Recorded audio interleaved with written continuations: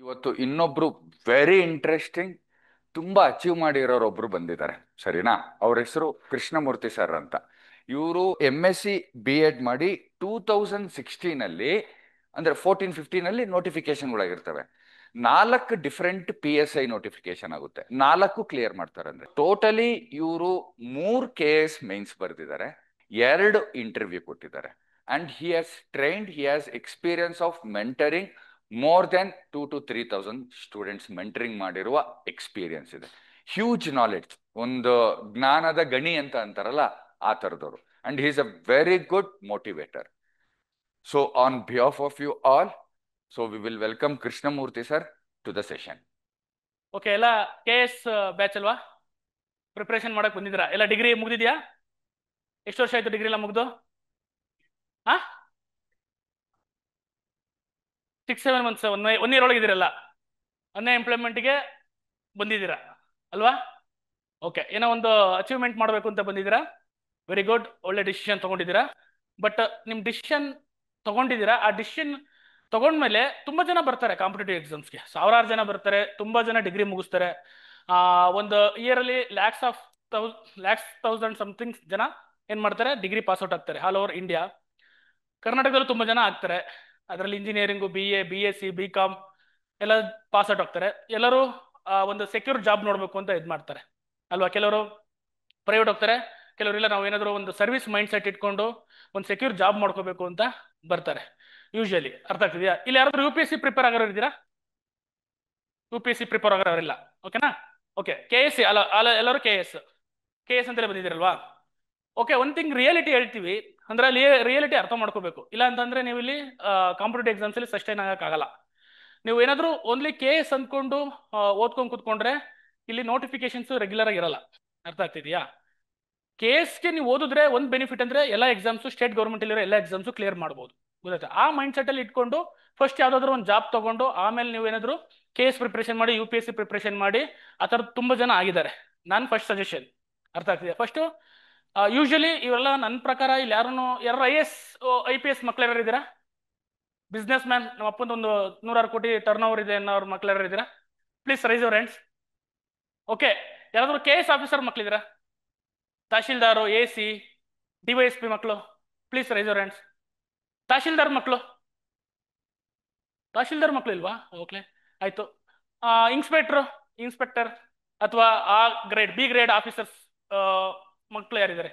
ಇಲ್ಲ, ಕೈ ಎತ್ತಿ ಹೇಳ್ತೀನಿ. ನಮ್ಗೆ ಯಾಕೆ ರಿಯಾಲಿಟಿ ಹೇಳ್ತೀನಿ ನಿಮ್ಗೆ. ಯಾರು ಇದ್ರೆ ಏನ್ ಮಾಡ್ತಾರೆ ನಿಮ್ಮ ತಂದೆ? PSI ಇದ್ದಾರೆ ಅಂದ್ರೆ ಲೈಕ್ ಡೈರೆಕ್ಟ್ PSI ಇದ್ದಾರೆ. ಓಕೆ, ಅಂದ್ರೆ ಪ್ರಮೋಷನ್ ರಿಟೈರ್ಡ್ ಆದ್ರು, ಅಂದ್ರೆ PC ಇಂದ PSI ಪ್ರಮೋಷನ್ ಆಗಿ ರಿಟೈರ್ಡ್ ಆದ್ರೆ. Okay, very good. Next PSI ಬಿಟ್ಟು ಮತ್ತೆ ಇನ್ಯಾರಾದ್ರು FDA ಮಕ್ಕಳು, FDA SD ಅಥವಾ ಯಾರಾದ್ರೂ ಇದ್ದೀರಾ? ಹೌದಾ? ಓಕೆ, ಈ ಒಂದು 10 ಎಕರೆ 20 ಎಕರೆ ಹೊಲ ಯಾರಾದಿರಾ? 10 ಎಕರೆ ಉತ್ತರ ಕರ್ನಾಟಕ ಕಡೆ ಬೇಡ, ಅಲ್ಲಿ 20 ಎಕರೆ 50 ಎಕರೆ ಎಲ್ಲ ಇರುತ್ತೆ. ನಮ್ಮ ಸೌತ್ ಅಲ್ಲಿ ಈಗ ನಾನು ಕಂಪೇರ್ ಮಾಡಿದ್ರೆ ಆಯ್ತು, ಉತ್ತರ ಕರ್ನಾಟಕ ಲೆಕ್ಕ ತಗೊಂಡ್ರೆ ಒಂದು 50 ಎಕರೆ ಇರಬೇಕು. ನಮ್ಮ ಸೌತ್ ಅಲ್ಲಿ ತಗೊಂಡ್ರೆ ಒಂದು 10 ಎಕರೆ ಇರಬೇಕು. 50 ಎಕರೆ ಯಾರಿದ್ರೆ ಉತ್ತರ ಕರ್ನಾಟಕ? ಯಾರು ಇಲ್ಲ. ಓಕೆ, ಸೌತ್ ಅಲ್ಲ ಒಂದು 10 ಎಕರೆ 10 ಎಕರೆ ಎಷ್ಟಿದೆ? 15 ಎಕರೆ ಇದೆ. ಏನಷ್ಟು ಶ್ರೀಮಂತ ಬಿಡಿಲ್ಲಿ. ಯಾವ ಊರು ನಿಮ್ದು? ಹಾಸನ. ಓ, ಶ್ರೀಮಂತ ಹಂಗಾರೆ ನೀನು. ಮತ್ತೆ ಯಾಕೆ ಬಂದಿದೆ ಕಾಂಪಿಟೇಟಿವ್ ಎಕ್ಸಾಮ್ಸ್ಗೆ? Very good. ನೋಡಿ, ತುಂಬಾ ಕಮ್ಮಿ ಇದ್ದೀರಾ. ಅಂದ್ರೆ ನಾನು ಹೇಳ್ತೀನಿ, ಏನಕ್ಕೆ ಇದನ್ನೆಲ್ಲ ಕೇಳ್ತಾ ಇದ್ದೀನಿ ಅಂದ್ರೆ, ಆಲ್ಮೋಸ್ಟ್ ಆಲ್ ಕಾಂಪಿಟೇಟಿವ್ ಎಕ್ಸಾಮ್ ಬರೋದು middle class, below middle class ಹುಡುಗರು. ಆದ್ರೆ especially KS, PSI, FDA, SD ಅಂತ ಓದೋದು ಎಲ್ಲ ಮಿಡಲ್ ಕ್ಲಾಸ್ ಹುಡುಗರು, ಮಿಡಲ್ ಕ್ಲಾಸ್ ಫ್ಯಾಮಿಲಿಯಿಂದ ಬಂದಿರೋರು. ನಾನು ಆ ಮಿಡಲ್ ಕ್ಲಾಸ್ ಫ್ಯಾಮಿಲಿಯಿಂದ ಬಂದಿರೋ ಹುಡುಗನೇ. ಅರ್ಥ ಆಗ್ತಿದ್ಯಾ? ಈಗ ಹಿಂಗೆ ನೀವು ಇಲ್ಲಿ ಕೂತ್ಕೊಂಡಿದ್ದೀರಾ, ನಾವು ಇದೇ ತರ ನಿಮ್ಮ ಏಜ್ ಅಲ್ಲಿ 21, 22 ಇರ್ಬೇಕು. ಐ ಥಿಂಕ್ ನೀವೆಲ್ಲ 23 ಇರ್ಬೋದು ಮ್ಯಾಕ್ಸಿಮಮ್ ಅಂದ್ರೆ, ಅಲ್ವಾ? ನಾವು ಇದೇ ತರ ಕಾಂಪಿಟೇಟಿವ್ ಎಕ್ಸಾಮ್ಸಿಗೆ ಬಂದ್ವಿ, ಏನು ಗೊತ್ತಿಲ್ದಲೆ. ಗೊತ್ತಾಗ್ತಿದ್ಯಾ? ಇದು ನೀವು ಅನ್ಕೊಂಡಷ್ಟು ಸುಲಭ ಇಲ್ಲ. ಇಲ್ಲಿ ಎಷ್ಟು ಜನನು ನಿಮ್ದೇ ತರ ಇದೇ ಕೋಚಿಂಗ್ ಸೆಂಟರ್ ಬಂದಿರ್ತಾರ. ವಿಜಯನಗರದಲ್ಲಿ ತುಂಬಾ ಕೋಚಿಂಗ್ ಸೆಂಟರ್ಗಳಿದೆ.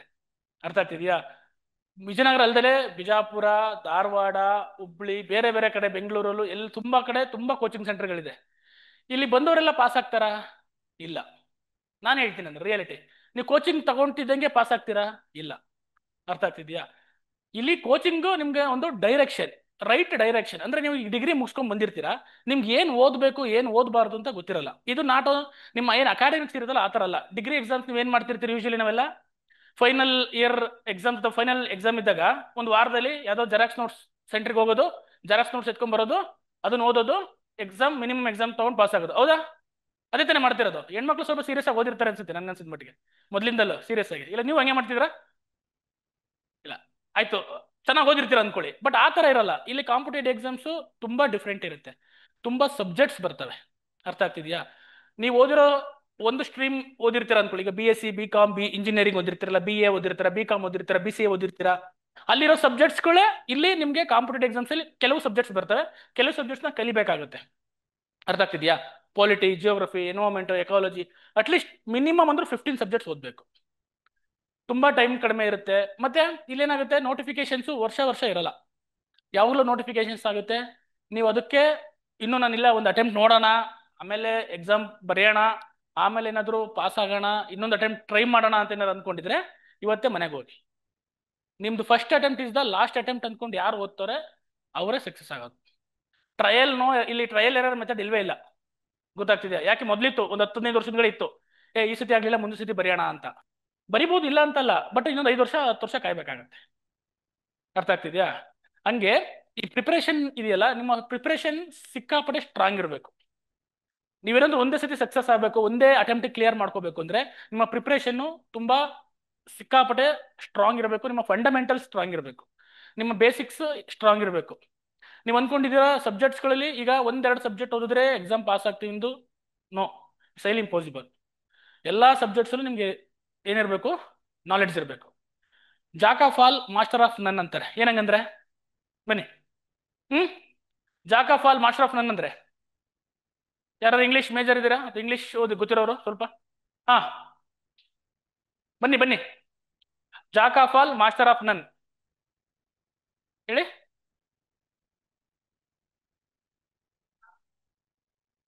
ಎಸ್, ವೆರಿ ಗುಡ್, ಒಳ್ಳೆ ಚೆನ್ನಾಗಿ ಹೇಳಿದ್ರು. ಎಲ್ಲದ್ರ ಬಗ್ಗೆ ತಿಳ್ಕೊಂಡಿರ್ಬೇಕು, ಬಟ್ ಯಾವ್ದ್ರಲ್ಲೂ ಪರಿಣಿತಿ ಪಡೆಯೋ ಅವಶ್ಯಕತೆ ಇಲ್ಲ. ಈಗ ನೀವು PhD ಮಾಡಿದಾಗ ಒಂದು ಸಬ್ಜೆಕ್ಟ್ ಮೇಲೆ ನಾವು ಫೋಕಸ್ ಮಾಡಿ PhD ಅಥವಾ MSc ಮಾಡ್ತೀವಿ. ಫಿಸಿಕ್ಸ್ MSc ಮಾಡ್ತೀವಿ, ಅಥವಾ ಕೆಮಿಸ್ಟ್ರಿ MSc ಮಾಡ್ತೀವಿ. ಬಟ್ ಇಲ್ಲ, ನೀವು ಇಲ್ಲಿ MSc ಮಾಡೋಕ್ಕೂ ಬಂದಿಲ್ಲ, PhD ಮಾಡೋಕ್ಕೂ ಬಂದಿಲ್ಲ. ಇಲ್ಲಿ ಎಲ್ಲಾ ಸಬ್ಜೆಕ್ಟ್ಸು ನಿಮ್ಗೆ ಈಕ್ವಲ್. ಯಾವ್ದಾರ ಸಬ್ಜೆಕ್ಟ್ ಈಸಿ ಅಂದ್ಬಿಟ್ಟು ಅದನ್ನೇ ಓದ್ಕೊಂಡು ಕೂತ್ಕೊಳೋದು, ಯಾವ್ದಾರ ಒಂದು ಸಬ್ಜೆಕ್ಟ್ ಕಷ್ಟ ಅಂತ ಅಂದ್ಬಿಟ್ಟು ಅದನ್ನ ಆಮೇಲೆ ಓದೋಣ ಅಂತ ಮುಂದೂಡೋದು, ಇವೆಲ್ಲ ನಿಮ್ಮ ಸೋಲಿಗೆ ಕಾರಣ ಆಗ್ತವೆ. ಇಲ್ಲಿ ಎಲ್ಲಾ ಸಬ್ಜೆಕ್ಟ್ಸ್ನು ಈಕ್ವಲ್ ಆಗಿ ನೀವೇನ್ ಮಾಡ್ಬೇಕು? ಟ್ರೀಟ್ ಮಾಡಬೇಕು. ಹಿಸ್ಟ್ರಿಗೂ ಎಷ್ಟು ಪ್ರಿಫರೆನ್ಸ್ ಕೊಡ್ತಿರೋ ಮೆಂಟಲ್ ಎಬಿಲಿಟಿಗೂ ಅಷ್ಟೇ ಪ್ರಿಫರೆನ್ಸ್ ಕೊಡಬೇಕು, ಸೈನ್ಸ್ಗೂ ಅಷ್ಟೇ ಕೊಡಬೇಕು, ಮತ್ತೆ ಎಕನಾಮಿಕ್ಸ್ಗೂ ಅಷ್ಟೇ ಪ್ರಿಫರೆನ್ಸ್ ಕೊಡಬೇಕು. ನಿಮಗೆ ಸಬ್ಜೆಕ್ಟ್ ಈಸಿ ಇದನ್ನ ಚೆನ್ನಾಗಿ ಓದ್ಕೊಂಡ್ಬಿಟ್ಟು ಕಷ್ಟ ಆಗಿರೋ ಸಬ್ಜೆಕ್ಟ್ ನ ಬಿಟ್ರೆ ನೀವು ಎಕ್ಸಾಮ್ ಕ್ಲಿಯರ್ ಮಾಡಕ್ ಆಗಲ್ಲ. ಅರ್ಥ ಆಗ್ತಿದ್ಯಾ? ಹಾಗಾಗಿ ಈಗ ನಾನು ಹೇಳ್ಕೊಂಡೇ ಕುತ್ಕೊಳೋದು ಅಲ್ಲ, ಇದ್ರಲ್ಲಿ ನೀವು ಇಂಟ್ರಾಕ್ಷನ್ ಆಗ್ಬೇಕು. ಗೊತ್ತಾಗ್ತಿದ್ಯಾ? ಇದು ನೀವು ನಾನು ಕ್ಲಾಸು ಮಾಡಕ್ ಬಂದಿಲ್ಲ. ನಿಮ್ಗೆ ಒಂದು ಓವರ್ ಆಲ್ ಪಿಕ್ಚರ್ ಹೆಂಗಿರುತ್ತೆ, KS ಇರ್ಬೋದು, ಬೇರೆ ಬೇರೆ ಗ್ರೂಪ್ C ಎಕ್ಸಾಮ್ಸ್ ಇರ್ಬೋದು, ಮತ್ತೆ ಕಾಂಪಿಟೇಟಿವ್ ಎಕ್ಸಾಮ್ಸ್ ಓದ್ಬೇಕಾದ್ರೆ ನಿಮ್ಗೆ ಏನೇನ್ ಚಾಲೆಂಜಸ್ ಬರುತ್ತೆ ಗೊತ್ತಾಯ್ತಾ? ಹುಡುಗರಿಗೆ ಏನ್ ಚಾಲೆಂಜಸ್ ಬರುತ್ತೆ, ಹುಡುಗಿರಿಗೆ ಏನೇನ್ ಚಾಲೆಂಜಸ್ ಬರುತ್ತೆ, ಅದನ್ನ ಹೆಂಗ್ ಫೇಸ್ ಮಾಡಬೇಕು. ಗೊತ್ತಾಗ್ತಿದ್ಯಾ? ಈ ರೀತಿ ನಿಮ್ಮ ಪ್ರಿಪರೇಷನ್ ಯಾವ ಲೆವೆಲಿಗೆ ಮಾಡಬೇಕು, ಯಾವ ಬುಕ್ಸ್ ಓದಬೇಕು. ಗೊತ್ತಾಗ್ತಿದ್ಯಾ? ಮತ್ತೆ ನಿಮ್ಮ ಪೇಪರ್, ನ್ಯೂಸ್ ಪೇಪರ್ ರೀಡಿಂಗ್, ನೀವೆಲ್ಲ ಫ್ರೆಶರ್ ತಾನೆ? ಯಾವ್ದು ಅಟೆಂಪ್ಟ್ ಮಾಡಿಲ್ಲ ತಾನೆ? ಇನ್ನು ಯಾವ್ದು ಎಕ್ಸಾಮ್ಸ್ ಯಾವ್ದು ಅಟೆಂಪ್ಟ್ ಮಾಡಿಲ್ಲ, ಇದೇ ಫಸ್ಟ್ ಅಟೆಂಪ್ಟ್ ಅನ್ಕೊಂತೀನಿ. ಐ ಥಿಂಕ್ ಸೊ ಅಲ್ವಾ? ಈಗ ಡಿಗ್ರಿ ಮುಗಿಸ್ ಬಂದಿದ್ರೆ ನಿಮ್ ಕಾಂಪಿಟೇಟಿವ್ ಎಕ್ಸಾಮ್ ಯಾರಿಗೆ ನಾಲೆಡ್ಜ್ ಇದೆ? ಅದೇ ಅಟ್ಲೀಸ್ಟ್ ಯಾವ್ದಾದ್ರು ಎಕ್ಸಾಮ್ ಬರ್ದಿರೋ ನಾಲೆಡ್ಜ್ ಇದೆಯಾ? ಓಕೆ, ಯಾವ್ದು ಎಕ್ಸಾಮ್ ಬರ್ದಿದ್ರಿ? ಎಷ್ಟೇ ಬರ್ದಿರಿ? ಯಾವಾಗ? 23 ಅಲ್ಲಿ. ಓಕೆ, ಯಾಕೆ ಕ್ಲಿಯರ್ ಆಗ್ಲಿಲ್ಲ? ರಿಸಲ್ಟ್ ಬಂದಿಲ್ವಾ? ಹಾ ಹಾ, ಸೆಲೆಕ್ಷನ್ ಲಿಸ್ಟಲ್ಲಿ ಬಂದಿರಲಿಲ್ಲ. ಓಕೆ, ಅರ್ಥ ಆಗ್ತಿದ್ಯಾ? ನೀವೇನೇ ಡೌಟ್ಸ್ಗಳಿದ್ರು ಅವಾಗಲೇ ಕೇಳ್ಕೋಬೇಕು, ಕ್ಲಿಯರ್ ಮಾಡ್ಕೋಬೇಕು. ಗೊತ್ತಾಗ್ತಿದ್ಯಾ? ಈಗ ಒಟ್ಟು ನಿಮ್ಗೆ ಒಂದು ಪ್ರಿಪರೇಷನ್ ಮಾಡೋದು ಹೇಳ್ತೀನಿ, ಯಾವ ರೀತಿ ಪ್ರಿಪರೇಷನ್ ಮಾಡಬೇಕು. ಬೇಸಿಕ್ಸ್ ಇಂದ, ಝೀರೋ, ಏನು ಗೊತ್ತಿಲ್ಲ, ನಾನು ಕಾಂಪಿಟೇಟಿವ್ ಎಕ್ಸಾಮ್ಸಿಗೆ ಬಂದಿದ್ದೀನಿ, ನನಗೆ ಏನೂ ಗೊತ್ತಿಲ್ಲ ಅನ್ನೋ ಇಂದ ನಾನು ಹೇಳ್ಕೊಂಡು ಹೋಗ್ತೀನಿ. ಈಗ KS ಬಗ್ಗೆ ನಿಮ್ಗೆ ಸಿಲೆಬಸ್ ಎಲ್ಲ ಗೊತ್ತಾ? ಹಾ, ಪ್ಯಾಟರ್ನ್ ಗೊತ್ತಾ? ಎಕ್ಸಾಮ್ ಪ್ಯಾಟರ್ನ್ ಗೊತ್ತಾ? ಎಕ್ಸಾಮ್ ಪ್ಯಾಟರ್ನ್ ಗೊತ್ತಲ್ವಾ ನಿಮ್ಗೆ? KS ಅಲ್ಲಿ ಫಸ್ಟ್ ಪ್ರಿಲಿಮ್ಸ್, ಮೈನ್ಸ್, ಇಂಟರ್ವ್ಯೂ ಅಂತ ಇರುತ್ತೆ. ಇದು ಸಬ್ಜೆಕ್ಟ್ಸ್ ಗೊತ್ತಾ ನಿಮ್ಗೆ? ಸಬ್ಜೆಕ್ಟ್ಸ್ ಗೊತ್ತಿಲ್ವಾ? ಗೊತ್ತಾ ನಂಗೆ? ಸಿಲೆಬಸ್ ಗೊತ್ತಲ್ವಾ? ಏನನ್ನು ಓದ್ಬೇಕು ಅಂತ ಗೊತ್ತಾ? ಏನ್ ಯಾವ ಬುಕ್ಸ್ ಓದ್ಬೇಕು, ಹೆಂಗ್ ಸ್ಟಾರ್ಟ್ ಮಾಡ್ಬೇಕು ಅಂತ ಗೊತ್ತಿದ್ಯಾ? ಸುಮ್ಮನೆ ಬ್ರೀಫ್ ಆಗಿ ಹೇಳ್ಬಿಡ್ತೀನಿ, ಇದೆಲ್ಲ ನಿಮ್ ಸಿಲೆಬಸ್ ಅಲ್ಲಿ ನೋಡಿದ್ರೆ ಗೊತ್ತಾಗುತ್ತೆ. ನಿಮ್ ಸುಮ್ಮನೆ ಒಂದು ನೆನಪಲ್ಲಿ ಇರಲಿ, ಅಥವಾ ಒಂದು ಬ್ರೀಫ್ ಕೊಟ್ಟು ಐಡಿಯಾ ಕೊಟ್ಟು ಆಮೇಲೆ ನಾನು ಹೋಗ್ತೀನಿ. ಪ್ರಿಲಿಮ್ಸ್ ಅಲ್ಲಿ 2 ಪೇಪರ್ ಇರುತ್ತೆ. ಓಕೆನಾ? ಮತ್ತೆ ಮೈನ್ಸ್ ಅಲ್ಲಿ ಎಷ್ಟು ಪೇಪರ್ ಇರುತ್ತೆ? ಎಷ್ಟು? 7 7 ಯಾವುದು? ಕನ್ನಡ ಇಂಗ್ಲಿಷ್ ಸೇರಿ ಸೇರಿದ್ದೀರಾ? Very good. ಓಕೆ, ಕನ್ನಡ ಮತ್ತೆ ಇಂಗ್ಲಿಷ್ ಇದು ನಿಮ್ದು ರ್ಯಾಂಕಿಂಗ್ ಕನ್ಸಿಡರ್ ಆಗಲ್ಲ, ಇದು ನಿಮ್ಮ ಎಲಿಜಿಬಿಲಿಟಿ ಆಗ್ಬೇಕಷ್ಟೇ. ಕನ್ನಡ ಇಂಗ್ಲಿಷ್ ಬಂದ್ರೆ ಇದೇನ ಆಲ್ಮೋಸ್ಟ್ ಪಾಸ್ ಆಗ್ತಾರೆ, ಸಿಂಪಲ್ ಇರುತ್ತೆ. ಓಕೆನಾ? ನೆಕ್ಸ್ಟ್ ಎಸ್ ಎ ಅಲ್ವಾ? ಎಸ್ ಎ ಪೇಪರ್ ಎಷ್ಟು ಮಾರ್ಕ್ಸಿಗೆ? 250 ಮಾರ್ಕ್ಸ್ ಇರುತ್ತೆ. ನೆಕ್ಸ್ಟ್ ಇನ್ನೊಂದು GS1 ಅಂತ ಇರುತ್ತೆ, GS2, GS3, GS4. GS4 ethics. S A 250 marks, ಇದು 250 ಮಾರ್ಕ್ಸ್. ಇದರಲ್ಲಿ ಮತ್ತೆ ಗೊತ್ತಲ್ಲ ಹಿಸ್ಟ್ರಿ ಸಬ್ಜೆಕ್ಟ್ಸ್ಗಳು ಬರ್ತಾ ಹೋಗ್ತವೆ. ನೆಕ್ಸ್ಟ್ ಇನ್ನ ಇಂಟರ್ವ್ಯೂ ಇರುತ್ತೆ, ಇದು 25 ಮಾರ್ಕ್ಸ್ ಇದೆ ಸದ್ಯಕ್ಕೆ ಈಗ ಪ್ರೆಸೆಂಟ್. ಓಕೆನಾ? ಪ್ರಿಲಿಮ್ಸ್ ತಗೊಂಡ್ರೆ ಪ್ರಿಲಿಮ್ಸ್ ಎಷ್ಟು ಮಾರ್ಕ್ಸ್ ಇರುತ್ತೆ? 200 ಮಾರ್ಕ್ಸ್ ಇರುತ್ತೆ. ಇದು 100 ಮಾರ್ಕ್ಸ್, ಇದು 100 200 ಕ್ವಶನ್ಸ್ 200 ಮಾರ್ಕ್ಸ್. ಓಕೆನಾ? ಇದ್ರಲ್ಲಿ ನಿಮ್ ಕಟ್ ಆಫ್ ಅದು ಇದು ಕ್ಯಾಟಗರಿ ವೈಸ್ ಎಲ್ಲ ವೇರಿ ಆಗುತ್ತೆ. ಓಕೆನಾ? ಮೇನ್ ಇಷ್ಟಕ್ಕೂ ನೀವು ಓದ್ಬೇಕು. ಕೇಸ್ ಓದಿದ್ರೆ ಯಾವ್ದಾದ್ರು ಎಕ್ಸಾಮ್ ಪಾಸ್ ಆಗ್ಬೋದು ಅಂತಂದ್ರೆ, ಇನ್ನ ಗ್ರೂಪ್ ಸಿ ಎಕ್ಸಾಮ್ಸ್, KPSC ಕಾಲ್ಫೋ ಮಾಡೋದು, ಮತ್ತೆ KE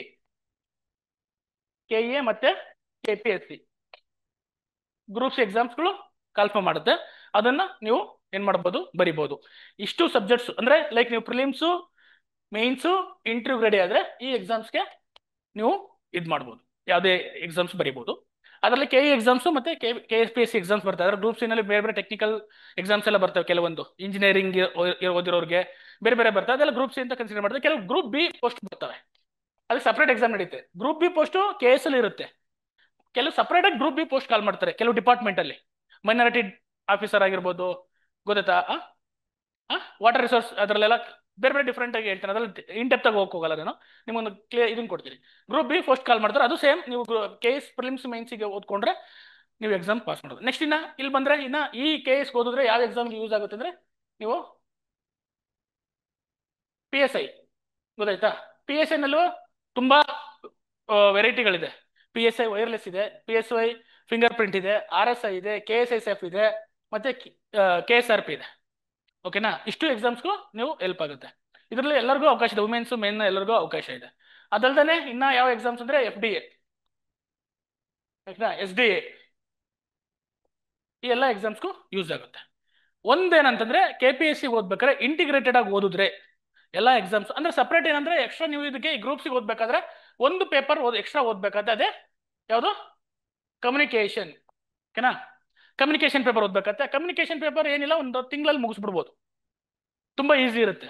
ಯಾಕೆಂದ್ರೆ ಲಿಮಿಟೆಡ್ ಸಬ್ಜೆಕ್ಟ್, ಲಿಮಿಟೆಡ್ ಸಿಲೆಬಸ್ ಇರುತ್ತೆ. 3 ಸಬ್ಜೆಕ್ಟ್ ಬರುತ್ತೆ ಅದರಲ್ಲಿ, ಒಂದು Kannada, English, computer. Kannada 35 marks ಇರುತ್ತೆ, ಇಂಗ್ಲಿಷ್ 35 ಮಾರ್ಕ್ಸ್ ಇರುತ್ತೆ, ಕಂಪ್ಯೂಟರ್ 30 ಮಾರ್ಕ್ಸ್ ಇರುತ್ತೆ. ತುಂಬಾ ಲಿಮಿಟೆಡ್ ಸಬ್ಜೆಕ್ಟ್ ಇರುತ್ತೆ. ಬಟ್ ಏನ್ ಮಾಡ್ತಾರೆ ಗೊತ್ತಾ? ಸ್ಟ್ರಾಟಜಿ ಇಲ್ಲೇ ಮಾಡಬೇಕು. ಹುಡುಗರು ಏನ್ ಮಾಡ್ತಾರೆ, ಫಸ್ಟ್ GS ಓದ್ಕೊಂಡು ಕೂತ್ಕೊಂಡ್ಬಿಡ್ತಾರೆ. ಫಸ್ಟ್ ಸ್ಟಾರ್ಟ್ ಮಾಡಿದ್ರೆ ಯಾವ ಸಬ್ಜೆಕ್ಟ್ ಸ್ಟಾರ್ಟ್ ಮಾಡ್ತಾರೆ ಹೇಳ್ರಿ? ಕಾಂಪಿಟೇಟಿವ್ ಎಕ್ಸಾಮ್ಸ್ ಬಂದ್ರೆ first history. ಗೊತ್ತಾಗ್ತಿದ್ಯಾ? First history start ಮಾಡಬಾರದು. ಫಸ್ಟ್ ಯಾವ ಸಬ್ಜೆಕ್ಟ್ ಸ್ಟಾರ್ಟ್ ಮಾಡ್ಬೇಕು? ಪೊಲಿಟಿನೂ ಸ್ಟಾರ್ಟ್ ಮಾಡಬಾರ್ದು, ಮತ್ತೆ ಜಿಯೋಗ್ರಫಿನೂ ಸ್ಟಾರ್ಟ್ ಮಾಡಬಾರ್ದು, ಕಮ್ಯುನಿಕೇಶನ್ ಸ್ಟಾರ್ಟ್ ಮಾಡಬಾರ್ದು, ಮೆಂಟಲ್ ಎಬಿಲಿಟಿ. ಗೊತ್ತಾಗ್ತಿದ್ಯಾ? ಇಡೀ ಕರ್ನಾಟಕದಲ್ಲಿ ಎಲ್ಲರಿಗೂ ಟಫ್ ಯಾವುದು? Mental ability. First mental ability start ಮಾಡಬೇಕು. ನೀವೇನಾದ್ರೂ ಬುದ್ಧಿವಂತರು ನಾನು ಎಕ್ಸಾಮ್ ಕ್ಲಿಯರ್ ಮಾಡಬೇಕು ಅಂದ್ರೆ ಮೆಂಟಲ್ ಎಬಿಲಿಟಿ ಕ್ಲಿಯರ್. ಯಾಕೆ ಮೆಂಟಲ್ ಎಬಿಲಿಟಿ ಓದ್ಬೇಕು ಫಸ್ಟ್? ಯಾಕೆ? ಜೋರ ಮಾತಾಡ್ಬೇಕಪ್ಪ.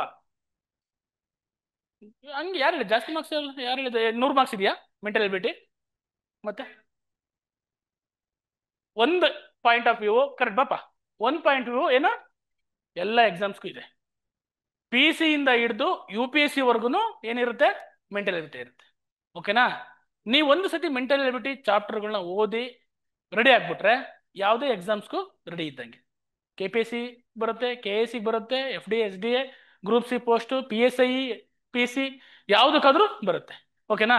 ನೆಕ್ಸ್ಟ್ ಸಬ್ಜೆಕ್ಟ್ ಯಾವ್ದು ಓದ್ಬೇಕು? ಸೈನ್ಸ್. ಕರೆಕ್ಟ್. ಸೆಕೆಂಡ್ ಸಬ್ಜೆಕ್ಟ್ ಅಷ್ಟೇ. ಕರೆಂಟ್ ಅಫೇರ್ಸ್ ಎಲ್ಲ ಊರೆಲ್ಲ ಓದ್ತಾ ಇರ್ತಾರೆ. ಮ್ಯಾಗ್ಝೈನ್ ತಗೋ ಓದು. ಅರ್ಥ ಆಗ್ತಿದ್ಯಾ? ನೆಕ್ಸ್ಟ್ ಸಬ್ಜೆಕ್ಟ್ ಯಾವ್ದು ಓದ್ಬೇಕು? ಸೈನ್ಸ್. ಯಾಕೆ ಗೊತ್ತಾ? ಸೈನ್ಸ್ ಸ್ವಲ್ಪ ಕಷ್ಟ ಕಂಪೇರಿಟಿವ್ಲಿ ಬೇರೆ ಸಬ್ಜೆಕ್ಟ್ ಕೂತ್ಕೊಂಡ್ರೆ. ಯಾಕೆ ಗೊತ್ತಾ?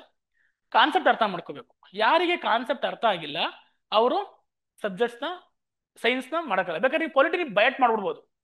ಅದೇ ರಾಷ್ಟ್ರಪತಿ ಕಾರ್ಯಗಳು, ಪ್ರಧಾನಮಂತ್ರಿ ಆಯ್ಕೆ, ಮತ್ತೆ ಇದು fundamental rights, fundamental duties. But science ಹಂಗಲ್ಲ. ಗೊತ್ತಾಗ್ತಿದ್ಯಾ? ನಿಂಗೆ ಸೆಂಟ್ರಿಪಿಟಲ್ ಫೋರ್ಸು, ಸೆಂಟ್ರಿಫ್ಯೂಗಲ್ ಫೋರ್ಸು ಅರ್ಥ ಆಗ್ಲಿಲ್ಲ ಅಂತಂದ್ರೆ ಅಪ್ಲಿಕೇಶನ್ ಅರ್ಥ ಆಗಲ್ಲ. ಅರ್ಥ ಆಗ್ತಿದ್ಯಾ? ನಿಮ್ಮ ಮನೆ ಫ್ರಿಡ್ಜ್ ಯಾಕೆ ತಿರುಗುತ್ತಿರುತ್ತದೆ? ಕ್ವಶನ್ಸ್ ಕೇಳ್ತಾರೆ. ಆ ಈ ಒಂದು ತಂತ್ರ ಯಂತ್ರದ ಹಿಂದಿರುವ ತತ್ವ ಏನು? ಯಾವುದು ಯಾವುದು? ನೀವು ಬಸ್ಸಿನಲ್ಲಿ ಕೂತಿರುವಾಗ ಮುಂದಕ್ಕೆ ಬ್ರೇಕ್ ಹೊಡೆದಾಗ ಮುಂದಕ್ಕೆ ಹಿಂದಕ್ಕೆ ಆಡುವುದು ಏಕೆ? ಜಡತ್ವ. ಗೊತ್ತಾಗ್ತಿದ್ಯಾ?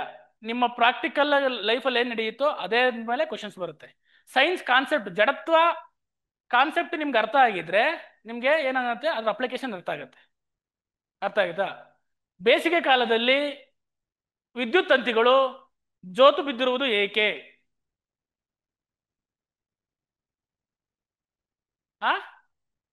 ಸೈನ್ಸ್ ನೀವು ಆದ್ರೂ ಹೇಳ್ತಾ ಇದ್ದೀರಾ? ಓಕೆ, ಈಸಿ ಇದೆ ಅಂತ ಹೇಳ್ತಾ ಇದ್ದಾರೆ. ಹೇಳಿ. ಯಾಕೆ? ತಾಪ ತಾಪ ಟೆಂಪರೇಚರ್ ಜಾಸ್ತಿ ಇದ್ರೆ? Yes, very good. ಗೊತ್ತಾಗ್ತಿದ್ಯಾ? ಎಕ್ಸ್ಪೆನ್ಷನ್ ಆಫ್ ಮೆಟಲ್ಸ್ ಅಂತ ಕರೀತಾರೆ. ಶಾಖ ಬಿದ್ದಾಗ ಮೆಟಲ್ ಏನಾಗುತ್ತೆ? ಎಕ್ಸ್ಪೆಂಡ್ ಆಗುತ್ತೆ. ಗೊತ್ತಾಯ್ತಾ? ರೈಲು ಹಳಿಗಳ ಮಧ್ಯೆ ಯಾಕೆ ಗ್ಯಾಪ್ ಬಿಟ್ಟಿರ್ತಾರೆ?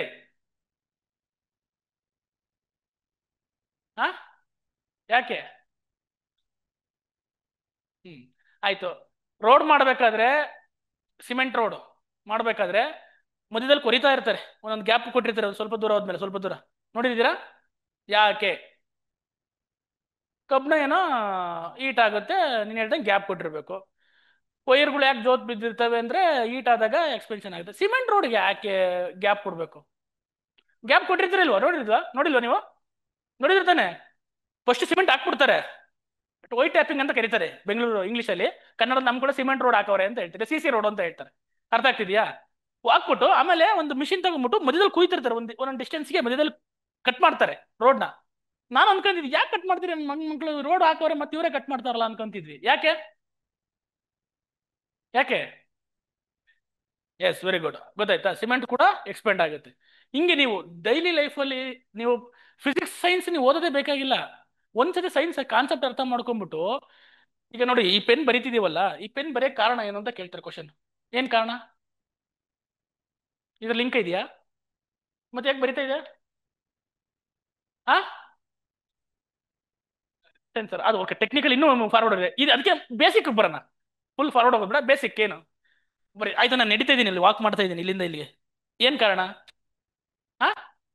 ಎನರ್ಜಿನೂ ಕಾರಣ. ಓಕೆ, ಇನ್ನೊಂದು ಫ್ರಿಕ್ಷನ್. ಫ್ರಿಕ್ಷನ್ ಇರಲಿಲ್ಲ ಅಂದ್ರೆ ಬಿದೋಗ್ತಿದೆ ಹಿಂಗೆ ಜಾರಿ ಜಾರಿ.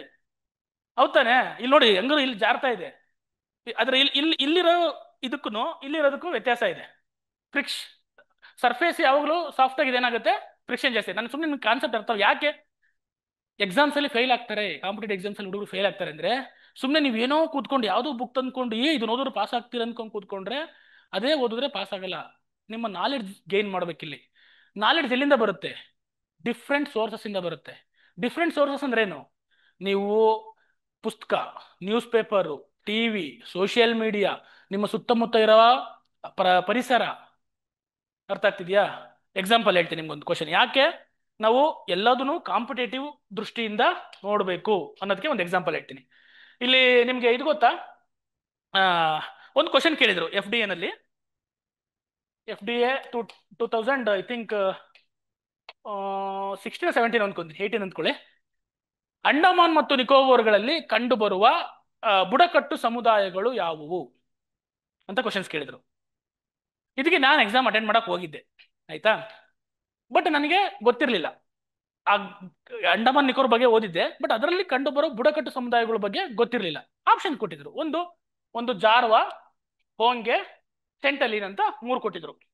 ಇದರಲ್ಲಿ ABC, next AB, next BC, all of the above. ಅಥವಾ ಆಲ್ ಆಫ್ ದಿ ಅಬವ್ ಅನ್ಕಿನ ಬೇಡ, ಯಾವುದೂ ಅಲ್ಲ, ನನ್ ಆಫ್ ದಿಸ್ ಅಂತ ಕೊಟ್ಟಿದ್ರು ಅಂದ್ಕೊಳ್ಳಿ. ಅರ್ಥ ಆಗ್ತಿದ್ಯಾ? ನನಗೆ ಇದು ಗೊತ್ತಿರಲಿಲ್ಲ. ನಾನು ಥಿಂಕ್ ಮಾಡಿದೆ, ಯೋಚನೆ ಮಾಡ್ತಾ ಇದ್ದೆ. ನಾವು ಅವಾಗ ಆ ಟೈಮಲ್ಲಿ ಈ ಕನ್ನಡದಲ್ಲಿ ಒಂದು ಪ್ರೋಗ್ರಾಮ್ ಬರ್ತಿತ್ತು, ಪ್ಯಾಟ ಮಂದಿ ಕಾಡಿಗೆ ಬಂದ್ರು ಅಂತ. ಯಾರ ಕೇಳಿದಿರಾ? ಪ್ರೋಗ್ರಾಮ್ ಹೆಸರು ನೋಡಿದ್ದೀರಾ? ನೋಡಿದಿರಿ ನೀವು? ಅಷ್ಟು ಹಳೇದದು. ಹಾ, ನೀವೆಲ್ಲ ಈಗ ಜನರೇಷನ್ ಏನು ಯೂತ್ಸ್ ಅಂದ್ಕೊಂಡೆ. ನಾವು ಚಿಕ್ಕ ಹುಡುಗರಿದ್ದಾಗ, ನನಗೆ ಈಗ 33 ವರ್ಷ. ಹಾ, ನೀವು ಅವಾಗ ಎಷ್ಟನೇ ಕ್ಲಾಸ್ ಇದ್ರಿ? 7th ಏನಿದ್ರಾ? ಓಕೆ, ಒಳ್ಳೇದು. ಗೊತ್ತಾಯ್ತಾ? ಪೇಟೆ ಮಂದಿ ಕಾಡಿಗೆ ಬಂದ್ರು ಅನ್ನೋ ಒಂದು ಪ್ರೋಗ್ರಾಮ್, ರಿಯಾಲಿಟಿ ಶೋ ನಡೀತಾ ಇತ್ತು. ಯಾರು ನಡೆಸ್ಕೊಡ್ತಿದ್ದದನ್ನ? ಅಕುಲ್ ಬಾಲಾಜಿ. ಎಲ್ಲಿ ನಡೀತಾ ಇತ್ತದು? ಹಾ, ಅಂಡಮಾನ್ ನಿಕೋಬಾರ್ ನಡೀತಿತ್ತು. ನಾನು ನೋಡ್ಬೇಕಾರೆ ಸೀಸನ್ ಎಷ್ಟೋ ಗೊತ್ತಿಲ್ಲ, ನಡೀತಾ ಇತ್ತು. ಅದ್ ನಡಿಬೇಕಾದ್ರೆ ಎರಡು ಟೀಮ್ ಮಾಡಿದ್ರು. ಎರಡು ಟೀಮ್ ಮಾಡ್ಬಿಟ್ಟು ಜಾರ್ವಾ ಅಂತ ಒಂದು ಟೀಮು, ಹೋಂಗೆ ಅಂತ ಒಂದು ಟೀಮ್ ಮಾಡಿದ್ರು. ನನಗೆ ಆ ಎಕ್ಸಾಮ್ ಓದ ಕೂತ್ಕೊಂಡಾಗ ಸ್ವಲ್ಪ ರಿಕಾಲ್ ಮಾಡಿದಾಗ ಎಲ್ಲೋ ಕೇಳಿದಿನಲ್ಲ, ಹೆಸರುಗಳನ್ನ ಎಲ್ಲೋ ಕೇಳಿದಿನಲ್ಲ ಅಂತ ಅನಿಸ್ತಿತ್ತು. ಬಟ್ ಎರಡನೇ ಹೆಸರು ನೆನಪು ಬಂದ್ಬಿಟ್ಟು, ಜಾರ್ವಾ ಮತ್ತೆ ಹೋಂಗೆ ನೆನಪು ಬಂತು. ನಾನು ಅನ್ಕೊಂಡೆ, ಓ ಇದು ಈ ಹೆಸರು ಇಟ್ಟಿದ್ರಲ್ಲ, ಮೋಸ್ಟ್ಲಿ ಅಂಡಮಾನ್ ನಡೀತಾ ಇದೆ, ಈ ಎರಡು ಟೀಮ್ ಹೆಸರಿಟ್ಟಿದ್ದಾರೆ, ಅಲ್ಲೆಲ್ಲೋ ಇರೋ ಪ್ಲೇಸ್ಗಳು ಇರ್ಬೋದು ಅಥವಾ ಇಲ್ಲಿರೋ ಬುಡಕಟ್ಟುಗಳು ಇರ್ಬೋದು ಅಂದ್ಕೊಂಡು ಒಂದು ಗೆಸ್ ಮಾಡಿ ಎರಡು ಗೊತ್ತಾಯ್ತು. ಏನಾಯ್ತು? ಜಾರ್ವಾ ಮತ್ತೆ ಹೋಂಗೆ ಅಂತ ಗೊತ್ತಾಯ್ತು. ಇನ್ನೊಂದು ಯಾವ್ದೋ ಒಂದು ಕೊಟ್ಟಿದ್ರು, ರಿಸಿಪ್ಟ್ ತಗೊಂಡ್ಬಿಡೋಣ, ಇದು ಇದ್ದೇ ಇರ್ಬೋದು, ಇದು ಯಾಕೋ ಬುಡಕಟ್ಟು ಸಮುದಾಯ ತರನೇ ಕಾಣಿಸ್ತಾ ಐತೆ ಅಂದ್ಬಿಟ್ಟು ಹಾಕ್ಬಿಟ್ಟು ABC ಹಾಕಿ ಬಂದಿದ್ದೆ. ಅದು ಸರಿಯಾಗಿತ್ತು.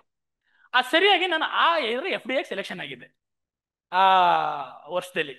ಅರ್ಥ ಆಗ್ತಿದ್ಯಾ? ಅಂದ್ರೆ ನಮ್ಮ ನಾಲೆಡ್ಜು ಎಲ್ಲೆಲ್ಲಿಂದ ಬರುತ್ತೆ ಅನ್ನೋದು ನಿಮ್ಗೆ ಎಕ್ಸಾಂಪಲ್ ಹೇಳ್ತಾ ಇದ್ದೀನಿ. ಗೊತ್ತಾಯ್ತಾ? ನೀವು ರೋಡಲ್ಲಿ ಹೋಗ್ತಾ ಇರ್ತೀರಾ, ಎಲ್ಲಿ ಬಸ್ಸಲ್ಲಿ ಹೋಗ್ತಾ ಇರ್ತೀರಾ, ಬಸ್ಸಲ್ಲಿ ಹಾಕಿರ್ತಾರಲ್ಲ ಪೋಸ್ಟರ್ಗಳು, ಗೌರ್ಮೆಂಟ್ ಪೋಸ್ಟರ್ಗಳು, ಅಲ್ಲಿಂದಲೂ ನಾಲೆಡ್ಜ್ ತಗೋಬೇಕು. ಅರ್ಥ ಆಗ್ತಿದ್ಯಾ? ಬರೀ ಬುಕ್ಸ್ ಇಂದ, ನ್ಯೂಸ್ ಪೇಪರ್ಗಳಿಂದ, ನೀವು ಯೂಟ್ಯೂಬ್ ಚಾನಲ್ಗಳಿಂದ ಅಲ್ಲ ಇನ್ಫಾರ್ಮೇಶನ್. ನಿಮ್ಮ ನಾಲೆಡ್ಜ್ನ ಪ್ರತಿ ಕ್ಷಣನೂ ಅಪ್ಡೇಟ್ ಆಗ್ತಿರ್ಬೇಕು. ಗೊತ್ತಾಗ್ತಿದ್ಯಾ? ನಿಮ್ಮ ಅಬ್ಸರ್ವೇಷನ್ ಸ್ಕಿಲ್ ಹೆಂಗಿರ್ಬೇಕು ಅಂತಂದ್ರೆ, ಎಲ್ಲದಕ್ಕೂ ರೀಸನ್ ಹುಡುಕ್ತಾ ಇರಬೇಕು. ನೀವು ಕ್ವಶನ್ ಮಾಡೋ ಅಂತ ಮನಸ್ಥಿತಿ ಇರಬೇಕು. ಎಲ್ಲದನ್ನೂ ಪ್ರಶ್ನೆ ಮಾಡ್ಬೇಕು. ಯಾಕೆ ಯಾಕೆ ಯಾಕೆ ಈಗ ಹಿಂಗೆ ಯಾಕಾಗುತ್ತೆ, ಹಿಂಗೆ ಯಾಕಾಗುತ್ತೆ, ಹಿಂಗೆ ಯಾಕಾಗುತ್ತೆ ಅಂತ ಅಂದಾಗ ನಿಮ್ಗೆ ಏನಾಗುತ್ತೆ? ನಾಲೆಡ್ಜ್ ಇಂಪ್ರೂವ್ ಆಗ್ತಾ ಹೋಗುತ್ತೆ. ಗೊತ್ತಾಗ್ತಿದ್ಯಾ? ಇಲ್ಲಿ ಈ ತರ ನಾಲೆಡ್ಜ್ ಗೇನ್ ಮಾಡಿದಾಗ ನಿಮ್ಗೆ ಎಲಿಮಿನೇಷನ್ ಮೆಥಡ್ಗಳಲ್ಲಿ ಯೂಸ್ ಆಗುತ್ತೆ. ಅರ್ಥ ಆಗ್ತಿದ್ಯಾ? ಎಲಿಮಿನೇಷನ್ ನೀವು ಈಗ ಯಾವುದೇ ಎಕ್ಸಾಮ್ಸ್ ತಗೊಳ್ಳಿ, ಇವನ್ PC ಎಕ್ಸಾಮ್ಸ್ ಅಲ್ಲೂ ಡೈರೆಕ್ಟ್ ಕ್ವಶನ್ಸ್ ಬರ್ತಾ ಇಲ್ಲ.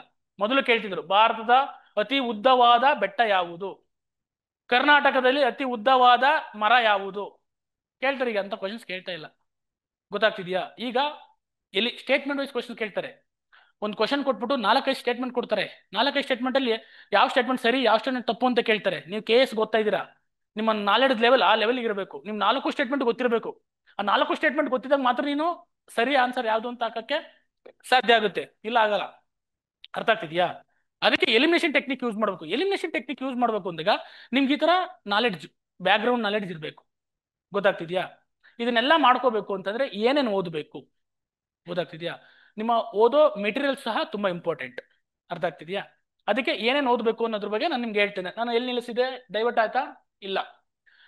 ಗೊತ್ತಾಗ್ತಿದ್ಯಾ? ಈ ಸಬ್ಜೆಕ್ಟ್ಸ್ಗಳೆಲ್ಲ ಓದ್ಬೇಕು. ಈಗ ಇಷ್ಟು ಎಕ್ಸಾಮ್ಸ್ ಪ್ರಿಪೇರ್ ಆಗಬೇಕು, ಹೆಂಗ್ ಸ್ಟಾರ್ಟ್ ಮಾಡ್ಬೇಕು ಸರ್?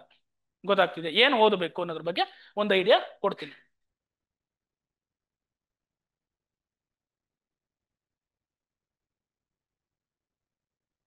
ಓಕೆ, ಈಗ ಬರೋಣ.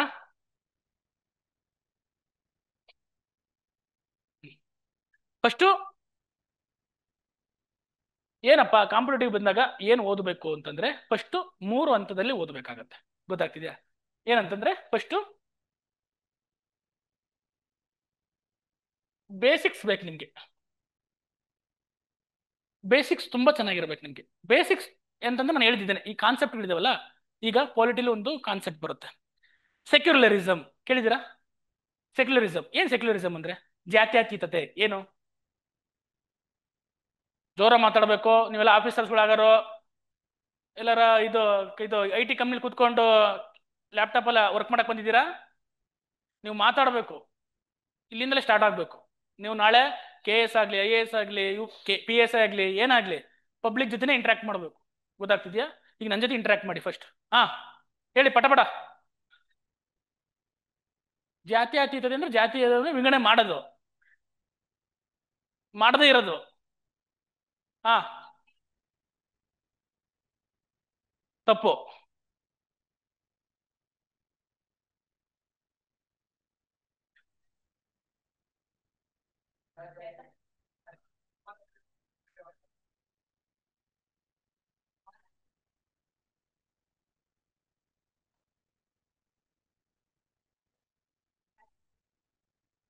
ಅವ್ರು ಬರ್ತಾರ, ಟ್ರ್ಯಾಕಿಗೆ ಬರ್ತಾರ, ಸ್ವಲ್ಪ ಹಾ ನೆನೆಸ್ಕೊಳ್ಳಿ ಬೇಗ.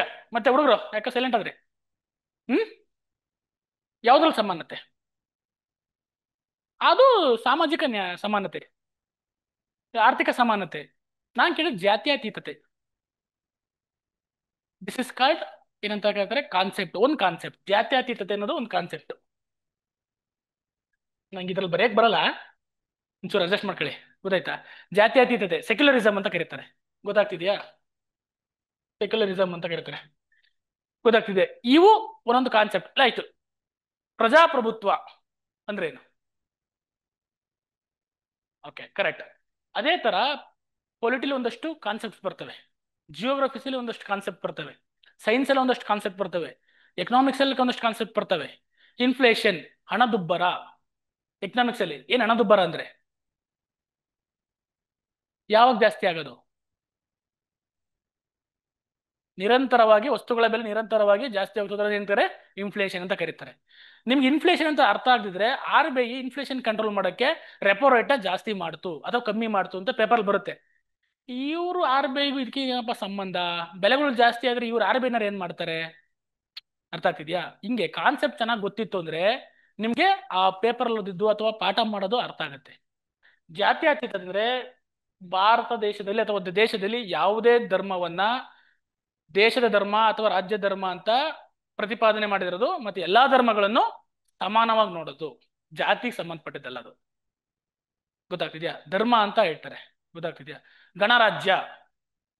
ಗೊತ್ತಾಗ್ತಿದ್ಯಾ? ಜಸ್ಟಿಸ್, ನ್ಯಾಯ, ನ್ಯಾಯಿಕ ವಿಮರ್ಶೆ, ಈ ತರ ಕಾನ್ಸೆಪ್ಟ್ಗಳು ಬರ್ತವೆ. ಫಂಡಮೆಂಟಲ್ ರೈಟ್ಸ್, ಮೂಲಭೂತ ಹಕ್ಕುಗಳು, ಮೂಲಭೂತ ಕರ್ತವ್ಯಗಳು, ರಾಜ್ಯ ನಿರ್ದೇಶಕ ತತ್ವಗಳು, ಇವೆಲ್ಲ ಒಂದೊಂದು ಕಾನ್ಸೆಪ್ಟ್ ತರ. ಅವು ನೀವು ಅರ್ಥ ಆಗ್ಬೇಕು ಅಂತಂದ್ರೆ ಒಂದಷ್ಟು ಬೇಸಿಕ್ಸ್ ಗೊತ್ತಿರಬೇಕು ನಿಮ್ಗೆ. ಗೊತ್ತಾಗ್ತಿದ್ಯಾ? ಈ ಬೇಸಿಕ್ ಎಲ್ಲಿಂದ ತಗೋಬೇಕು ಸರ್ ಅಂತಂದ್ರೆ ನಿಮ್ಮ high school books. This is the primary source for any competitive exam. ಗೊತ್ತಾಗ್ತಾ? Must read books for any competitive exam. You prepare for UPSC, you prepare for KPSC, you prepare for SDA.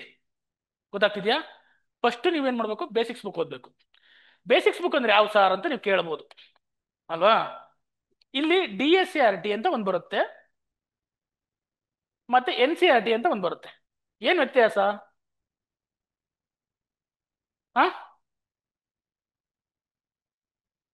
State government, central government. ಇಲ್ಲಿ ಯಾರಾದ್ರೂ ಇದು CBSE ಓದಿರೋ ಯಾರಿದ್ದೀರಾ? 1 2 3. Okay, ಯಾವಾಗ pass ಆಗಿದ್ದು ನೀವು? 10th ಯಾವಾಗ pass ಆಗಿತ್ತು? 2019 ಅಲ್ಲಿ. ಇನ್ನೆಲ್ಲ ಸ್ಟೇಟ್ ಸಿಲೆಬಸ್ಸಾ? ನ್ಯಾಷನಲ್ ಎಜುಕೇಶನ್ ಪಾಲಿಸಿ ಅಂತ ಬರುತ್ತೆ. ನ್ಯಾಷನಲ್ ಎಜುಕೇಶನ್, ರಾಷ್ಟ್ರೀಯ ಪಠ್ಯಕ್ರಮ ರಚನೆ ಬರುತ್ತೆ. ಗೊತ್ತಾಗ್ತಿದ್ಯಾ? ಅದರಲ್ಲಿ ಏನ್ ಮಾಡ್ತಾರೆ, ಫಸ್ಟ್ NCERT ನಲ್ಲಿ ಸಿಲೆಬಸ್ ಇತ್ತು, ನಮ್ಮ ಸ್ಟೇಟ್ ಗೌರ್ಮೆಂಟ್ ಅಲ್ಲಿ ಬೇರೆ ಸಿಲೆಬಸ್ ಇತ್ತು. ಗೊತ್ತಾಗ್ತಿದ್ಯಾ? ಆಮೇಲೆ ಏನ್ ಮಾಡಿದ್ರು, ನಾವು ಸ್ಟೇಟ್ ಗೌರ್ಮೆಂಟ್ ಸಹ NCERT ಸಿಲೆಬಸ್ ನ ಅಡಾಪ್ಟ್ ಮಾಡ್ಕೊಂಡಿದ್ವಿ 2005 ಇಂದ. ರಾಷ್ಟ್ರೀಯ ಪಠ್ಯಕ್ರಮ ನೀತಿ ಅಂತ ತಗೊಂಡ್ಬಂದು 2005ರಿಂದ NCERT ನ ಸಿಲೆಬಸ್ ನ DCRT ಆಗಿ ಕನ್ವರ್ಟ್ ಮಾಡಿದ್ವಿ. ಮೊದಲು ಏನ್ ಮಾಡಿದ್ರು, ಕಂಟೆಂಟ್ ಮಾತ್ರ ತಗೊಂಡಿದ್ರು ಫಸ್ಟ್ ಸ್ಟಾರ್ಟಿಂಗ್ ಡೇಸ್ ಅಲ್ಲಿ. ಬಟ್ ಈಗ ಆಸ್ ಇಟ್ ಇಸ್ ಟ್ರಾನ್ಸ್ಲೇಟ್ ಮಾಡಿದ್ದಾರೆ. ಅರ್ಥ ಆಗ್ತಿದ್ಯಾ? NCERT science, DSCRT science same, nothing change. NCERT ಏನಂದ್ರೆ ಒಂದು ಇಂಗ್ಲಿಷ್ ಅಲ್ಲಿ ಇರುತ್ತೆ ಅಷ್ಟೇ. DSCRT ಏನಂದ್ರೆ ಕನ್ನಡ ಪ್ಲಸ್ ಇಂಗ್ಲಿಷ್ ಎರಡರಲ್ಲೂ ಇರುತ್ತೆ. ಇಂಗ್ಲಿಷ್ ಮೀಡಿಯಂ, ಕನ್ನಡ ಮೀಡಿಯಂ ಎರಡರಲ್ಲೂ ಇರುತ್ತೆ. ಸೈನ್ಸ್ ನೀವು ಯಾವ್ದ್ರಲ್ಲಾದ್ರೂ ಓದಿ. You can read NCERT also, you can read DSCRT also. Kannada medium ಓದೋರು ಕನ್ನಡದಲ್ಲಿ ಓದ್ರಿ, ಇಂಗ್ಲಿಷ್ ಮೀಡಿಯಂ ಓದೋರು ಇಂಗ್ಲಿಷಲ್ಲಿ ಓದ್ರಿ. Nothing change. ಸೈನ್ಸ್ ಕ್ಲಿಯರ್ ಇದೆಯಾ? ಸೈನ್ಸ್ ಅಲ್ಲಿ ಯಾವುದು ಚೇಂಜಸ್ ಇಲ್ಲ. ಬಟ್ ಹಿಸ್ಟ್ರಿ, ಜಿಯೋಗ್ರಫಿ, ಪಾಲಿಟಿಲಿ ಸ್ವಲ್ಪ ಚೇಂಜಸ್ ಇದೆ. ಯಾಕೆಂದ್ರೆ ಇಲ್ಲಿನ ನೇಟಿವಿಟಿ ತಕ್ಕಂಗೆ ಕೆಲವೊಂದ ಬದಲಾವಣೆ ಮಾಡಿಕೊಂಡು DSCRTನವರು ಬುಕ್ಸ್ ನ ಬಿಟ್ಟಿದ್ದಾರೆ. ಆಸ್ ಇಟ್ ಇಸ್ ಇಲ್ಲ. ಯಾಕೆಂದ್ರೆ NCERT ನ್ಯಾಷನಲ್ ವೈಸ್ ಕವರ್ ಮಾಡಬೇಕಾಗಿರೋದ್ರಿಂದ ಅಲ್ಲಿ ನಮ್ಮ ರೀಜನಲ್ ಜಿಯೋಗ್ರಫಿಗೆ, ರೀಜನಲ್ ಎಕನಾಮಿಕ್ಸ್ಗೆ, ರೀಜನಲ್ ಹಿಸ್ಟ್ರಿಗೆ ಅಲ್ಲಿ ಆದ್ಯತೆ ಇರಲ್ಲ. ಅದಕ್ಕೆ ಅಲ್ಲಿ Karnataka history, Karnataka geography, Karnataka economics ಇರಲ್ಲ ಅಲ್ಲಿ. ಇಲ್ಲಿ ನಮ್ಮಲ್ಲಿ ಅದಿರುತ್ತೆ. ಹಂಗಾಗಿ ನೀವು ಸೈನ್ಸ್ ಅದನ್ನು ಓದಿದ್ರೆ, ನೀವೇನಾದ್ರೂ ಇಂಗ್ಲಿಷ್ ಮೀಡಿಯಂ ಆಗಿದ್ರೆ ಫಸ್ಟ್ NCERT ಓದಿ, ಒಂದ್ಸತಿ DSCRT ಓದ್ಬೇಕಾಗತ್ತೆ. ಅರ್ಥ ಆಗ್ತಿದ್ಯಾ? ಅಕಸ್ಮಾತ್ ನೀವೇನ ಕನ್ನಡ ಮೀಡಿಯಂ ಇದ್ರೆ ಫಸ್ಟ್ DSCRT ಓದಿ. ಯಾಕಂದ್ರೆ ನಮ್ಮ ಸ್ಟೇಟ್ ಗೌರ್ಮೆಂಟ್ ಅಲ್ಲಿ almost all 60 to 70% of the questions came from DSCRT. ಅರ್ಥ ಆಗ್ತಿದ್ಯಾ? ನಿಮ್ದು DSCRT 6th to 12th ವರೆಗೂ ಓದಿದ್ರೆ ನಿಮಗೆ 60% ಆಫ್ ದಿ ಸಿಲೆಬಸ್ ಕವರ್ ಆಗುತ್ತೆ. ಅಂದ್ರೆ ನಿಮ್ಮ ಏನು ಈ ಕಾಂಪಿಟೇಟಿವ್ ಎಕ್ಸಾಮ್ ಸಿಲೆಬಸ್ ಇದೆಯಲ್ಲ ಅದು ಕವರ್ ಆಗುತ್ತೆ. ಅರ್ಥ ಆಗ್ತಿದ್ಯಾ? ಅದಕ್ಕೆ ನೀವೇನ್ ಮಾಡ್ಬೇಕು, ಈ DSRT ಬುಕ್ಸ್ಗಳನ್ನ ಓದ್ಬೇಕು. ಸರ್ ಹೆಂಗ್ ಓದ್ಬೇಕು ಸರ್, ಯಾವ ರೀತಿ ಓದ್ಬೇಕು ಗೊತ್ತಾಗ್ತಿದ್ಯಾ? ಯಾವುದೇ ಒಂದು ಪುಸ್ತಕನ ಓದಬೇಕಾದ್ರೆ ಒಂದು ಸ್ಟ್ರಾಟಜಿ ಇದೆ. ಯಾಕೆಂದ್ರೆ ನೀವು ಕೆಲವರಿಗೆ absorption power, grasping power different ಇರುತ್ತೆ. ಇವರಿಗೆ ಒಂದ್ಸತಿ ಓದೋರು ಅರ್ಥ ಆಗುತ್ತೆ, ಇವರಿಗೆ 2 ಸತಿ ಓದೋರು ಅರ್ಥ ಆಗುತ್ತೆ, ಅವ್ರಿಗೆ 4 ಸತಿ ಓದೋರು ಇರುತ್ತೆ, ನನ್ನ ಹತ್ರ 10 ಸತಿ ಓದೋರು ಅರ್ಥ ಆಗುತ್ತೆ. ಅರ್ಥ ಆಗ್ತಿದೆಯಾ? ಹಾಗಾಗಿ ಅವರ ಗ್ರಾಸ್ಪಿಂಗ್ ಪವರ್ ಅಥವಾ ಅವರ ಅಂಡರ್ಸ್ಟ್ಯಾಂಡಿಂಗ್ ಪವರ್ ಮೇಲೆ ಡಿಪೆಂಡ್ ಆಗಿರುತ್ತೆ ಬುಕ್ಸ್ ಓದೋದು. ಒಬ್ರು ಸಿಲೆಬಸ್ನ 3 ತಿಂಗಳಿಗೆ ಮುಗಿಸ್ತಾರೆ. ಕೆಲವು ಕ್ವಶನ್ಸ್ ಕೇಳ್ತಿರ್ತಾರೆ, ಸರ್ ಸಿಲೆಬಸ್ ಎಲ್ಲ ಮುಗಿಸೋಕೆ ಎಷ್ಟು ದಿನ ಬೇಕು ಸರ್ ಅಂತ ಕೇಳ್ತಿರ್ತಾರೆ. ಅದು ಡಿಪೆಂಡ್ ಅಪಾನ್ ಅವರ ಇದ್ರ ಮೇಲೆ ಡಿಪೆಂಡ್ ಆಗಿರುತ್ತೆ. ಕೆಲವರು 3 ತಿಂಗಳಿಗೆ ಮುಗಿಸ್ಬೋದು ಸಿಲೆಬಸ್ನ, ಕೆಲವರು 6 ತಿಂಗಳಿಗೆ ಮುಗಿಸ್ಬೋದು, ಕೆಲವರು 1 ವರ್ಷ ಆದ್ರೂ ಮುಗಿಸೋಕ್ಕಾಗಲ್ಲ. ಅದಕ್ಕೆ ಕೆಲವರು ಇನ್ನೊಂದು ಕ್ವಶನ್ಸ್ ಕೇಳ್ತಿರ್ತಾರೆ, ಬೇಸಿಕ್ ಕ್ವಶನ್ ಏನಂತ, ಸರ್ ಎಷ್ಟೇ ಅವರ್ ಓದಬೇಕು? ನಾನು ಅದಕ್ಕೆ ಹೇಳ್ತೀನಿ 24 ಅವರ್ಸ್ ಓದಿ. ಗೊತ್ತಾಗ್ತಿದ್ಯಾ? ಅದು ಸಹ ಸಬ್ಜೆಕ್ಟಿವ್. ಎಷ್ಟು ಅವರ್ ಓದ್ಬೇಕು ಅನ್ನೋ ಇವೆಲ್ಲ ನಿಮ್ಗೆ ಡೌಟ್ಸ್ ಇದೆ ತಾನೆ? ಎಷ್ಟು ಅವರ್ ಓದ್ಬೇಕು ಅನ್ನೋದು ಡೌಟ್ಸ್ ಇದೆ. ಸಬ್ಜೆಕ್ಟಿವ್, ಅದು ಸಬ್ಜೆಕ್ಟಿವ್ ಅಂದ್ರೆ ವ್ಯಕ್ತಿಗತವಾದದ್ದು. ಒಬ್ಬ ವ್ಯಕ್ತಿಯಿಂದ ಒಬ್ಬ ವ್ಯಕ್ತಿಗೆ ಬದಲಾವಣೆ ಆಗ್ತಿರುತ್ತೆ. ನನಗೆ ಅರ್ಧ ಗಂಟೆ ಮೇಲೆ ಫೋಕಸ್ ಆಗಲ್ಲ. ಅರ್ಥ ಆಗ್ತಿದ್ಯಾ? ಆವಾಗ ಅರ್ಧ ಗಂಟೆ ಆದ್ಮೇಲೆ ನಾನು ಗ್ಯಾಪ್ ಕೊಡ್ತೀನಿ, ಮತ್ತೆ ಒಂದು 5 ನಿಮಿಷ ಬ್ರೇಕ್ ತಗೊಂಡು ಮತ್ತೆ ಕುತ್ಕೊಂತೀನಿ. ಕಂಟಿನ್ಯೂಸ್ ಎಷ್ಟು ಅವರ್ ಓದ್ಬೋದು? ಒಂದು 3 ಅವರ್ಸ್ ಓದ್ಬೋದು. ಒಂದು ದಿನದಲ್ಲಿ ಎಷ್ಟು ಅವರ್ ಓದ್ಬೋದು? ಒಂದು 8 ಅವರ್ ಓದ್ಬೋದು. It's my capacity, my understanding. ನಂಗೆ ಅಷ್ಟು ಓದಿದ್ರೆ ಅರ್ಥ ಆಗುತ್ತೆ. ಕೆಲವರು 12 ಗಂಟೆ ಓದ್ಬೋದು, ಕೆಲವರು 18 ಗಂಟೆ ಓದ್ಬೋದು, ಕೆಲವರು 20 ಗಂಟೆನೂ ಓದ್ಬೋದು. ಕೆಲವು ಟಾಪರ್ಸು ಈ ಇಂಟರ್ವ್ಯೂ ಆದ್ಮೇಲೆ ಒಂಥರ ಬದಲಾವಣೆ ಆಗ್ಬಿಡ್ತಾರೆ ರಿಸಲ್ಟ್ ಬಂದ್ಮೇಲೆ. ನಾನು ಮಲಗ್ತಲೇ ಇರಲಿಲ್ಲ, 24 ಅವರ್ಸ್ ಓದ್ತಿದ್ದೆ ಅಂತ ಹೇಳ್ತಾರೆ. ಪಾಪ ಅವ್ನು ಯಾರು ಹುಡುಗ ಓದ್ತಾ ಇರೋನು ತಲೆ ಕೆಟ್ಟೋಗ್ಬೇಕು. ನಾನು ಬರೀ 10 ಅವರ್ ಓದ್ತಾ ಇದ್ದೀನಿ, ಈ ನನ್ನ ಮಗ 20 ಅವರ್ ಓದ್ತಾವನೆ, ಇವ್ನು ಟಾಪರ್ ಬಂದ ನಾನು ಹೆಂಗೆ ಬರೋದು? ಕನ್ಫ್ಯೂಸ್ ಆಗ್ಬಿಡ್ತಾನ ಅವನು. ಕೆಲವರು ಸುಳ್ಳು ಹೇಳ್ತಾರೆ, ರಿಯಾಲಿಟಿ ಹೇಳ್ತೀನಿ ಕೇಳಿ, ಅದು ಅವರು ಸಬ್ಜೆಕ್ಟಿವ್. ಕೆಲವರು ಸುಳ್ಳು ಹೇಳ್ತಾರೆ, ನಾನು ಇಲ್ಲ ಅಂತ ಹೇಳ್ತಿಲ್ಲ. ಅದಕ್ಕೆ ಒಂದು ವಿಚಾರ ಇರಬೇಕು, ಓದಬೇಕಾದ್ರೆ ನಿಮ್ಗೆ ಓದ್ತಿರೋದು ಅರ್ಥ ಆಗ್ತಿದೆಯಾ, ಸಬ್ಜೆಕ್ಟ್ ಅರ್ಥ ಆಗ್ತಿದೆಯಾ, ಅಷ್ಟೇ ಮ್ಯಾಟರ್ ಆಗುತ್ತೆ. ನೀನು ಅರ್ಥ ಆಗದಂಗೆ 18 ಓದಿದ್ರು ಅಷ್ಟೇ, 20 ಅವರ್ ಓದಿದ್ರು ಅಷ್ಟೇ. ಗೊತ್ತಾಗ್ತಿದ್ಯಾ? ಬಟ್ ಆದ್ರೆ ಇಷ್ಟು ಅವರ್ ಓದ್ಲೇಬೇಕು ಅಂತ ಇದೆ. ಯಾಕೆ ಅಂತ ಹೇಳ್ತೀನಿ.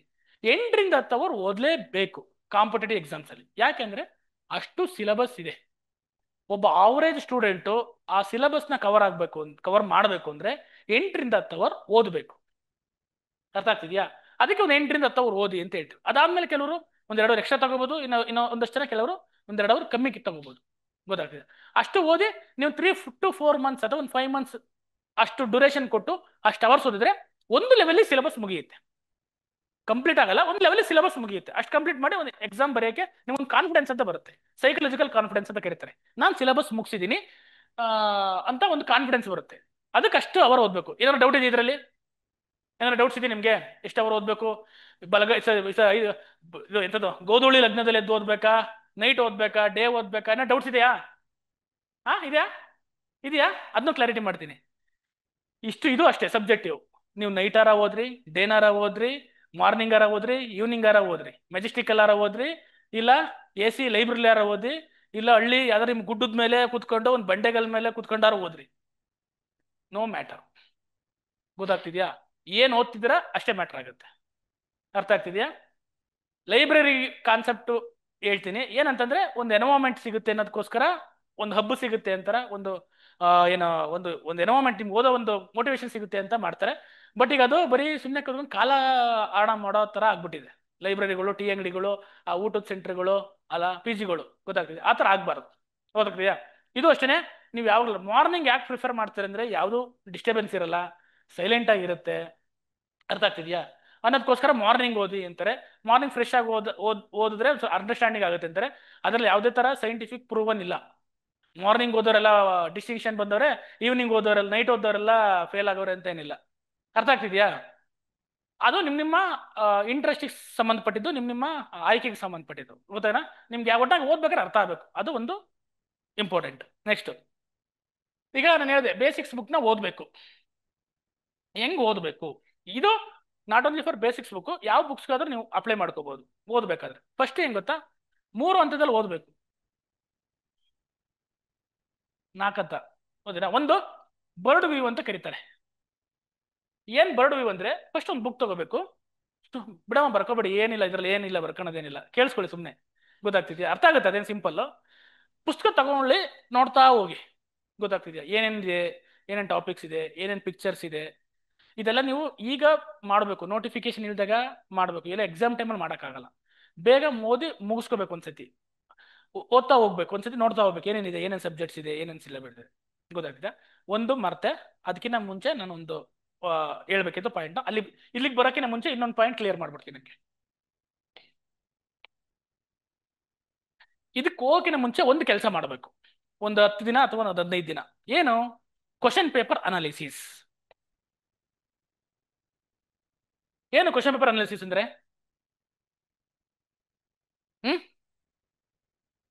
ಪ್ರೀವಿಯಸ್ ಇಯರ್ ಕ್ವಶನ್ ಪೇಪರ್ನ ತಗೊಂಡು ಡಿಕೋಡ್ ಮಾಡ್ಕೊ. ಏನು ಡಿಕೋಡ್ ಅಂದ್ರೆ?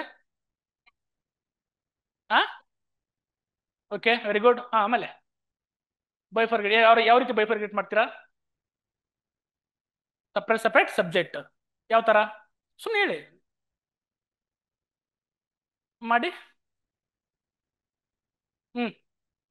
ಆಯ್ತು, ಮಾಡ್ಕೊಂಡ್ರಿ. ಆಮೇಲೆ ವೆರಿ ಗುಡ್. ಓಕೆ, ಆಮೇಲೆ ನೋಡ್ರ ಕಲ್ತ್ಕೊಳ್ರಲ್ಲ ಹುಡುಗರೆಲ್ಲ ಹೆಂಗ್ ಹೇಳ್ತಾವೆ, ನಾಳೆ ಪಾಸ್ ಆಗ್ತವೆ. ನೀವು ಅವ್ರನ್ನ ಇಂಟರ್ವ್ಯೂ ನೋಡ್ಬೇಕಾತ ಯೂಟ್ಯೂಬ್ ಅಲ್ಲಿ ಅವ್ರದ್ದು. ನೀವು ಆ ಮಾತಾಡ್ರು ಅಂದ್ರೆ ಸುಮ್ಮನೆ ಕೂತವ್ರು ಕೇಳಿಸ್ಕೊಂಡು. ವುಮನ್ ಎಂಪವರ್ಮೆಂಟ್ ಅಪ್ಪ, ಅವರೆಲ್ಲ 50% ಬಂದವ್ರಪ್ಪ. ಆಮೇಲೆ ಇನ್ನು 30% ತಗೊಂಡ್ರೆ ನಿಮ್ಗೆ ಚೊಂಬೆ ಅಪ್ಪ. ಗೊತ್ತಾಗ್ತಿದ್ರ? ಅವ್ರಿಗೇನು ಗೊತ್ತಾಗ್ತಿದ್ಯಾ? ಹೇಳ್ತಿರೋದು ಬಂದಿದಾರಲ್ಲ 50%. ನೀವು ಎಚ್ಚರಿಕೆಲ್ಲ ಇಷ್ಟ ಹೇಳ್ತಾವ್ರೆ, ನೀವು ನೋಡ್ರಿ ಸುಮ್ಮನೆ ಕೇಳ್ಸ್ಕೊಂಡು ಕೂತ್ಕೊಂಡಿದ್ದೀರಾ. ಹೇಳ್ರಿ ಅಂತ ನೀವೇ. ಓಕೆ, ಗೊತ್ತಾಗುತ್ತೆ ನೋಡ್ರಿ, ಹೇಳ್ತೀನಿ. ಕರೆಕ್ಟ್, ನೀವು ಹೇಳಿದ್ದೆಲ್ಲ points correct. Question paper analysis ಮಾಡಬೇಕು. ನೀವು ಯಾವುದೇ ಒಂದು ಎಕ್ಸಾಮಿಗೆ ಪ್ರಿಪೇರ್ ಆಗ್ತಾ ಇದ್ದಾರೆ ಅಂದ್ರೆ, ಈಗ KS ಪ್ರಿಪೇರ್ ಆಗ್ತಿದ್ದೀರಾ, PSI ಪ್ರಿಪೇರ್ ಆಗ್ತಿದ್ದೀರಾ, FDA ಪ್ರಿಪೇರ್ ಆಗ್ತಿದ್ದೀರಾ ಅಂದ್ರೆ, ಸಬ್ಜೆಕ್ಟ್ ಕೆಲವು ಆ ಎಕ್ಸಾಮ್ಗೆ ಕೆಲವು ಅದರ ಒಂಥರ ಒಂದು ನೇಚರ್ ಇರುತ್ತೆ. ಆ ನೇಚರ್ನ ಅರ್ಥ ಮಾಡ್ಕೋಬೇಕು. ಯಾವ ರೀತಿ ಕ್ವಶನ್ಸ್ ಬರ್ತಾ ಇದೆ ಅಂತ ನೀವು ಅರ್ಥ ಮಾಡ್ಕೋಬೇಕು. ಅಂದ್ರೆ ಇದು ಎಲ್ಲ ಎಕ್ಸಾಮ್ಸ್ಗೂ ಅಪ್ಲೈ, ನಾಟ್ ಓನ್ಲಿ ಫಾರ್ KSಗೆ. ನೀವು ಯಾವುದೇ ಎಕ್ಸಾಮ್ ಬರೀ ಅದು ಇದು ಅಪ್ಲೈ ಆಗುತ್ತೆ. ಒಂಥರ ಸ್ಟ್ಯಾಂಡರ್ಡ್ ಫಾರ್ಮುಲಾ ಇದ್ದಂಗೆ. ಏನ್ ಮಾಡಬೇಕು? ಫಸ್ಟ್ ಹಳೆ ವರ್ಷದ ಕ್ವಶನ್ ಪೇಪರ್ ಎತ್ಕೊಂಡ್ಬರ್ಬೇಕು. ಯಾವ್ಯಾವ ಎತ್ಕೊಂಡ್ಬರ್ಬೇಕು ಅಂದ್ರೆ, UPSC ಇಂದ ಹಿಡಿದು PC ವರೆಗೂ ಎತ್ಕೊಂಡ್ಬರ್ಬೇಕು. ಅಲ್ಲಿ ಹಾಕ್ಬೇಕು ಮೂಲೆಯಲ್ಲಿ. ಹಾಕ್ಬಿಟ್ಟು ಏನ್ ಮಾಡ್ಬೇಕು? ನೀವು ಯಾವ ಫಸ್ಟ್ ಪ್ರಿಯಾರಿಟಿ ಯಾವ್ದು ಕೊಡಬೇಕು, ನೀವು ಯಾವ ಎಕ್ಸಾಮಿಗೆ ಪ್ರಿಪೇರ್ ಆಗ್ತಾ ಇದ್ದೀರಾ. ಗೊತ್ತಾಗ್ತಿದ್ಯಾ? ನೀವು ಯಾವ ಎಕ್ಸಾಮಿಗೆ ಪ್ರಿಪೇರ್ ಆಗ್ತಿದ್ದೀರಾ ತಗೋಬೇಕು. ಆ ಕ್ವಶನ್ ಪೇಪರ್ ಎತ್ಕೊಂಡು ಒಂದ್ ಕಡೆ ಸಾರ್ಟ್ ಔಟ್ ಮಾಡ್ಕೋಬೇಕು. ಸಾರ್ಟ್ ಔಟ್ ಮಾಡ್ಕೊಂಡು, ನಾನು ಏನ್ಗೂ ಗೊತ್ತಿಲ್ಲ ನನಗೆ, ಗೊತ್ತಾಯ್ತಾ? ಸುಮ್ಮನೆ ಕ್ವಶನ್ ಪೇಪರ್ ತಗೊಂಡು, ಕ್ವಶನ್ ಪೇಪರ್ ಯಾವ್ದು ತಗೊಂತೀರಾ? ಅಲ್ಲ ಗೊತ್ತಾಯ್ತು, ಎಲ್ಲಿ ಎಲ್ಲಿ ತಗೊಂಡ್ಬರ್ತೀರಾ ಕ್ವಶನ್ ಪೇಪರ್ನ? ಬುಕ್ ಸ್ಟಾಲ್ಗೆ ಹೋಗ್ತೀರಾ, ಅಣ್ಣ ಯಾವ್ದಾರ ಒಂದು ಹಳೇದು ಕ್ವಶನ್ ಪೇಪರ್ ಕೊಡೋಣ ಅಂತಾನೆ. ಅವ್ನ್ಗೆ ಯಾರು ಪ್ರಮೋಷನ್ ಮಾಡಕ್ಕೆ ಕೊಟ್ಟಿರ್ತಾರ ಬುಕ್ನ ಅದನ್ನ ಕೊಡ್ತಾನೆ. ಇದು ಸಖತ್ತಾಗಾಯ್ತು, ಹೋಗಿ ಇದನ್ನ ಓದ್ಕೊಂಡು ತಗೊಂಡು ಹೋಗಂತ. ನೀನು ಅಂತ ಇದ್ಕೊಂಡ್ ಬಂದ್ಬಿಡ್ತೀಯ. ಅದಲ್ಲ, ಗೊತ್ತಾಗ್ತಿದ್ಯಾ? ಯಾವ್ದು? Yes, very good. ವೆಬ್ಸೈಟ್ ಅಲ್ಲಿರೋ question paper raw question paper ಅಂತ ಕರೀತಾರೆ. ಅಂದ್ರೆ ಎಕ್ಸಾಮ್ಗೆ ಯಾವ ತರ ಕ್ವಶನ್ ಪೇಪರ್ ಕೊಟ್ಟಿರ್ತಾರೆ ಅದೇ ತರ ಕ್ವಶನ್ ಪೇಪರ್ ಎತ್ಕೊಂಡ್ಬರ್ಬೇಕು. ಒಂದು ರೆಡ್ ಪೆನ್ ತಗೋಬೇಕು, ತಗೊಂಡು ಕೂತ್ಕೊಂಡು ಒಂದೊಂದೇ ಕ್ವಶನ್ಸ್ನ ಸಾಲ್ವ್ ಮಾಡ್ತಾ ಹೋಗ್ಬೇಕು. ಏನ್ ಮಾಡ್ಬೇಕು? ಯಾವ್ದಾರ ಒಂದು ಕ್ವಶನ್ಸ್ ಬಂತು ಅಂದ್ಕೊಳ್ಳಿ. ಹಿಸ್ಟ್ರಿ, ಅಶೋಕನ 14ನೇ ಬಂಡೆಗಲ್ಲು ಶಾಸನ ಏನು ಹೇಳುತ್ತದೆ ಅಂತ ಕೊಟ್ಟಿದ್ರು ಅಂದ್ಕೊಳ್ಳಿ. ಆಪ್ಷನ್ ABCD ಕೊಟ್ಟಿರ್ತಾರೆ ಅನ್ಕೋ. ನಿಮ್ಗೆ ಈ ಕ್ವಶನ್ ಹೇಳಿದಾಗ ನಿಮ್ಗೆ ಏನ್ ಗೊತ್ತಾಯ್ತು? ಒಂದು ಕ್ವಶನ್ ನೋಡಿದ್ರೆ ಏನ್ ಗೊತ್ತಾಯ್ತು ನಿಮ್ಗೆ? ಈಗ ಇಲ್ಲಿ ಕ್ವಶನ್ ಪೇಪರ್ ಇದ್ರೆ ನಾನು ತೋರಿಸ್ತಾ ಇದ್ದೆ, ಎಕ್ಸಾಂಪಲ್ ಹೇಳ್ತಾ ಇದ್ದೆ, ಒಂದೇ ನೀವು ಇದನ್ನ ಅಪ್ಲೈ ಮಾಡ್ಕೊಳ್ಳಿ. ಈ ಕ್ವಶನ್ ಓದಿದ್ರಿ, ನಿಮ್ಗೆ ಏನ್ ಅರ್ಥ ಆಗ್ತಿದೆ? ಹಿಸ್ಟ್ರಿ. ಓಕೆ, ಹಿಸ್ಟ್ರಿ ಕ್ವಶನ್ಸ್ ಇದು. ಆಮೇಲೆ ಜೋರಾಗಿ ನನ್ನ ಕಿವಿಗೆ ರಪ್ ಅಂತ ಕೇಳಿಸ್ಬಿಡ್ಬೇಕು, ಹಂಗೆ ಹೇಳ್ಬೇಕು ಜೋರಾಗಿ. Very good. ಆಮೇಲೆ ಓಕೆ, ಗೊತ್ತು.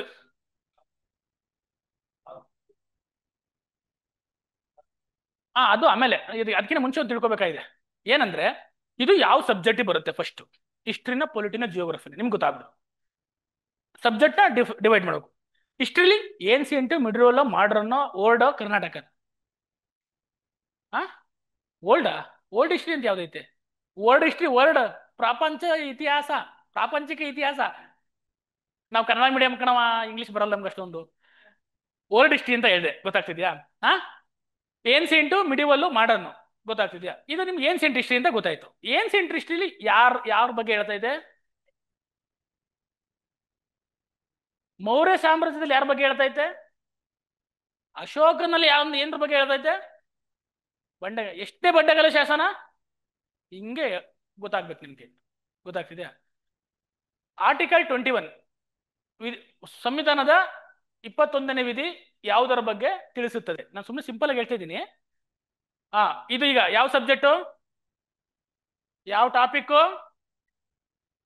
ಮೂಲಭೂತ ಅವ್ರ ಹಕ್ಕು ಅಂತವ್ರೆ, ಮೂಲಭೂತ ಹಕ್ಕು ಅಂತವ್ರು ನೋಡಿ, ಸ್ವಲ್ಪ ತಪ್ಪು ಹೇಳ್ತಾವ್ರ ಅವರು. ಕರೆಕ್ಟ್, ಕಾನ್ಫಿಡೆಂಟ್ ಆಗಿರ್ಬೇಕು. ಗೊತ್ತಾಗ್ತಿದ್ಯಾ? ಮೂಲಭೂತ ಹಕ್ಕುಗಳು ಹೇಳ್ತೇವೆ. ಮೂಲಭೂತ ಹಕ್ಕುಗಳಲ್ಲಿ ಸ್ವಾತಂತ್ರ್ಯದ ಹಕ್ಕು, ಸ್ವಾತಂತ್ರ್ಯ ಹಕ್ಕುಗಳಲ್ಲಿ ಎಷ್ಟನೇದು? 21. ಯಾವುದು? ಅಪರಾಧಿನ 21. ಶಿಕ್ಷಣ, ರೈಟ್, ಪ್ರೈವಸಿನ, ಫ್ರೀಡಮ್ಮ. ಯಾವುದು? ಫ್ರೀಡಮ್ ಆಯಿಲ್ ಅಲ್ಲ, ಎಷ್ಟು ಕೊಡ್ತಾರಲ್ಲ ಅಡ್ವರ್ಟೈಸ್ಮೆಂಟ್. ತಪ್ಪು ಹೇಳ್ತಿರಲ್ಲ ಹುಡುಗರು ನೀವು. ಹಿಂಗಾದ್ರೆ ವ್ಯಕ್ತಿ ಜೀವಿಸುವ ಮತ್ತು ಘನತೆಯಿಂದ ಜೀವಿಸುವ ಹಕ್ಕು ಅಂತ ಬರುತ್ತೆ 21A. ಗೊತ್ತಾಗ್ತಿದ್ಯಾ? 21A, ಸರಿ, 21A ಶಿಕ್ಷಣದ ಹಕ್ಕು ಬರುತ್ತೆ. 21ರಲ್ಲಿ ವೆರೈಟಿ ಇದೆಯಲ್ಲ, ಅದರಲ್ಲೊಂದು ನೀವು ಹೇಳಿದ್ರಲ್ಲ, ಯಾವುದು? ಅಲ್ಲ, ಇನ್ನೊಂದು ಅಲ್ಲ, ಪ್ರೈವಸಿ ಅಂತ ಹೇಳಿದ್ರಲ್ಲಪ್ಪ, ಅದು 21ರಲ್ಲಿ ವೆರೈಟಿ, ಅದರೊಂದು ಬರೋ ಪಾರ್ಟ್. ಗೊತ್ತಾಗ್ತಿದ್ಯಾ? ಓಕೆ, ಈಗ ಇನ್ನೊಂದು, ಹಿಮಾಲಯ ಪರ್ವತಗಳು ಯಾವ ರೀತಿಯ ಪರ್ವತಗಳು? ಇದು ಯಾವ ಸಬ್ಜೆಕ್ಟು? ಜಿಯೋಗ್ರಫಿಲಿ? ಇಂಡಿಯನ್ ಜಿಯೋಗ್ರಫಿಲಿ?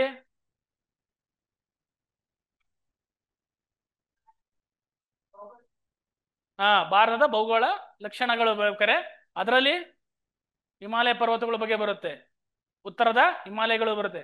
ಹಿಮಾಲಯದಲ್ಲಿ ಯಾವ್ದ್ರ ಬಗ್ಗೆ ಕೇಳ್ತಾ ಇದ್ದೀನಿ? ಹಿಮಾಲಯ ಪರ್ವತಗಳು ಯಾವ ತರ ಮೌಂಟೇನ್ಗಳು? ಮಡಿಕೆ ಪರ್ವತ. ಏನ್ ಮಡಿಕೆ ಪರ್ವತ ಅಂದ್ರೆ? ಮಡಿಕೆ ಪರ್ವತ, ಕರೆಕ್ಟಾ? ಹೌದಲ್ವಾ? ಮಡಕೆ ಅಲ್ಲ ಕಣ್ರು, ಮಡಿಕೆ. ಮಡಕೆ ಅಲ್ಲ, ಫೋಲ್ಡೆಡ್ ಮೌಂಟೇನ್ಸ್. ಗೊತ್ತಾಗ್ತಿದ್ಯಾ? ಮಡಿಕೆ ಅಂದ್ರೆ ಈ ಕುಂಭ ಅಲ್ಲ, ಫೋಲ್ಡೆಡ್ ಅಂದ್ರೆ ಹಿಂಗೆ ಒತ್ತು ಫೋಲ್ಡ್ ಆಗಿರೋ ಮೌಂಟೇನ್ಸ್ ಅಂತ. ಗೊತ್ತಾಗ್ತಿದ್ಯಾ? ಮಡಿಕೆ ಪರ್ವತಗಳು ಅಂತ ಕರೀತಾರೆ. ಅರ್ಥ ಆಗ್ತಿದ್ಯಾ? ಹೀಗೆ ಒಂದು ಕ್ವಶನ್ ತಗೊಂಡು, ಅದು ಕರೆಂಟ್ ಅಫೇರ್ಸ್ ಇರ್ಬೋದು. ಕರೆಂಟ್ ಅಫೇರ್ಸ್ ಅಲ್ಲಿ ವೆರೈಟಿ, ಯಾವ ಕರೆಂಟ್ ಅಫೇರ್ಸ್? ಅರ್ಥ ಆಯ್ತಾ? ಈ ತರ ನೀವು ಇನ್ ಡೆಪ್ತ್ ಆಗಿ ಅನಾಲಿಸಿಸ್ ಮಾಡ್ಬೇಕು ಫಸ್ಟ್. ಆಮೇಲೆ ಈ ಕ್ವಶನ್ಗೆ ನಂಗೆ ಆನ್ಸರ್ ಗೊತ್ತೋ ಗೊತ್ತಿಲ್ವೋ. ಅರ್ಥ ಆಯ್ತಾ? ಇದಕ್ಕೆ ಆನ್ಸರ್ ಗೊತ್ತಿಲ್ಲ, ಓಕೆ, ನಾನು ಈ ಸಬ್ಜೆಕ್ಟ್ನ ಓದ್ಬೇಕು. ಈಗ ಒಬ್ಬ ಸೈನ್ಸ್ ಹುಡುಗ ಬಂದ್ಬಿಟ್ಟು ನಾನು ಹಿಸ್ಟ್ರಿ ಓದಿದಾಗ ನನಗೆ ಇವನು ಯಾರು, ಅಶೋಕ ಯಾರು ಇವನು ಅಂತ ತಲೆ ಕೆಡ್ಸ್ಕೊಂಡ್ಬಿಡ್ತಾನೆ. ಗೊತ್ತಾಯ್ತಾ? ಚಂದ್ರಗುಪ್ತ ಮೌರ್ಯ ಅಂದ್ರೆ ಯಾರು ಅನ್ಕೊಂತಾನೆ. ಗೊತ್ತಾಗ್ತಿದ್ಯಾ? ಕನಿಷ್ಕ ಅಂದ್ರೆ ಯಾರು ಅಂತಾನೆ, ಅಲ್ವಾ? ಅದೇ ಒಬ್ಬ ಆರ್ಟ್ಸ್ ಹುಡುಗ ಸೈನ್ಸ್ ಓದ್ಬೇಕಾದ್ರೆ ಗ್ರಾವಿಟೇಷನ್ ಅಂತ, ಏನು ಗ್ರಾವಿಟೇಷನ್ ಅಂದ್ರೆ ಅಂತ ಅನ್ಕೊಂತಾನೆ. ಅರ್ಥ ಆಗ್ತಿದ್ಯಾ? ಈ ರೀತಿ ಕೆಲವು ಸಬ್ಜೆಕ್ಟ್ ಗೊತ್ತಿರುತ್ತೆ, ಸೆಲೆಕ್ಟ್ ಸಬ್ಜೆಕ್ಟ್ ಗೊತ್ತಿರಲ್ಲ. ಗೊತ್ತಿರೋ ಸಬ್ಜೆಕ್ಟ್ ಅಲ್ಲಿ ನಿಮ್ಗೆ ಆನ್ಸರ್ ಎಷ್ಟು ಮಾಡಕ್ ಸಾಧ್ಯ ಆಗ್ತಿದೆ? ಒಂದು ಕ್ವಶನ್ ಪೇಪರ್ ತಗೊಂಡಾಗ ಯಾವ್ಯಾವ ಸಬ್ಜೆಕ್ಟ್ಗೆ ನಿಮ್ಗೆ ಆನ್ಸರ್ ಗೊತ್ತಾಗ್ತಾ ಇದೆ, ಅದರಲ್ಲೂ ಎಷ್ಟು ಆನ್ಸರ್ ಗೊತ್ತಿದೆ? 50% ಗೊತ್ತಿದೆಯಾ, ಫುಲ್ 100% ಗೊತ್ತಿದೆಯಾ, ಅಥವಾ ಏನು ಗೊತ್ತೇ ಇಲ್ವಾ? ಈ ತರ ನೀವು ಏನ್ ಮಾಡ್ತೀರಾ, ಒಂದು ಕ್ವಶನ್ ಪೇಪರ್ ಅನಾಲಿಸಿಸ್ ಮಾಡಿದಾಗ ನಿಮ್ಗೆ ಪಿಕ್ಚರ್ ಸಿಗುತ್ತೆ. ಅಂದ್ರೆ ಯಾವ ರೀತಿ ಇದೆ ಎಕ್ಸಾಮು, ಯಾವ ರೀತಿ ಕ್ವಶನ್ಸ್ಗಳು ಬರ್ತಾ ಇದೆ ಅನ್ನೋದು ನಿಮ್ಗೆ ಏನಾಗುತ್ತೆ, ಕ್ಲಾರಿಟಿ ಸಿಗ್ತಾ ಹೋಗುತ್ತೆ. ಹಿಂಗ್ ಓದಿದಾಗ ಒಂದು ನೋಟ್ಸ್ ತಗೊಂಡು ಅಥವಾ ಒಂದು ಶೀಟ್ಸ್ ತಗೊಂಡು ನಿಮ್ಗೆ ಯಾವ್ಯಾವ ಸಬ್ಜೆಕ್ಟ್ ಈಸಿ ಇದೆ, ಯಾವ್ಯಾವ ಸಬ್ಜೆಕ್ಟ್ ಕಷ್ಟ ಇದೆ ಅಂತ ನೋಟ್ ಮಾಡಿ ಇಟ್ಕೋಬೇಕು. ಆ ಕ್ವಶನ್ ಪೇಪರ್ ಅನಾಲಿಸಿಸ್ ಮಾಡಿದಾಗ ನಿಮ್ಗೆ ಏನಾಗುತ್ತೆ, ಒಂದು ಐಡಿಯಾ ಬರುತ್ತೆ. ಅದನ್ನೇ ಕ್ವಶನ್ ಪೇಪರ್ ಅನಾಲಿಸಿಸ್ ಅಂತ ಹೇಳ್ತಾರೆ. ಗೊತ್ತಾಗ್ತಿದ್ಯಾ? ಅದು ಇನ್ ಡೆಪ್ತ್ ಆಗಿ ಹೇಳಿದ್ರೆ ತುಂಬಾ ಟೈಮ್ ತಗೊಳುತ್ತೆ. ನಾನು ನಿಮ್ಗೆ ಸುಮ್ಮನೆ ಒಂದು ಬ್ರೀಫ್ ಆಗಿ ಹೇಳಿದ್ದೀನಿ. ಗೊತ್ತಾಗ್ತಿದೆ ಕ್ವಶನ್ ಪೇಪರ್ ಅನಾಲಿಸಿಸ್ ಹೆಂಗ್ ಮಾಡ್ಬೇಕು ಅಂತ? ಅರ್ಥ ಆಗ್ತಿದ್ಯಾ? ಅದು ನಿಮ್ಗೆ ಮುಂದಿನ ಬೇಸಿಕ್ಸ್ ಬುಕ್ ಓದ್ಬೇಕಾರೆ ಅಥವಾ ರೆಫರೆನ್ಸ್ ಬುಕ್ ಓದ್ಬೇಕಾರೆ, ಕರೆಂಟ್ ಅಫೇರ್ಸ್ ಓದ್ಬೇಕಾರೆ ಹೆಲ್ಪ್ ಆಗುತ್ತೆ. ಅರ್ಥ ಆಗ್ತಿದ್ಯಾ? ನೋಡಿ, ಈಗ ಇದಾಯ್ತಲ್ವಾ? ನೆಕ್ಸ್ಟ್ ಏನ್ ಮಾಡ್ತೀರಾ, ಬೇಸಿಕ್ಸ್ ಬುಕ್ ಬರ್ತೀರಾ. ಈಗ ಅಶೋಕನ್ ಬಗ್ಗೆ ಓದಿರ್ತೀರಾ, ಇಲ್ಲಿ ಕ್ವಶನ್ ಪೇಪರ್ ಎಲ್ಲಿ ನೋಡ್ತೀರಾ. ಆಮೇಲೆ ಇನ್ನೊಂದು ಏನಕ್ಕೆ ಅಂತಂದ್ರೆ, ಎಷ್ಟು ಯಾವ ಟಾಪಿಕ್ ಮೇಲೆ ಜಾಸ್ತಿ ಫೋಕಸ್ ಮಾಡ್ತಾ ಇದ್ದಾನೆ. ಅರ್ಥ ಆಗ್ತಿದ್ಯಾ? ಏಕೆಂದ್ರೆ ಹಿಸ್ಟ್ರಿ ಅಂದ್ರೆ ಎಷ್ಟು ಸಬ್ಜೆಕ್ಟ್ ಇದೆ, ಜಿಯೋಗ್ರಫಿ ಅಂದ್ರೆ ಎಷ್ಟಿದೆ, ಪಾಲಿಟಿ ಅಂದ್ರೆ ಸಿಕ್ಕಾಪಟ್ಟೆ ಸಬ್ಜೆಕ್ಟ್ ಇದೆ. ಅದ್ರ ನಾವೇನ್ ಓದ್ಬೇಕು ಕಾಂಪಿಟೇಟಿವ್ ಎಕ್ಸಾಮ್ಸ್ಗೆ?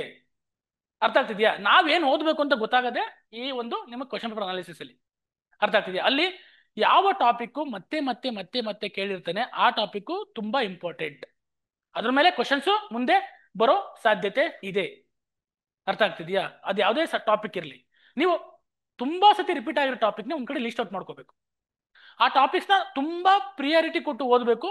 ಆ ಟಾಪಿಕ್ನ ತುಂಬಾ ಡೆಪ್ತ್ ಆಗಿ ಓದಬೇಕು. ಯಾಕೆಂದ್ರೆ ಈಗ ಆಲ್ರೆಡಿ ಕ್ವಶನ್ಸ್ ಕೇಳ್ಬಿಟ್ಟಿದ್ದಾರೆ. ಅದೇ ಕ್ವಶನ್ಸ್ ನಿಮ್ಮ ಅದೃಷ್ಟ ರಿಪೀಟ್ ಆಗ್ಬೋದು, ಅಥವಾ ಅದ್ರ ಸುತ್ತಮುತ್ತ ಕೇಳ್ಬೋದು, ಅಥವಾ ಅದಕ್ಕಿಂತ ಇನ್ನೂ ಇನ್ ಡೆಪ್ತ್ ಆಗಿ ಕ್ವಶನ್ಸ್ಗಳು ಕೇಳ್ಬೋದು. ಅರ್ಥ ಆಗ್ತಿದ್ಯಾ? ಅರ್ಥ ಆಗ್ತಿದೆಯಾ? ಈ ರೀತಿ ನೀವು ಕ್ವಶನ್ ಪೇಪರ್ ಅನಾಲಿಸಿಸ್ ಮಾಡಿದಾಗ ನಿಮ್ಗೆ ಒಂದು ಹಂತದ ನಾಲೆಡ್ಜ್ ಬರುತ್ತೆ, ಯಾವ ರೀತಿ ಕ್ವಶನ್ಸ್ ಬರ್ತಾ ಇದ್ದಾರೆ ಅಂತ. ಅದು ಯಾವಾಗ ಯೂಸ್ ಆಗುತ್ತೆ ಅಂದ್ರೆ ನಿಮ್ಗೆ ಮುಂದಿನ ನಿಮ್ಮ ಈ ಒಂದು ಬೇಸಿಕ್ಸ್ ಬುಕ್ ಓದಕ್ ಬರ್ತಿರಲ್ಲ ಅವಾಗ ನಿಮ್ಗೆ ಅರ್ಥ ಆಗುತ್ತೆ. ಈಗ ನೀವು ಬೇಸಿಕ್ಸ್ ಬುಕ್ಗೆ ಬರಬೇಕು. ನಾನು ಹೇಳಿದೆ ಫಸ್ಟ್ ಸ್ಟೇಜ್ ಏನಂತ ಹೇಳಿದೆ, ಬರ್ಡ್ ವ್ಯೂ. ಏನ್ ಬರ್ಡ್ ವ್ಯೂ ಅಂದ್ರೆ ಆ ಆ ಪಕ್ಷಿ ನೋಟ ಟ್ರಾನ್ಸ್ಲೇಟ್ ಮಾಡಿದ್ರಿ, ಮೀನಿಂಗ್ ಹೇಳ್ರಿ. ನಾನು ಅದ್ ಬಿಟ್ಬಿಡಿ, ಬರ್ಡ್ ವ್ಯೂ ಅಂದ್ರೆ ಏನ್ ಹೇಳ್ರಿ? ಆ ನೋಡ್ಕೊಂಡು ಹೋಗೋದು. ನಾನೇ ಹೇಳಿದೆ ನೋಡ್ಕೊಂಡು ಹೋಗೋದು ಅಂತ. ನಾನು ಅದ್ ಬಿಟ್ಬಿಡಿ, ಬರ್ಡ್ ವ್ಯೂ ಅಂದ್ರೆ ಏನಂತ ಕೇಳ್ತೀನಿ. ಲಿಟ್ರಲ್ ಮೀನಿಂಗ್ ಕೇಳ್ತಾ ಇದ್ದೀನಿ. ಬರ್ಡ್ ವ್ಯೂ ಲಿಟ್ರಲ್ ಮೀನಿಂಗ್ ಏನಿದೆ ಹಂಗಂದ್ರೆ ಏನು? ಪಕ್ಷಿ ನೋಟ ಅಂತ ಹಾಕಿರ್ತಾರೆ. ನೀವು ಬುಕ್ಕಲ್ಲೆಲ್ಲ ನೋಡಿರ್ತೀರಲ್ವಾ, ಪಕ್ಷಿ ನೋಟ ಅಂತ ಹಾಕಿರ್ತಾರೆ. ಆ ಏನಮ್ಮ? ಅಲ್ಲ, ಅದು ಬುಕ್ಕಲ್ಲಿ ನೋಡಿ, ನಾನು ಅದ್ರ ಬಗ್ಗೆ ಕೇಳ್ತಿಲ್ಲ, ಬುಕ್ಕಲ್ಲಿ ನೋಡ್ದ. ಬರ್ಡ್ ವ್ಯೂ ಅಂದ್ರೆ ಹೆಂಗ್ ಕೇಳ್ತಾ ಇದ್ದೀನಿ? ಆ ಮೇಲ್ನೋಟ ಕರೆಕ್ಟಾ? ಇರ್ಲಿ. ಬರ್ಡ್ ವ್ಯೂ ಅಂದ್ರೆ ನೋಡಿ, ಒಂದು ಹದ್ದು ಇದೆಯಲ್ಲ, ಹದ್ದು ಏನ್ ಮಾಡುತ್ತೆ? ಪ್ರೇ ಇರುತ್ತಲ್ಲ, ಅಂದ್ರೆ ಅದ್ರದ್ದು ಏನಂತಾರೆ ಕನ್ನಡದಲ್ಲಿ? ಪ್ರೇ ಅಂದ್ರೆ ಆ ಬೇಟೆ. ಆ ಬೇಟೆನ ಫಸ್ಟ್ ಏನ್ ಮಾಡುತ್ತೆ? ಒಂದು ಐಟಿಗೆ ಹೋಗುತ್ತೆ. ಒಂದು ಐಟಿಗೆ ಹೋಗ್ಬಿಟ್ಟು ಫುಲ್ಲು ಸ್ಕ್ಯಾನ್ ಮಾಡುತ್ತೆ, ಅದ್ರ ಸುತ್ತಮುತ್ತ ಏನಿದೆ, ಡಿಸ್ಟರ್ಬೆನ್ಸ್ ಏನಿದೆ ಎಲ್ಲ ಸ್ಕ್ಯಾನ್ ಮಾಡ್ಕೊಳತ್ತೆ. ಸ್ಕ್ಯಾನ್ ಮಾಡ್ಕೊಂಡು ಝೀ ಅಂತ ಬಂದು ಅದು ಇಟ್ಕೊಂಡು ರಪ್ ಅಂತ ಎದ್ದೋಗ್ಬಿಡುತ್ತೆ. ಹೌದಾ? ಅದಕ್ಕೆ ಬರ್ಡ್ ವ್ಯೂ ಅಂತ ಕರೀತಾರೆ. ಪಕ್ಷಿ ನೋಟ ಅಂದ್ರೆ ನೋಡುತ್ತೆ ಕೂತ್ಕೊಂಡು ಏನೇನಿದೆ ಏನಾದ್ರ ಬಗ್ಗೆ. ಹಂಗೆ ನೀವು ಸಹ ಕೂತ್ಕೊಂಡು ಬುಕ್ಕಲ್ಲಿ ಏನೇನಿದೆ ಅಂತ ಎಲ್ಲ ನೋಡ್ಬೇಕು. ಅಂದ್ರೆ ಏನ್ ಓದ್ಬೇಕು, ನಾನು ಏನ್ ಓದ್ಬೇಕು, ಏನ್ ಕ್ಯಾಚ್ ಮಾಡ್ಬೇಕು, ಯಾವ್ದನ್ನ ಜಾಸ್ತಿ ಇಂಪ್ರೆಸ್ ಮಾಡಿ ಓದ್ಬೇಕು ಅನ್ನೋದ ನಿಮ್ಗೆ ಗೊತ್ತಾಗೋದು ಈ ಒಂದು ಫಸ್ಟ್ ಸ್ಟೇಜ್ ಅಲ್ಲಿ. ಅರ್ಥ ಆಗ್ತಿದ್ಯಾ? ಹಿಂಗೆ ನೋಡಿ, ಇದೊಂದು ಟೈಮ್ ತಗೋಬಾರ್ದು, ಸುಮ್ಮನೆ ನೋಡ್ಕೊಂಡು ಹೋಗ್ಬೇಕು. ಯಾಕೆ ನೀವು 6ನೇ ಕ್ಲಾಸ್ ಪಾಸ್ ಆಗಿದ್ದೀರಾ? 6ನೇ ಕ್ಲಾಸ್ ಎಲ್ಲ ಯಾರು ಪಾಸ್ ಆಗಿಲ್ಲ? 6ನೇ ಕ್ಲಾಸ್, 6th, 7th ಎಲ್ಲ ಪಾಸ್ ಆಗಿದ್ರಲ್ವಾ? ಅಪ್ ಟು 12th ವರೆಗೂ ಪಾಸ್ ಆಗಿದ್ದೀರಲ್ವಾ? ಅಂದ್ರೆ ನೀವೆಲ್ಲ ಅದನ್ನ ಒಂದ್ಸತಿ ಬಂದಿರ್ತೀರಾ. ಈಗ ನಿಮ್ಗೆ ಅದನ್ನ ಜಾಸ್ತಿ ಓದಕ್ಕೆ ಜಾಸ್ತಿ ಟೈಮ್ ತಗೋಬಾರ್ದು. ನೀವೇನ್ ಮಾಡ್ಬೇಕು? ಒಂದ್ಸತಿ ನೋಡ್ಕೊಂಡು ಬರಬೇಕು. ಅವಾಗ ನಿಮ್ಗೊಂದು ಐಡಿಯಾ ಬರುತ್ತೆ ಏನೇನ್ ಟಾಪಿಕ್ಸ್ ಇದೆ. 6th ತಗೊಂಡಾಗ ಏನ್ಷಿಯಂಟ್ ಹಿಸ್ಟ್ರಿ ಇದೆ, ಶಿಲಾಯುಗ ಇದೆ, ಮೌರ್ಯ ಸಾಮ್ರಾಜ್ಯ ಇದೆ, ವೇದಗಳ ಕಾಲ ನಾಗರಿಕತೆ ಇದೆ, ಕುಶನವರು ಇದೆ, ಬರುತ್ತೆ. ಸೈನ್ಸ್ ಅಲ್ಲಿ ಏನು ಮ್ಯಾಗ್ನೆಟಿಸಮ್ ಇದೆ, ಗುರುತ್ವ ಇದೆ, ಗೊತ್ತಾಗ್ತದೆ. ಈ ತರ ಇರುತ್ತೆ. ಮತ್ತೆ ಪೊಲಿಟಿನಲ್ಲಿ ಮೂಲಭೂತ ಹಕ್ಕುಗಳ ಬಗ್ಗೆ ಹೇಳ್ತಾರೆ, ರಾಷ್ಟ್ರಪತಿ ಬಗ್ಗೆ ಹೇಳ್ತಾರೆ, ನಮ್ಮ ಪ್ರಜಾಪ್ರಭುತ್ವ ಬಗ್ಗೆ ಹೇಳ್ತಿದ್ದಾರೆ, ಗೊತ್ತಾಗುತ್ತೆ. ಈ ರೀತಿ ನೋಡ್ಕೊಂಡು ಹೋಗಿ ಸೆಕೆಂಡ್ ಟೈಮ್ ಬಂದಾಗ ಏನ್ ಮಾಡ್ಬೇಕು? ಒಂದು ಮಾರ್ಕರ್ ತಗೊಂಡು ಇಂಪಾರ್ಟೆಂಟ್ ಟಾಪಿಕ್ಸ್ ನ ಅಂಡರ್ಲೈನ್ ಮಾಡ್ತಾ ಬರಬೇಕು. ಈಗ ಪ್ರಜಾಪ್ರಭುತ್ವ ಅಂದ್ರೆ ಏನು ಅಂತ 6th ಅಲ್ಲಿ ಕೊಟ್ಟಿರ್ತಾರೆ. ಪ್ರಜಾಪ್ರಭುತ್ವ ಡೆಫಿನೇಷನ್ ಕೊಟ್ಟಿರ್ತಾರೆ. ಆ ಡೆಫಿನೇಷನ್ ತಲೆಗೆ ಹಾಕೋಬೇಕು. ಯಾಕೆಂದ್ರೆ ನೀವು ಕೇಸ್ ಮೈನ್ಸ್ ಬೇರೆ ಕೊಟ್ಟಿದ್ದೀರಾ. ಪ್ರಜಾಪ್ರಭುತ್ವ ಡೆಫಿನೇಷನ್ ಗೊತ್ತಿರಬೇಕು. ಬರೀ ನೀವು ಪ್ರಿಲಿಮ್ಸ್ ಪಾಯಿಂಟ್ ಆಫ್ ವ್ಯೂ ನಲ್ಲೇ ನೋಡಬಾರ್ದು, ಗೊತ್ತಾಗ್ತಿದೆ? ಮೈನ್ಸ್ ಪಾಯಿಂಟ್ ಆಫ್ ವ್ಯೂ ನಲ್ಲಿ ನೋಡಬೇಕು. ಪ್ರಜಾಪ್ರಭುತ್ವ ಎಂದರೇನು ಅಂತ ಕ್ವಶನ್ಸ್ ಕೊಟ್ಟಾಗ ನೀವು ಅದನ್ನ ಡೆಫಿನೇಷನ್ ಬರ್ದು ಅದಕ್ಕೆ ಎಕ್ಸ್ಪ್ಲೈನ್ ಕೊಡಂಗಿರಬೇಕು. ಅದಕ್ಕೆ ನಿಮಗೆ ಕೆಲವು ಡೆಫಿನೇಷನ್ಗಳು ಬಯಾಟ್ ಹಾಕ್ಬೇಕು. ಎಕ್ಸಾಂಪಲ್ ಹೇಳಿದೆ ನಾನು, ಪ್ರಜಾಪ್ರಭುತ್ವ, ಜಾತ್ಯತೀತತೆ, ಸಾಮಾಜಿಕ ನ್ಯಾಯ, ಸಮಾಜವಾದಿ ಸಮಾಜವಾದಿ ತತ್ವಗಳು, ಗೊತ್ತಾಗ್ತಿದ್ಯಾ? ಈ ರೀತಿ ಆ ಡೆಫಿನೇಷನ್ಗಳು ಗೊತ್ತಾಗ್ಬೇಕು ನಿಮ್ಗೆ. ಅದನ್ನ ಅಂಡರ್ಲೈನ್ ಮಾಡ್ಕೊಂಡು ಹೋಗ್ಬೇಕು ನೀಟಾಗಿ ಅಂಡರ್ಲೈನ್ ಮಾಡ್ಕೊಂಡು ಹೋಗ್ತೀರಾ, ಗೊತ್ತಾಗ್ತಿದ್ಯಾ? ನೆಕ್ಸ್ಟ್ ಥರ್ಡ್ ರೀಡಿಂಗ್ ಅಲ್ಲಿ ಏನ್ ಮಾಡ್ಬೇಕು? ಕಾನ್ಸೆಪ್ಟ್ ಅರ್ಥ ಮಾಡ್ಕೋಬೇಕು. ಏನು ಪ್ರಜಾಪ್ರಭುತ್ವ ಅಂದ್ರೆ ಏನು? ಎಕ್ಸಾಂಪಲ್ ನಮ್ಮ ಭಾರತದಲ್ಲಿ ಹೆಂಗಿದೆ, ಚೀನಾದಲ್ಲಿ ಹೆಂಗಿದೆ, ಅಮೆರಿಕದಲ್ಲಿ ಹೆಂಗಿದೆ, ಅಲ್ಲಿ ಅವ್ರ ತರ ಡೆಮೋಕ್ರಸಿ ಇದೆ. ಈಗ ಇಂಡಿಯಾದಲ್ಲಿ ಡೆಮೋಕ್ರಸಿ ಇದೆ, ಅಮೆರಿಕದಲ್ಲೂ ಡೆಮೋಕ್ರಸಿ ಇದೆ. ಅಲ್ಲಿ ಪ್ರೆಸಿಡೆಂಟ್ ಡೆಮೋಕ್ರಸಿ, ಇಲ್ಲಿ ಆ ಗೊತ್ತಾಗ್ತಿದ್ಯಾ? ಈ ರೀತಿ ಡೆಮೋಕ್ರಸಿಗಳು ಯಾವ ವೆರೈಟಿ ಇದೆ, ಗೊತ್ತಾಗ್ತಿದ್ಯಾ? ಮತ್ತೆ ಕಾನ್ಸೆಪ್ಟ್, ಮೂಲಭೂತ ಹಕ್ಕುಗಳು ನಮ್ಮ ದೇಶದಲ್ಲಿ ಹೆಂಗಿದೆ, ಬೇರೆ ದೇಶಗಳಲ್ಲಿ, ಈ ತರ ನೀವು ಕಾನ್ಸೆಪ್ಟ್ ಅರ್ಥ ಮಾಡ್ಕೊಂಡು ಬರ್ತೀರಿ. ಅಲ್ಲಿ ಓದ್ತಾ ಎಕ್ಸಾಂಪಲ್ ಹೇಳ್ತಾ ಇದ್ದೀನಿ, ಆ ಟಾಪಿಕ್ಸ್ ನ ಓದ್ತಾ ಅರ್ಥ ಮಾಡ್ಕೊಂತೀರಾ ಅಲ್ವಾ? ಹಿಂಗ ಅರ್ಥ ಮಾಡ್ಕೊಂಡು 6th to 10th ವರೆಗೂ ಏನ್ ಮಾಡಿದ್ರಿ? ಓದುದ್ರಾ? 6th to 10th ವರೆಗೂ ಹೋಯ್ತು. ಇದೇ ತರ ಫಸ್ಟ್ ಏನ್ ಮಾಡ್ಬೇಕು? ಅಕಸ್ಮಾತ್ ನಿಮ್ಗೆ ಓದಕ್ಕೆ ಹೆಂಗ್ ಮಾಡ್ಬೇಕು ಅಂದ್ರೆ 6th ಇಂದ ಸ್ಟಾರ್ಟ್ ಮಾಡ್ಕೊಂಡ್ರೆ ಅಪ್ ಟು 10th ವರೆಗೂ 6th history, 7th history, 8th history, 9th history, 10th history ಮುಗಿಸ್ಬೇಕು. ನೆಕ್ಸ್ಟ್ ಪೊಲಿಟಿ, ಜಿಯೋಗ್ರಫಿ, ಈ ರೀತಿ ಮುಗಿಸ್ಕೊಂಡ್ ಬರ್ಬೇಕು. ಒಂದು ಕಂಟಿನ್ಯೂಟಿ ಸಿಗುತ್ತೆ ಅಷ್ಟೇನೆ. ಓಕೆನಾ? ಇದ ಸೈನ್ಸ್ ಹಂಗೇನೆ. ಫಿಸಿಕ್ಸ್ ತಗೊಂಡ್ರೆ ಫಿಸಿಕ್ಸ್ ಮುಗಿಸಿ, ಕೆಮಿಸ್ಟ್ರಿ ಮುಗಿಸಿ, ಬಯಾಲಜಿ ಮುಗಿಸಿ. ಓಕೆನಾ? ಈ ತರ ಆದ್ಮೇಲೆ 6th to 10th ಆದ್ಮೇಲೆ ಏನ್ ಮಾಡ್ಬೇಕು? ನೋಟ್ಸ್ ಮಾಡ್ಕೋಬೇಕು ನಿಮ್ದೇ ಆದ, ಗೊತ್ತಾಗ್ತಿದ್ಯಾ? 6th ಇಂದ ಹೆಂಗೆ ಅಂತಂದ್ರೆ, ಈಗ ಮೌರ್ಯರು ಅಂತ ಬಂತು ಅಂದ್ಕೊಳ್ಳಿ, ಮೌರ್ಯ ಸಾಮ್ರಾಜ್ಯ ಅಂತ ಬಂತು ಅಂದ್ಕೊಳ್ಳಿ. ಈ ಮೌರ್ಯ ಸಾಮ್ರಾಜ್ಯ ತಗೊಂಡ್ರೆ 6th ಇಂದ 10th ವರೆಗೂ ಮೌರ್ಯ ಸಾಮ್ರಾಜ್ಯ ಎಲ್ಲೆಲ್ಲಿ ಏನೇನಿದೆ ಅದನ್ನ ಒಂದ್ ಕಡೆ ನೋಟ್ಸ್ ಮಾಡ್ಕೋಬೇಕು. ಓಕೆನಾ? ವೇದಗಳ ಕಾಲ ನಾಗರಿಕತೆ ಎಲ್ಲೆಲ್ಲಿ ಬರುತ್ತೆ ಒಂದ್ ಕಡೆ ನೋಟ್ಸ್ ಮಾಡ್ಕೋಬೇಕು. ಗ್ರಾವಿಟೇಷನ್ 6th to 10th ವರೆಗೆ ಎಲ್ಲೆಲ್ಲಿ ಬರುತ್ತೆ ಒಂದ್ ಕಡೆ ನೋಟ್ಸ್ ಮಾಡ್ಕೋಬೇಕು. ಅರ್ಥ ಆಗ್ತಿದ್ಯಾ? ನೆಕ್ಸ್ಟ್ ಇನ್ನ ಯಾವ್ದೋ ಮೂಲಭೂತ ಹಕ್ಕುಗಳು ಬಂದ್ರೆ ಒಂದ್ ಕಡೆ ನೋಟ್ಸ್ ಮಾಡ್ಕೋಬೇಕು. ಈ ರೀತಿ ನೋಟ್ಸ್ ಮಾಡ್ಕೊಂಡ್ರಿ up to 6th. Next up to 6th to 10th ವರೆಗೂ ಬುಕ್ಸ್ ನ ಸೈಡ್ಗೆ ಹಾಕ್ಬಿಟ್ಟು ನಿಮ್ಮ ಮಾಡಿರೋ ನೋಟ್ಸ್ ನ ಒಂದ್ಸತಿ ರಿವೈಸ್ ಮಾಡ್ಬೇಕು. ಓಕೆನಾ? ರಿವೈಸ್ ಮಾಡಿದ್ಮೇಲೆ ನಿಮ್ಗೊಂದು ಕ್ಲಾರಿಟಿ ಸಿಗುತ್ತೆ ನಾನು ಏನೇನು ಓದಿದ್ದೀನಿ ಅಂತ. ಇಲ್ಲಿಗೆ ನಿಮ್ದು ಒಂದು 30% ಆಫ್ ಸಿಲೆಬಸ್ ಕಂಪ್ಲೀಟ್ ಆಗಿರುತ್ತೆ. ಅವಾಗ ಹೇಗೇನು ಕ್ವಶನ್ ಪೇಪರ್ ತಗೋಬೇಕು, ನಿಮ್ಗೆ ಎಷ್ಟೋ ಕ್ವಶನ್ಸ್ಗೆ ಆನ್ಸರ್ ಗೊತ್ತಾಗಿರಲ್ಲ, ಸುಮ್ಮನೆ ನೋಡ್ಕೊಂಡು ಹೋಗಿರ್ತೀರಾ, ಅದಕ್ಕೆ ಇಲ್ಲಿ ಆನ್ಸರ್ ಸಿಕ್ಕಿರುತ್ತೆ ನೀವು ಓದ್ಬೇಕಾರೆ. ನಿದ್ದೆ ಬೈತೈತೇನ್ರಪ್ಪ ಹುಡುಗ್ರ? ಬೋರ್ ಆಗ್ತಿದ್ಯಾ ಇಲ್ವಾ? ಓಕೆನಾ? ನಿಮ್ಗೊಂದು ಕ್ಲಾರಿಟಿ ಸಿಗುತ್ತೆ, ಏನು ನನಗೆ ಯಾವ ಸಬ್ಜೆಕ್ಟ್ ಕಷ್ಟ ಆಗಿತ್ತು, ನಾನು ಅದನ್ನು ಓದಿದ್ದೀನಾ ಇಲ್ವೋ, ಅಂಡರ್ಸ್ಟ್ಯಾಂಡ್ ಆಗಿದೆಯೋ ಇಲ್ವೋ ಅಂತ ನಿಮಗೆ ಕ್ವಶನ್ ಪೇಪರ್ ಮತ್ತೆ ನೋಡಿದಾಗ ಗೊತ್ತಾಗುತ್ತೆ. ಇದು ಒಂದಂತ ಮುಗೀತು. ಓಕೆನಾ? ಎರಡನೇ ಹಂತದಲ್ಲಿ ಏನ್ ಮಾಡಬೇಕು, ಈಗ 11th ಮತ್ತೆ 12th ಬುಕ್ಸ್ ತಗೋಬೇಕು. 11th 12th ಯಾವ ಹೋಗ್ಬೇಕು ಅಂದ್ರೆ history, polity, geography, economics, sociology, ಇಷ್ಟು ಬುಕ್ಸ್ನು ಓದಬೇಕು ಫಸ್ಟ್ ಇಯರ್ ಮತ್ತೆ ಸೆಕೆಂಡ್ ಇಯರ್. ಓದ್ತಿದಾ? ಈಗ ಹಿಸ್ಟ್ರಿ ಓದ್ತೀರಾ, ಹಿಸ್ಟ್ರಿ ಓದಿದಾಗ ಫಸ್ಟ್ ಇಯರ್ ಹಿಸ್ಟ್ರಿಲಿ ಏನಿದೆ ನಿಮ್ಗೆ ವರ್ಲ್ಡ್ ಹಿಸ್ಟ್ರಿ ಇದೆ, ಗೊತ್ತಾಗ್ತಿದ್ಯಾ? ಸೆಕೆಂಡ್ PUC ನಲ್ಲಿ ಇಂಡಿಯನ್ ಹಿಸ್ಟ್ರಿ ಇದೆ, ಕರೆಕ್ಟಾ? ಈಗ ಏನ್ ಮಾಡಬೇಕು, ಇವನು ಓದಿ ನೀವೇನು 10th ನೋಟ್ಸ್ ಮಾಡ್ಕೊಂಡಿರ್ತೀರಾ, ಇಲ್ಲಿರೋ ಪಾಯಿಂಟ್ಸ್ಗಳನ್ನ ಅಲ್ಲಿಗೆ ಆಡ್ ಮಾಡಬೇಕು. ಈಗ ಮೌರ್ಯ ಸಾಮ್ರಾಜ್ಯ 12th ಅಲ್ಲಿ ಓದ್ತೀರಾ, ಅಲ್ಲಿ ಬರೋ ಪಾಯಿಂಟ್ಸ್ ಎಲ್ಲ ನೀವು ನೋಟ್ಸ್ ಮಾಡ್ಕೊಂಡಿರ್ತೀರಾ 6th 10th ಅಲ್ಲಿಗೆ ಆಡ್ ಮಾಡ್ಕೋಬೇಕು. ನೆಕ್ಸ್ಟ್ ಪಾಲಿಟಿಲೂ ಅಷ್ಟೇ, ಜಿಯೋಗ್ರಫಿಲೂ ಅಷ್ಟೇ, ಎಕನಾಮಿಕ್ಸಲ್ಲೂ ಅಷ್ಟೇ, ಸೋಷಿಯಾಲಜಿಯೂ ಅಷ್ಟೇ. ಯಾಕೆ ಗೊತ್ತಾ? ಸೋಷಿಯಾಲಜಿನೂ ಇಂಪಾರ್ಟೆಂಟ್. KPSC ಸೋಷಿಯಾಲಜಿ ಮೇಲೆ ತುಂಬಾ ಕ್ವಶನ್ಸ್ ಬರ್ತಾ ಇದೆ. ಕುಟುಂಬ ಅಂದರೇನು ನಿಮ್ಗೆ ಕಾನ್ಸೆಪ್ಟ್ ಅಲ್ಲೇ ಗೊತ್ತಾಗೋದು, ಗೊತ್ತಾ? ಜನಸಂಖ್ಯೆ, ಗೊತ್ತಾಗ್ತಿದೆ, ಕೆಲವು ಸಿದ್ಧಾಂತಗಳು ನಿಮ್ಗೆ ಇಲ್ಲಿ ಸೋಷಿಯಾಲಜಿ ಗೊತ್ತಾ. ಎಕನಾಮಿಕ್ಸ್ ಅಲ್ಲಿ ಇನ್ನ ಗೊತ್ತಲ್ಲ, ಮಾಮೂಲಿ ಎಕನಾಮಿಕ್ಸ್ ಅಲ್ಲಿ ಹಣದುಬ್ಬರ, RBI ಮತ್ತೆ ಬೇರೆ ಬೇರೆ ಟಾಪಿಕ್ಸ್ ಹೋಗ್ತಾ ಇಲ್ಲ, ನಿಮ್ಗೆ ಒಂದು ಓವರ್ ವ್ಯೂ ಕೊಡ್ತಾ ಇದ್ದೀನಿ ಅಷ್ಟೇ, ಯಾವ ರೀತಿ ಓದ್ಬೇಕು ಅನ್ನೋದಕ್ಕೆ. ಅರ್ಥ ಆಗ್ತಿದ್ಯಾ? ಈ ರೀತಿ ನೀವೇನ್ ಮಾಡ್ಬೇಕು, ವರ್ಲ್ಡ್ ಹಿಸ್ಟ್ರಿ ಓದ್ಕೊಂತೀರಾ, ಜಿಯೋಗ್ರಫಿ ಓದ್ಕೊಂತೀರಾ, ಎಲ್ಲ ಓದಿ ಒಂದು ನೋಟ್ಸ್ ರೆಡಿ ಆಯ್ತು. ಹಿಸ್ಟ್ರಿಗೊಂದು ನೋಟ್ಸು, ಪಾಲಿಟಿಗೊಂದು ನೋಟ್ಸು, ಜಿಯೋಗ್ರಫಿಗೊಂದು ನೋಟ್ಸು. ಇದು ನಿಮ್ಮ ಏನಾಯ್ತು 50% ಆಫ್ ದಿ ಸಿಲೆಬಸ್ ಕಂಪ್ಲೀಟ್ ಆಯ್ತು ಸದ್ಯಕ್ಕೆ. ಓಕೆನಾ? ನೆಕ್ಸ್ಟ್ ಏನ್ ಮಾಡಬೇಕು, ಮತ್ತೆ ಕ್ವಶನ್ ಪೇಪರ್ ತಗೋಬೇಕು. ಕ್ವಶನ್ ಪೇಪರ್ ರಿವಿಷನ್ ಮಾಡಬೇಕು. ಯಾವ ಕ್ವಶನ್ಸ್ ನನಗೆ ಗೊತ್ತಾಗ್ತಿಲ್ಲ, ಯಾವ ಕ್ವಶನ್ಸ್ ಇನ್ನೂ ಡೆಪ್ತ್ ಕೇಳ್ತಾ ಇದ್ದಾರೆ. ನಿಮ್ಗೆ ಒಂದಷ್ಟು ಕ್ವಶನ್ಸ್, ಈಗ 100 ಕ್ವಶನ್ಸ್ ಅಲ್ಲಿ, ಎಕ್ಸಾಂಪಲ್ ಹಿಸ್ಟ್ರಿ 100 ಕ್ವಶನ್ಸ್ ಅಲ್ಲಿ ನಿಮ್ಗೆ 70 ಕ್ವಶನ್ಸ್ಗೆ ಇಲ್ಲಿವರೆಗೂ ಆನ್ಸರ್ ಸಿಕ್ಕಿರುತ್ತೆ, ಇಲ್ಲಿವರೆಗೂ ಓದಿರ್ತಿರಲ್ಲ, ಇಲ್ಲಿ ಸಿಕ್ಕಿರುತ್ತೆ. ಇನ್ 30% ಆಫ್ ದಿ ಕ್ವಶನ್ಗೆ ಆನ್ಸರ್ ಸಿಗಲ್ಲ, ಯಾಕೆಂದ್ರೆ ಅದಕ್ಕೆ ಇನ್ನೂ ಎಕ್ಸ್ಟ್ರಾ ಓದ್ಬೇಕಾಗುತ್ತೆ. ಅದೇ ನೆಕ್ಸ್ಟ್ ಬರೋದು ಏನು, ನೆಕ್ಸ್ಟ್ ಏನ್ ಓದ್ಬೇಕು, ಆಥರ್ ಬುಕ್ಸ್ ಅಥವಾ ರೆಫರೆನ್ಸ್ ಬುಕ್ ಓದ್ಬೇಕು. ಅವಾಗ ಏನ್ ಮಾಡ್ಬೇಕು, ಇದೆ ಮೊದ್ಲೇ ಏನ್ ಮಾಡ್ತಾರೆ ಗೊತ್ತಾ, ಕಾಂಪಿಟೇಟಿವ್ ಎಕ್ಸಾಮ್ ಬರ್ತಿದ್ದಂಗೆ ಅಪ್ ಅಂತ ಒಂದು 10,000 ರೂಪಾಯಿ ಇಸ್ಕೊಂಡ್ ಬಂದ್ಬಿಟ್ಟು ಅಲ್ಲಿ ಅರವಿಂದ್ ಬುಕ್ ಸ್ಟಾಲ್ಗೋ ಇಲ್ಲ ಇದಕ್ಕೋ ಹೋಗ್ಬಿಟ್ಟು ಅಲ್ಲಿ ಕಣ್ಣಿಗೆ ಕಲರ್ ಬುಕ್ಸ್ ಎಲ್ಲ ಬ್ಯಾಗ್ ಹಾಕೊಂಡು ಬಿಲ್ ಮಾಡಿಸಿ ಒಂದು 10,000 ತಂದು ಮನೇಲಿ ಬಿಸಾಕಿ ಅವನ್ ತಲೆ ದಿಮ್ ಮಾಡ್ಕೊಂಡು ಮಲ್ಕೊಳೋದು. ಗೊತ್ತಾಗ್ತಿದ್ಯಾ? ಇದು ಮಾಡಬಾರ್ದು. ಫಸ್ಟ್ ಬೇಸಿಕ್ಸ್ ಬುಕ್ ಮುಗಿಸೋದಾಗ ಬೇರೆ ಬುಕ್ಸ್ನ ಪರ್ಚೇಸ್ ಮಾಡ್ಬಿಡಿ, ಅದು ಇಲ್ಲೇ ಕೊಡ್ತಾರೆ ನಿಮ್ಗೆ, ಗೊತ್ತಾಗ್ತಿದೆ, ನಿಮ್ಮ ಅಕಾಡೆಮಿಗಳಲ್ಲಿ ಕೊಡ್ತಾರೆ, ಗೊತ್ತಾಗ್ತದೆ. ಫಸ್ಟ್ ನೀವು ಇಲ್ಲಿ ಬಂದಾಗ ಸ್ಟಾರ್ಟ್ ಮಾಡ್ತೀರಾ, ಇದನ್ನ ಬೇಸಿಕ್ ಇಷ್ಟು ಮುಗಿಸ್ಕೊಂಡ್ಬಿಡ್ಬೇಕು. ಅವಾಗ ಇವ್ರು ಪಾಠ ಮಾಡೋದೆಲ್ಲ ಚೆನ್ನಾಗಿ ಅರ್ಥ ಆಗತ್ತೆ, ಗೊತ್ತಾಗ್ತಿದ್ಯಾ? ಅವಾಗ ನೀವು ಇನ್ನೂ ಕ್ಯೂರಿಯಸ್ ಆಗಿರ್ತೀರಾ, ಅವಾಗ ನಿಮ್ಗೆ ಕ್ವಶನ್ಸ್ ಕೇಳಕ್ಕೆ, ಅಲ್ಲಿ ಡೌಟ್ಸ್ ಕೇಳಕ್ಕೆ, ಕ್ಲಾರಿಟಿ ಮಾಡ್ಕೊಳಕ್ಕೆ ನಿಮ್ಗೆ ಈಸಿ ಆಗ್ತಾ ಇರುತ್ತೆ. ಇದನ್ನೆಲ್ಲ ನೀವು ವರ್ಕೌಟ್ ಮಾಡ್ಕೊಂಡು ಬಂದಿದ್ರೆ, ಇಲ್ಲಾಂದ್ರೆ ಅವ್ರು ಏನ್ ಹೇಳ್ತಾರೋ ಅದನ್ನ ಪಾಠ ಕೇಳ್ಕೊಂಡು ಹೋಗ್ಬೇಕಾಗತ್ತೆ. ಅರ್ಥ ಆಗ್ತಿದ್ಯಾ? ಅದಕ್ಕೆ ಇಲ್ಲಿಂದ ಮನೇಲಿ ಹೋದ್ಮೇಲೆ ಅಯ್ಯೋ ಬೆಳಗ್ಗಿಂದ ಕ್ಲಾಸ್ ಸುಸ್ತಾಗಿದೆ ಅಂದ್ಬಿಟ್ಟು ಕಾಲೆತ್ಕೊಂಡು ಮಲ್ಕೊಂಡ್ರೆ ನಿಮ್ಗೂ ಕಾಲೆತ್ತಿಸ್ಬಿಡ್ತಾರೆ. ಅರ್ಥ ಆಗ್ತಾ ಇದೆಯಾ?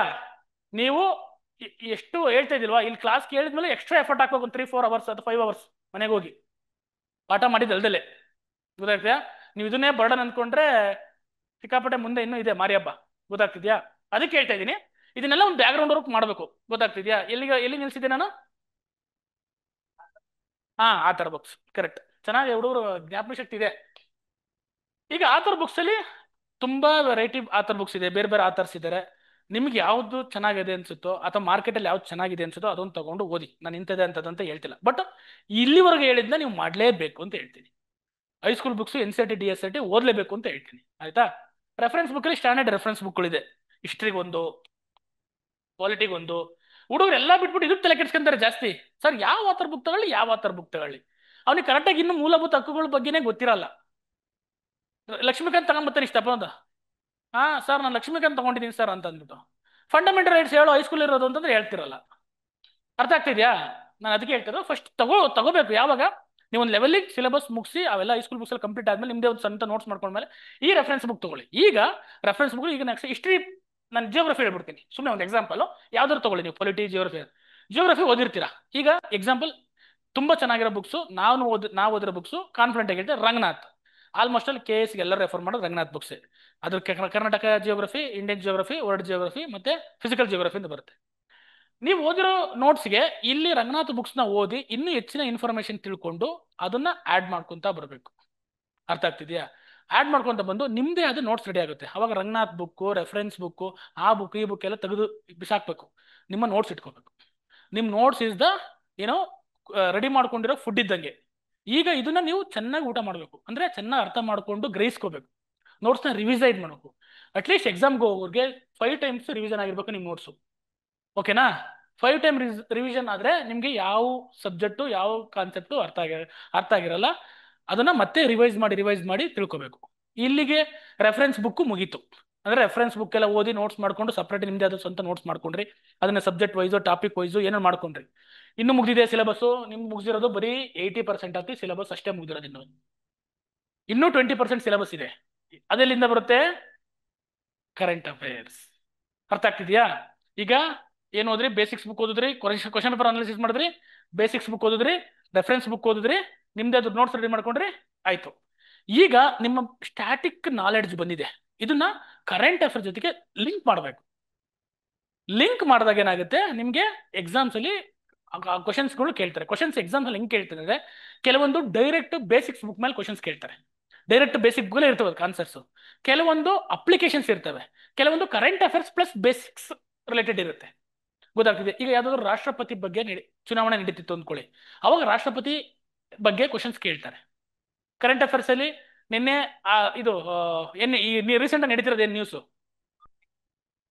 ಉಪರಾಷ್ಟ್ರಪತಿ ಧನ್ಕರ್ ಅವರು ಏನ್ ಕೊಟ್ರು? ರಾಜೀನಾಮೆ ಕೊಟ್ರು, ಡ್ಯೂ ಟು ಹೆಲ್ತ್ ಇಶ್ಯೂಸ್ ಇಂದ ಕೊಟ್ರು. ಈಗ ಅದಕ್ಕೆ ಚುನಾವಣೆ ನಡಿಬೇಕು. ಈಗ ನೀವೇನ್ ಮಾಡ್ಬೇಕು?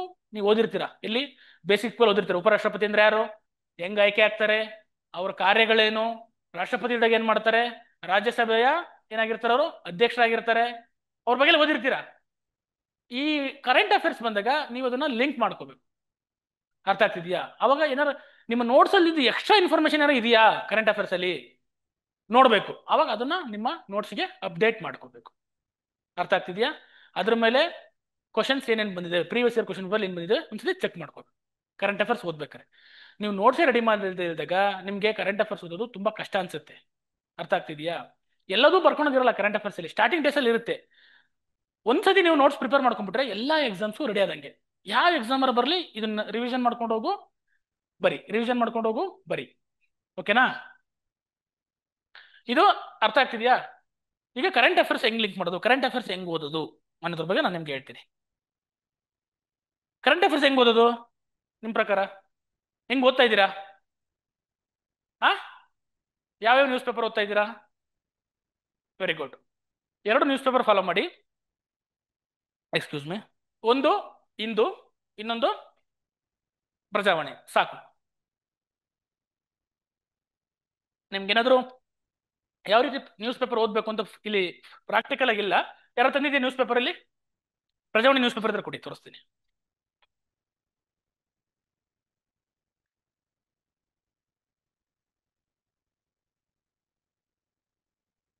ಆಯ್ತು, ನಿಧಾನಕ್ಕೆ ತೆಗೀರಿ, ಓಪನ್ ಮಾಡಿ. ಆಯ್ತಾ? ಪ್ರಜಾವಾಣಿ ಪೇಪರು ಯಾಕೆಂದ್ರೆ ತುಂಬಾ ಬ್ಯಾಲೆನ್ಸ್ ಆಗಿರುತ್ತೆ, ಓದ್ರೆ ಸಾಕು. ಇಂದು ಪೇಪರು ಇಂಗ್ಲಿಷ್ ಮೀಡಿಯಂ ಅಲ್ಲಿ ಓದ್ರೆ ಸಾಕಾಗುತ್ತೆ. ಓಕೆನಾ? ಕೊಡಿ. ನೋಡಿ, ಯಾವತ್ತು ನ್ಯೂಸ್ ಪೇಪರ್ ಓದ್ಬೇಕಾರೆ ಗೊತ್ತಾಗ್ತಿದ್ಯಾ? ನೋಡಿ, ಚೆನ್ನಾಗಿ ಓದಿದ್ದಾರೆ. ನ್ಯೂಸ್ ಪೇಪರು ಇಲ್ಲೆಲ್ಲೂ ಗುರುವಾರ 31 ಜುಲೈ. ಮೇಡಮ್ ಏನಿದು ಇದನ್ನ ಕೊಟ್ಬಿಡಲ್ಲ. ಆಯ್ತು ಬಿಡು, ಅಲ್ಲಿ ಇದನ್ನೇ ಎಕ್ಸ್ಪ್ಲೇನ್ ಮಾಡ್ಬಿಡ್ತೀನಿ. ನಾನು ಇದೇನಪ್ಪ ಬೆಳಗ್ಗೆ ನಾನು ಓದಿದ್ದೀವಿ, ಬೇರೆ ನ್ಯೂಸ್ ಇದೆಯಾ, ಇವರು ಇವ್ಯಾವುದೋ ಪಬ್ಲಿಷ್ ಮಾಡ್ಸ್ಕೊಂಬಂತಾರೆ ಅಂದ್ಕೊಂಡೆ. ಜುಲೈ 31 ಕೊಟ್ಟಿದ್ದಾರೆ. ಓಕೆ ನೋಡಿ, ಇದು ಯಾವತ್ತೂ ಈ ಮೈನ್ ಪೇಜ್ ಅಲ್ಲಿ ಇರ್ತಾರಲ್ಲ, ಇದು ತುಂಬಾ ಇಂಪಾರ್ಟೆಂಟ್ ನ್ಯೂಸ್. ನೋಡಿ, ಅಮೆರಿಕದಿಂದ ಸುಂಕ ಪ್ರಹಾರ. ಏನು ಅಮೆರಿಕ ಮತ್ತೆ ಇಂಡಿಯಾದ ಮಧ್ಯೆ ನಡೀತಾ ಇದೆಯಲ್ಲ, ಏನ್ ನಡೀತಾ ಇದೆ? ಟ್ಯಾಕ್ಸ್. ಏನಕ್ಕೆ? ಎಷ್ಟು ಪರ್ಸೆಂಟ್? ಅದರಿಂದ ನಮ್ಮ ಮೇಲೆ ಏನ್ ಪರಿಣಾಮ ಆಗುತ್ತೆ? GDP ಮೇಲೆ. ಹೆಂಗೆ? ಯಾವ ತರ? ಹಿಂಗೆ. ಗೊತ್ತಾಗ್ತಿದ್ಯಾ? ನ್ಯೂಸ್ ಪೇಪರ್ಲಿ ಈ ಫ್ರಂಟ್ ಪೇಜ್ ಅಲ್ಲಿ ಬರೋ ನ್ಯೂಸ್ ಇಂಪಾರ್ಟೆಂಟ್. ಇದು ಯಾವ ಟಾಪಿಕ್ ಬರುತ್ತೆ? ಎಕನಾಮಿ ಪ್ಲಸ್ ಇಂಟರ್ನ್ಯಾಷನಲ್ ರಿಲೇಶನ್ಶಿಪ್ ಅಲ್ಲಿ ಬರುತ್ತೆ. ನೆಕ್ಸ್ಟ್ ಇಲ್ಲಿ ನೋಡಿ, ಬಾನ್ನಲ್ಲಿ ಭಾರತದ ಶಕ್ತಿಶಾಲಿ ಕಣ್ಣು. ಏನು ಏನ್ರ ಬಗ್ಗೆ ಹೇಳ್ತಾ ಇದೆ ಇದು?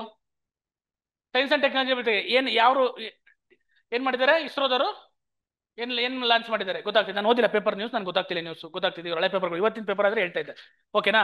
ಅದೇ ರೀತಿ ಇಲ್ಲಿ ಕೆಲವೊಂದು ಲೋಕಲ್ ನ್ಯೂಸ್ ಇರುತ್ತೆ, ಇದು ನೀವು ಓದೋ ಅವಶ್ಯಕತೆ ಇಲ್ಲ. ಬಟ್ ನಿಮಗೆ ಮೇನ್ ಬೇಕಾಗಿರೋದು ಅಂತಂದ್ರೆ ಏನಾಗುತ್ತೆ, ಸ್ಟೇಟ್ ನ್ಯೂಸ್ ಬರುತ್ತೆ ಇಲ್ಲಿ, ಗೊತ್ತಾ, ರಾಜ್ಯ ನ್ಯೂಸ್ ಅಂತ ಬರುತ್ತೆ. ಇಲ್ಲಿ ಬರೋ ಎಲ್ಲ ಇದು ಏನೋ ಇಂಪಾರ್ಟೆಂಟ್ ನೋಡಿಲಿ. ನಿಮ್ಮ ಹೂಡಿಕೆಗಳಲ್ಲಿ ಬೆಳ್ಳಿ ಏಕೆ ಸ್ಥಾನ ಪಡೆಯಬೇಕು, ಅರ್ಥ ಆಗ್ತಿದ್ಯಾ? ಯಾಕೆಂದ್ರೆ ಇನ್ವೆಸ್ಟ್ಮೆಂಟ್ ಅಂತ ಬರುತ್ತೆ, ಇದು ಎಲ್ಲಿ ಬರುತ್ತೆ, ಎಕನಾಮಿಕ್ಸ್ ಅಲ್ಲಿ ಬರುತ್ತೆ. ಎಕನಾಮಿಕ್ಸ್ ರಿಲೇಟೆಡ್ ನೀವು ಅಲ್ಲಿ ನೋಟ್ಸ್ ಮಾಡ್ಕೋಬೇಕು. ನೋಡಿ ನಿಮ್ಗೆ ನೋಡಿ ಎಂತ ನ್ಯೂಸ್ ಬಂತು ಹೇಳ್ತೀನಿ ಎಕ್ಸಾಂಪಲ್. ಯಾಕೆ ಗೊತ್ತಾ, ಇದೈತಲ್ಲ ಈ ಮಹಿಳೆ ಗೊತ್ತಾ, ಇವ್ರು ಮೊನ್ನೆ ರೀಸೆಂಟ್ ಆಗಿ ಅರೆಸ್ಟ್ ಮಾಡಿದ್ವಿ, ನಾವೇ ಹೋಗಿ ಈ ಮಹಿಳೆನ ಎನ್ಕ್ವೈರಿ ಮಾಡಿದ್ವಿ, ಆಂಟಿ ಟೆರರಿಸ್ಟ್ ಅಲ್ಲಿ ಇದ್ವಿ.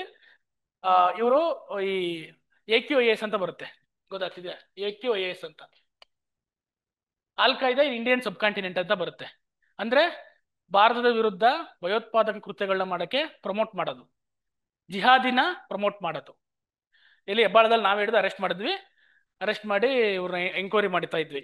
ನೋಡಿ ಅದು ಗೊತ್ತಾಯ್ತು, ಫರ್ವಿನ್ ಅಂತ ಅಂದ್ಬಿಟ್ಟು. ಆಯ್ತಾ, ಇರ್ಲಿ ಬಿಡಿ, ಗೊತ್ತಾಗ್ತಿದ್ಯಾ? ಹಾಗಾಗಿ ಈ ತರ ಇನ್ಫಾರ್ಮೇಶನ್ ನೋಡಿ, ಇಲ್ಲಿ ನೀವು ಇಲ್ಲಿ ಓದ್ಬೇಕಾದ್ರೆ ಇದು ಇಂಪಾರ್ಟೆಂಟ್. ಯಾಕೆಂದ್ರೆ ಇಂಡಿಯಾದಲ್ಲಿ ಆಂತರಿಕ ಭದ್ರತೆಗೆ ಮತ್ತೆ ಬಾಹ್ಯ ಭದ್ರತೆಗೆ ಇವೆಲ್ಲ ಥ್ರೆಟ್ಗಳು, ಗೊತ್ತಾಗ್ತಿದೆ. ಇಲ್ಲೇ ಇದ್ಕೊಂಡು ಸೋಷಿಯಲ್ ಮೀಡಿಯಾಗಳಲ್ಲಿ ಮಾಡ್ತಾ ಇರ್ತಾರೆ, ಗೊತ್ತಾಗ್ತಿದ್ಯಾ? ಇದು ಇದು ನಿಮ್ಮ GS ಪೇಪರ್ಗಳ ಎಥಿಕ್ಸ್ ಅಲ್ಲಿ ಮತ್ತೆ ಏನು SA ಪೇಪರ್ ಅಲ್ಲಿ ನಿಮ್ಗೆ ಬರೆಯಕ್ಕೆ ಈ ತರ ಎಕ್ಸಾಂಪಲ್ಸ್ ಕೊಟ್ಟು ಬರಿಬಹುದು, ಹೆಸರು ಬರಿಬಾರ್ದು. ಬಟ್ ಒಂದು ಈ ತರ ಇನ್ಸಿಡೆಂಟ್ ಈ ತರ ಭಾರತದಲ್ಲಿ ಆಗ್ತಾ ಇದೆ, ಕರ್ನಾಟಕದಲ್ಲಿ ಈ ತರ ಮಹಿಳೆಯರನ್ನ ಅರೆಸ್ಟ್ ಮಾಡಿದ್ರು, ಜಿಹಾದಿ ಕುರಿತು ಅಥವಾ ಭಾರತ ಆಂತರಿಕ ಭದ್ರತೆಗೆ ಥ್ರೆಟ್ ಬರ್ತಾ ಐತೆ, ಈ ತರದ್ದು ನೀವು ಯೂಸ್ ಮಾಡ್ಬೋದು, ಗೊತ್ತಾಗ್ತೀಯಾ? ಈ ಪೇಪರ್ಗಳನ್ನ ಓದಿದ್ರೆ. ತುಂಬಾ ಜನ ಪೇಪರ್ನ ಓದಲ್ಲ, ಗೊತ್ತಾಗ್ತೀಯಾ? ಯೂರಿಯಾ ಬಗ್ಗೆ ಬಂದಿದೆ, ಇದು ಇಂಪಾರ್ಟೆಂಟ್. ಮತ್ತೆ ಇಲ್ಲಿ ಬರುತ್ತೆ ಮೇನ್ ಇಂಪಾರ್ಟೆಂಟ್ ನಿಮ್ಮ ಆರ್ಟಿಕಲ್ಸ್, ಇಲ್ಲಿ ಸಂಪಾದಕೀಯ ಮತ್ತೆ ಇಲ್ಲಿ ಬರೋ ಆರ್ಟಿಕಲ್ಸ್ ತುಂಬಾ ಇಂಪಾರ್ಟೆಂಟ್. ಇದ್ರ ಮೇಲೆ ವಿಸ್ತೃತವಾಗಿ ಚರ್ಚೆ ಮಾಡಿರ್ತಾರೆ. ಇವು ಎಥಿಕ್ಸ್ಗೆ, ಎಸ್ಸೆಗೆ ಮತ್ತೆ ನಿಮ್ಮ ಒಂದು ಕೌಶಲ್ಯ, ಭಾಷಾ ಕೌಶಲ್ಯ ಆಗಿರ್ಬೋದು, ನಿಮ್ಮ ಲ್ಯಾಂಗ್ವೇಜ್ ಇಂಪ್ರೂವ್ಮೆಂಟ್ ಮಾಡ್ಕೊಳಕ್ಕೆ, ಆನ್ಸರ್ ರೈಟಿಂಗ್ಗೆ ಇವನ್ನ ಯೂಸ್ ಆಗುತ್ತೆ, ಗೊತ್ತಾಗ್ತಿದ್ಯಾ? ಹಂಗಾಗಿ ಮತ್ತೆ ಇಲ್ಲಿ ಬರೋ ವಿದ್ಯಾರ್ಥಿಗಳ ಆತ್ಮಹತ್ಯೆ, ಉಸಿರು ಕುಸಿಯುತ್ತಿರೋ ಶಿಕ್ಷಣ, ಕಾಂಪಿಟೇಟಿವ್ ಎಕ್ಸಾಮ್ಸ್ ಇಂದ ಎಲ್ಲ ಆತ್ಮಹತ್ಯೆ ಮಾಡ್ಕೊಂತಾರಂತೆ, ಗೊತ್ತಾಗ್ತಿದೆ? ನೀವು ಮಾಡ್ಕೊಳಕ್ ಹೋಗ್ಬೇಡ್ರಿ, ಗೊತ್ತಾಗ್ತಿದ್ಯಾ? ಗೊತ್ತಾಗ್ತಿದೆ? ಯಾಕೆ ಅಂದ್ರೆ ನೀವು ತುಂಬಾ ಟೈಮ್ ತಗೊಂಡ್ರೆ ಆ ತರ ಫ್ರಸ್ಟ್ರೇಷನ್ ಸ್ಟಾರ್ಟ್ ಆಗುತ್ತೆ. ಅದಕ್ಕೆ ಹೇಳ್ತಿರೋದು ನಾನು, first attempt is the last attempt ಅಂದ್ಕೊಂಡು 1 or 2 years ಒಳಗೆ ನೀವು ಕ್ಲಿಯರ್ ಮಾಡ್ಕೊಂಡು ಹೋಗ್ಬಿಡ್ಬೇಕು, ಅರ್ಥ ಆಗ್ತಿದ್ಯಾ? ಈ ತರ ಆರ್ಟಿಕಲ್ಸ್ಗಳನ್ನ ಓದಿದಾಗ ನಿಮ್ಗೆ ಡಾಟಾ ಸಿಗುತ್ತೆ, ಇಲ್ಲಿ ಡಾಟಾಗಳು ಸಿಗುತ್ತೆ, ಕಾನ್ಸೆಪ್ಟ್ ಸಿಗುತ್ತೆ, ಇಲ್ಲಿ ಚರ್ಚೆ ಮಾಡಿರ್ತಾರೆ, ಪಾಸಿಟಿವ್ ನೆಗೆಟಿವ್ ಬಗ್ಗೆ ಡಿಸ್ಕಸ್ ಮಾಡಿರ್ತಾರೆ. ಮೊನ್ನೆ ಒಂದು KS ಅಲ್ಲಿ ಮೇನ್ಸ್ ಅಲ್ಲಿ ರೇಟಿಂಗ್ ಕೊಟ್ಟಿದ್ರು, ಯಾರಾದ್ರೂ ನೋಡಿದ್ರ ಕ್ವಶನ್ಸ್? ಏನ್ ಕ್ವಶನ್ ಕೊಟ್ಟಿದ್ರು? ಬೆಂಗಳೂರು ಟ್ರಾಫಿಕ್ ವೇಟ್ ಕೊಟ್ಟಿದ್ರು ಅಲ್ವಾ? ಮತ್ತಿನ್ನೊಂದು OTT ಪ್ಲಾಟ್ಫಾರ್ಮ್ ಕೊಟ್ಟಿದ್ರು, ಕರೆಕ್ಟ್. ನೋಡಿ, ಈ ಎರಡೂ ಟಾಪಿಕ್ಗಳಿಗೆ ನೀವೇನು ಕುತ್ಕೊಂಡು ಎಸ್ಸೆ ಪ್ರಿಪೇರ್ ಆಗೋ ಅವಶ್ಯಕತೆ ಇರಲಿಲ್ಲ. ಬೆಂಗಳೂರಲ್ಲಿ ಒಂದು ರೌಂಡ್ ಮೆಜೆಸ್ಟಿಕ್ ಇಂದ ಈ ಕಡೆ ಶಿವಾಜಿನಗರ ಕಡೆಯಿಂದ ಈ ಕಡೆ ಒಂದು ರೌಂಡ್ ಬಂದಿದ್ರೆ 1 ಪೇಜ್ ಅಲ್ಲ 100 ಪೇಜ್ ಬರಿತಾ ಇದ್ರಿ, ಬೆಂಗಳೂರು ಟ್ರಾಫಿಕ್ ಎಷ್ಟು ಸಮಸ್ಯೆ ಇದೆ ಅಂತ ಅಂದ್ಬಿಟ್ಟು. ಅರ್ಥ ಆಗ್ತಿದ್ಯಾ? ಬೆಂಗಳೂರು ಟ್ರಾಫಿಕ್ ಸಮಸ್ಯೆ ಏನಿದೆ, ಮತ್ತೆ ಅದಕ್ಕೆ ಬೆಂಗಳೂರು ಸಿಟಿ ಪೊಲೀಸ್ನವ್ರು ಏನದನ್ನ ಕ್ರಮ ಕೈಗೊಂಡವ್ರೆ, BBMP ಅವ್ರು ಏನ್ ಮಾಡಿದ್ದಾರೆ, ಮತ್ತೆ ಅದು ಆರ್ಥಿಕತೆ ಮೇಲೆ ಯಾವ ರೀತಿ ಪರಿಣಾಮ ಬೀರ್ತಾ ಜನಗಳ ಮೇಲೆ ಯಾವ ರೀತಿ ಪರಿಣಾಮ ಬೀರ್ತಿದೆ, ಸೈಕಲಾಜಿಕಲ್ ಜನಗಳ ಆರೋಗ್ಯದ ಮೇಲೆ ಯಾವ ರೀತಿ ಪರಿಣಾಮ ಬೀರ್ತಾ ಇದೆ ಅನ್ನೋದ್ರ ಬಗ್ಗೆ ಡಿಸ್ಕಸ್ ಮಾಡಿ ನೀಟಾಗಿ ಬರ್ದಿದ್ರೆ ಅದೇ ಎಸ್ಸೆ ಆಗುತ್ತಿತ್ತು. ಅದಕ್ಕೆ ಕಂಟೆಂಟ್ ಎಲ್ಲಿ ಸಿಗುತ್ತೆ? ನ್ಯೂಸ್ ಪೇಪರ್ ಸಿಗುತ್ತೆ. ಅದಕ್ಕೆ ನ್ಯೂಸ್ ಪೇಪರ್ನ ಏನ್ ಮಾಡ್ಬೇಕು? ಪ್ರತಿದಿನ ಓದ್ಬೇಕು. ನಿಮ್ಮ ನಾಲೆಡ್ಜ್ ನ ಇಂಪ್ರೂವ್ ಮಾಡೋದು ಇದು ಒಂದು ಸಹ ಇಂಪಾರ್ಟೆಂಟ್ ಮೆಟೀರಿಯಲ್, ಅರ್ಥ ಆಗ್ತಿದ್ಯಾ? ಈ ರೀತಿ ನ್ಯೂಸ್ ಪೇಪರ್ ಈ ಆರ್ಟಿಕಲ್ಸ್ಗಳನ್ನೆಲ್ಲ ಚೆನ್ನಾಗಿ ಓದ್ಕೋಬೇಕು, ಅರ್ಥ ಆಗ್ತಿದ್ಯಾ? ನೋಡಿ,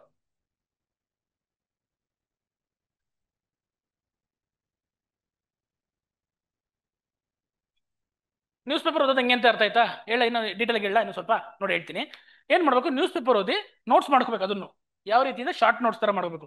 ಈಗ ಏನಾದ್ರು ಎಕನಾಮಿಕ್ಸ್ ರಿಲೇಟೆಡ್ ಬಂದ್ರೆ ಈ ತರ ಒಂದು 4 ಶೀಟ್ಸ್ ತಗೊಂಡು ಹಾಕೊಂಡ್ಬಿಟ್ಟು ಅಲ್ಲಿ ಎಕನಾಮಿಕ್ಸ್ ರಿಲೇಟೆಡ್ ಏನ್ ಬರುತ್ತೆ ಟಾಪಿಕ್ ವೈಸ್ ಮಾಡ್ಕೋಬೇಕು. ನಾ ಡೇಟ್ ವೈಸ್ ಮಾಡ್ಕೋಬಾರ್ದು, ಯಾವತ್ತು ಡೇಟ್ ವೈಸ್ ಮಾಡ್ಕೊಂತೀರಾ. ಯೂಶಲಿ ಇವತ್ತು 31 ಜುಲೈ, 1 ಆಗಸ್ಟ್, 2 ಆಗಸ್ಟ್ ಅಂತ ನೀವು ನೋಟ್ಸ್ ಮಾಡ್ಕೊಂಡ್ ಬರ್ತೀರಾ, ಬಟ್ ಅದು ರಾಂಗ್. ನಾನು ಹೇಳಿದ್ರು ಟಾಪಿಕ್ ವೈಸ್ ಮಾಡ್ಕೊಳ್ಳಿ. Economics related, science and technology related, ಗೊತ್ತಾ, ಪರಿಸರ ಸಂಬಂಧಪಟ್ಟಂಗೆ, ಹೈಕೋರ್ಟ್ ಸುಪ್ರೀಂ ಕೋರ್ಟ್ ಜಡ್ಜ್ಮೆಂಟ್ಗೆ ಸಂಬಂಧಪಟ್ಟಂಗೆ, ಕಾನ್ಸ್ಟಿಟ್ಯೂಷನ್ ರಿಲೇಟೆಡ್ ಸಂಬಂಧಪಟ್ಟಂಗೆ, ಅರ್ಥ ಆಗ್ತಿದ್ಯಾ? ಯಾವ್ದಾದ್ರು ನೇಮಕಾತಿಗಳ ಬಗ್ಗೆ, ಗೊತ್ತಾಗ್ತಿದ್ಯಾ? ಯಾರಾದ್ರೂ ಮರಣ ಹೊಂದಿದ್ರೆ ಅವ್ರ ಬಗ್ಗೆ ಒಂದಷ್ಟು ಮಾಡ್ಕೊಂಡ್ರೆ ಒಂದು 6 months 1 year ವರೆಗೂ ಅದರಲ್ಲೇ ಮೇಂಟೈನ್ ಮಾಡ್ಕೊಂಡ್ ಬನ್ನಿ. ಆಮೇಲೆ ಒಂದು ಬೈಂಡ್ ಮಾಡಿಸಿದ್ರೆ ನಿಮ್ದು ಕರೆಂಟ್ ಅಫೇರ್ ರೆಡಿ ಆಗುತ್ತೆ. ಆಮೇಲೆ ನೆಕ್ಸ್ಟ್ ಏನ್ ಮಾಡ್ಬೇಕು? ತಿಂಗಳಿಗೆ ಒಂದು ಮ್ಯಾಗ್ಝಿನ್ ಓದ್ತೀರಾ, ಯಾವ್ದಾದ್ರು ಚೆನ್ನಾಗಿರೋ ಮ್ಯಾಗ್ಝಿನ್ ತಗೊಳ್ಳಿ. ಮ್ಯಾಗ್ಝಿನ್ ತಗೊಂಡ್ಬಿಟ್ಟು ಕಂಪೇರ್ ಮಾಡ್ಕೊಳ್ಳಿ. ನಾನು ಓದಿರೋದ್ರಲ್ಲಿ ಏನಾದ್ರು ಇನ್ಫಾರ್ಮೇಶನ್ ಬಿಟ್ಟು ಹೋಗಿದ್ಯಾ, ಅದನ್ನ ಇನ್ಫಾರ್ಮೇಶನ್ ಬಿಟ್ಟು ಹೋಗಿರೋದು HK ಇನ್ಫಾರ್ಮೇಶನ್ ಸಿಕ್ಕಿದ್ನ ನಿಮ್ ನೋಟ್ಸ್ಗೆ ಆಡ್ ಮಾಡ್ಕೊಂಡ್ರೆ ಕರೆಂಟ್ ಅಫೇರ್ಸ್ ನೋಟ್ಸ್ ರೆಡಿ ಆಗೋಯ್ತು. ಓಕೆನಾ? ಇದು ಕರೆಂಟ್ ಅಫೇರ್ಸ್ ಓದೋ ಮೆಥಡ್. ನ್ಯೂಸ್ ಪೇಪರ್ ಓದಿ ಸುಮ್ಮನೆ ಆಗೋದಲ್ಲ, ಅದರಲ್ಲಿರೋ ಜಿಸ್ಟ್ ಅಥವಾ ಅದ್ರಲ್ಲಿರೋ ಏನ್ ಮಾಡಬೇಕು, ಸಂಕ್ಷಿಪ್ತಗೊಳಿಸ್ಕೊಂಡು ಒಂದ್ ಕಡೆ ನೋಟ್ಸ್ ಮಾಡಿ ಇಟ್ಕೋಬೇಕು.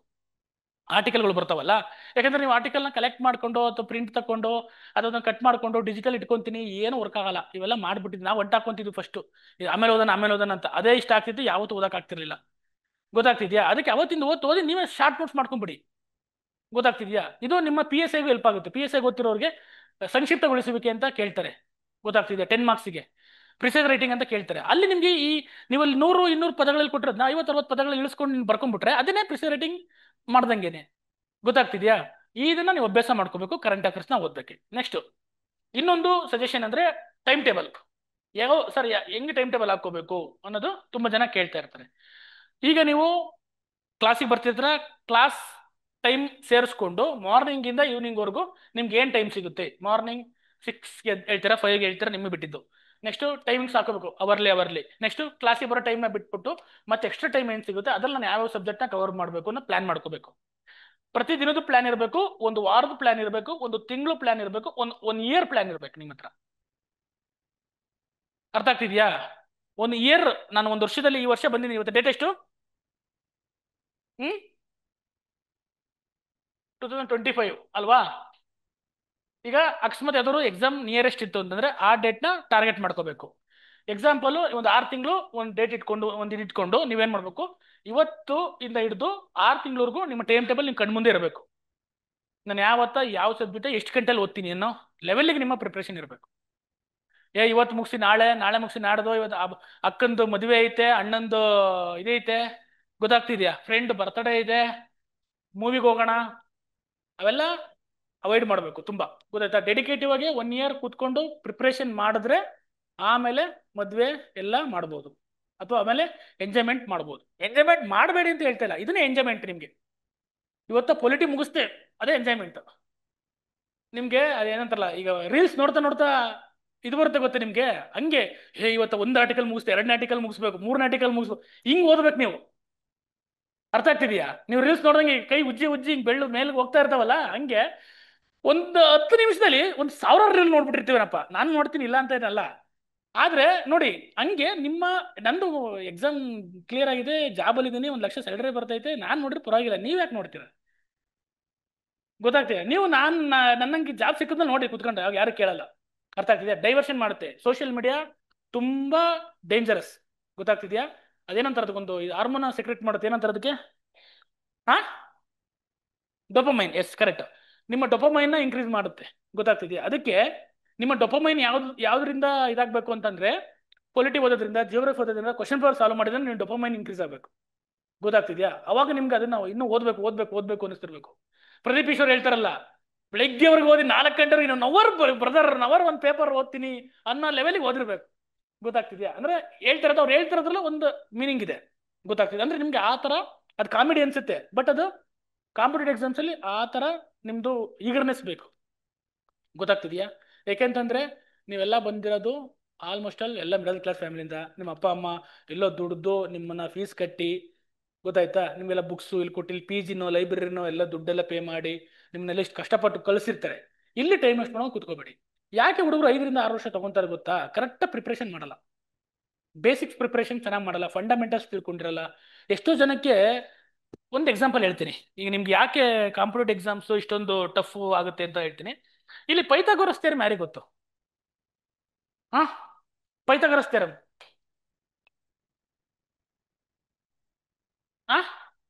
ಪೈಥಾಗೋರಸ್ ಥಿಯರಮ್ ಹೇಳ್ರಪ್ಪ. ಸೈನ್ಸ್ ಓದಿರೋ ಎಷ್ಟು ಜನ ಇದ್ದೀರಾ ಅಲ್ಲಿ? ಐತೆ 1 2 3 4. ಮ್ಯಾಥಮೆಟಿಕ್ಸ್, BSc ಮ್ಯಾಥಮೆಟಿಕ್ಸ್ ಅಥವಾ MSc ಮ್ಯಾಥಮೆಟಿಕ್ಸ್ ಇಲ್ಲ? 10th ಅಂತೂ ಓದಿದ್ದೀರಾ? 10th ಎಲ್ಲರೂ ಪಾಸ್ ಆಗಿದ್ದೀರಾ? 10th ಅಲ್ಲಿ ಇತ್ತಪ್ಪ ಇದು ಪೈಥಾಗೋರಸ್ ಥಿಯರಮ್. ಹೇಳ್ರಿ ನಂಗೆ ಡೆಫಿನೇಷನ್ ಬೇಡ ಸರ್, ಹಿಂಗಿತ್ತು ಸರ್, ಏನೋ ಗೊತ್ತಾಗ್ತಿಲ್ಲ, ಒಂಚೂರು ಗೊತ್ತು, ಒಂಚೂರು ಅದನ್ನಾದ್ರೆ ಹೇಳ್ರಿ. ಹೇಳ್ರಿ. ಏನ? ಕರೆಕ್ಟ್, ಅದು ಓಕೆ. ಇನ್ನೊಬ್ಬ ನಮ್ಮ ಹುಡುಗ ಏನೋ ಹೇಳ್ತಾ ಇದ್ದಲ್ಲಿ 180 ಡಿಗ್ರಿ ಇದು AC ಸ್ಕೋರ್ ಏನಿ ಅಂತ. Correct. Hypotenuse is equal to square of the both sides ಅಂತ ಕರೀತಾರೆ. ನಂಗೂ ಡೆಫಿನೇಷನ್ ಮರ್ತೋಗಿದೆ. AC square is equal to AB square plus B C squares ಅಂತ ಬರುತ್ತೆ. ಇದನ್ನ ಎಲ್ಲಿ ಯೂಸ್ ಮಾಡ್ತೀವಿ ಗೊತ್ತಾ ನಿಮ್ಗೆ ಕಾಂಪಿಟೇಟಿವ್ ಎಕ್ಸಾಮ್ಸ್ ಅಲ್ಲಿ? ಹಾ, ಎಲ್ಲಿ? ಡಿಗ್ರಿ ಆ ಥರ ಪ್ರಾಬ್ಲಮ್ಸ್ ಯಾವ ಇಲ್ಲವಲ್ಲ? ಯಾವ ಇದೆ? ಯಾವ ಪ್ರಾಬ್ಲಮ್ ಇದೆ? ಈಗ ನಾನು ಹೇಳಿದ್ರೆ ಗೊತ್ತಾಗ್ಬಿಡ್ತಾ? ಹಾ ಸಾರ್ ಇದು ಅಂತೀರಾ? ಹಾ, ಮೆಂಟಾಲಿಟಿ ಬಂದಿದ್ಯಾ? ಹಾ, ಯಾವ ಯಾವ ಚಾಪ್ಟರ್ ಅಲ್ಲಿ ಗೊತ್ತು? ಮೆಂಟಾಲಿಟಿ ಬರುತ್ತೆ ಯಾವ ಚಾಪ್ಟರ್ ಅಲ್ಲಿ? ಎಸ್, ಡೈರೆಕ್ಷನ್ ಮಾಡ್ಬೇಕಾದ್ರೆ ಒಬ್ಬ ವ್ಯಕ್ತಿಯು 3 ಕಿಲೋಮೀಟರ್ ನಡೆದು ಮತ್ತೆ ಉತ್ತರಕ್ಕೆ ಚಲಿಸಿ 5 ಕಿಲೋಮೀಟರ್ ನಡೆಯುತ್ತಾನೆ. ಈಗ ಅವನು ಇಲ್ಲಿಂದ ಇಲ್ಲಿರುವ ದೂರವನ್ನು ಕಂಡುಹಿಡಿಯಿರಿ. 3 4 ಅಂದ್ಕೊಳ್ಳಿ. ಇಲ್ಲಿ ಕೇಳಿದಾಗ ಇದೇನೇ ಮಾಡಿದ್ರೆ ಇವೆರಡನ್ನು ಈ ಫಾರ್ಮುಲಾಕ್ ಹಾಕಿದ್ರೆ ಬಂದೋಗ್ಬಿಡುತ್ತೆ. ಇದು ಒಂದ್ ಲೆವೆಲ್ ಪ್ರಿಪ್ರೇಷನ್. ಗೊತ್ತಾಗ್ತಿದ್ಯಾ? ಇದು ನೀವು ಎಲ್ಲಿ ನೋಡಿ, ಯಾಕೆ 10th ಬೇಸಿಕ್ಸು ಹೈಸ್ಕೂಲ್ ಬುಕ್ಸು ಯಾಕೆ ಇಂಪಾರ್ಟೆಂಟ್ ಅಂತ ಹೇಳ್ತಾ ಇದ್ದೀನಲ್ವಾ? ಈ ಥಿಯರಮ್ನ ಓದಿದ್ದೀರಾ, ಗಟ್ಟು ಮಾಡಿ ಬರೆದು 5 ಮಾರ್ಕ್ಸು ತಗೊಂಡಿದ್ದೀರಾ ಎಕ್ಸಾಮ್ಗಳಲ್ಲಿ, ಆದ್ರೆ ಇದನ್ನ ಅಪ್ಲಿಕೇಶನ್ ಯೂಸ್ ಮಾಡಕ್ ಗೊತ್ತಾಗ್ತಾ ಇಲ್ಲ. ಅರ್ಥ ಆಗ್ತಿದ್ಯಾ? ಇನ್ನೂ ಒಂದು ಲೆವೆಲ್ ಇದೆ, ಇದಕ್ಕಿಂತ ಹೈ ಲೆವೆಲ್. ಏನಂದ್ರೆ ಪೈಥಾಗರಸ್ ಟ್ರಿಪ್ಲೆಟ್ಸ್ ಅಂತ ಬರ್ತವೆ. ಗೊತ್ತಾ? ಪೈಥಾಗರಸ್ನ ತ್ರಿವಳಿಗಳು ಅಂತ ಬರುತ್ತೆ. ಅಂದ್ರೆ 3 ನಂಬರ್ಗಳು ಇರ್ತವೆ, 3, 4, 5, 7, 13, 14, 16 ಇರ್ಬೋದು. ಈ ತರ ನಂಬರ್ಸ್ಗಳು ಬರ್ತವೆ. ಈ ನಂಬರ್ಸ್ಗಳು ಈ ಎಕ್ಸಾಮ್ ಅಲ್ಲಿ ನಿಮ್ ಕ್ವಶನ್ ಅಲ್ಲಿ ಈ ನಂಬರ್ಗಳಲ್ಲಿ 2 ನಂಬರ್ ಇದ್ರೆ 3 ನಂಬರ್ ಇದು ಹಾಗೆ ಆಗಿರುತ್ತೆ. ಅರ್ಥ ಆಗ್ತಿದ್ದೀನಿ ಹೇಳ್ತದ? ಅರ್ಥ ಆಗಿಲ್ಲ ಹೇಳಿದ್ ನಾನು? ಈಗ ಡೈರೆಕ್ಷನ್ ಪ್ರಾಬ್ಲಮ್ ಕೊಟ್ಟಾಗ ಒಬ್ಬ ವ್ಯಕ್ತಿಯು 13 ಕಿಲೋಮೀಟರ್ ಉತ್ತರಕ್ಕೆ ನಡೆದು 14 ಕಿಲೋಮೀಟರ್ ದಕ್ಷಿಣಕ್ಕೆ ನಡೆದ್ರೆ ಅವ್ನು ಇಲ್ಲಿಂದ ಇಲ್ಲಿ ಎಷ್ಟು ದೂರ ಇರ್ತಾನೆ ಅಂದ್ರೆ 14, 13 ಬಂದಿದೆ ಅಂದ್ರೆ ಇಲ್ಲಿ 7 ಬರಲೇಬೇಕು. ಅರ್ಥ ಆಗ್ತಿದ್ಯಾ?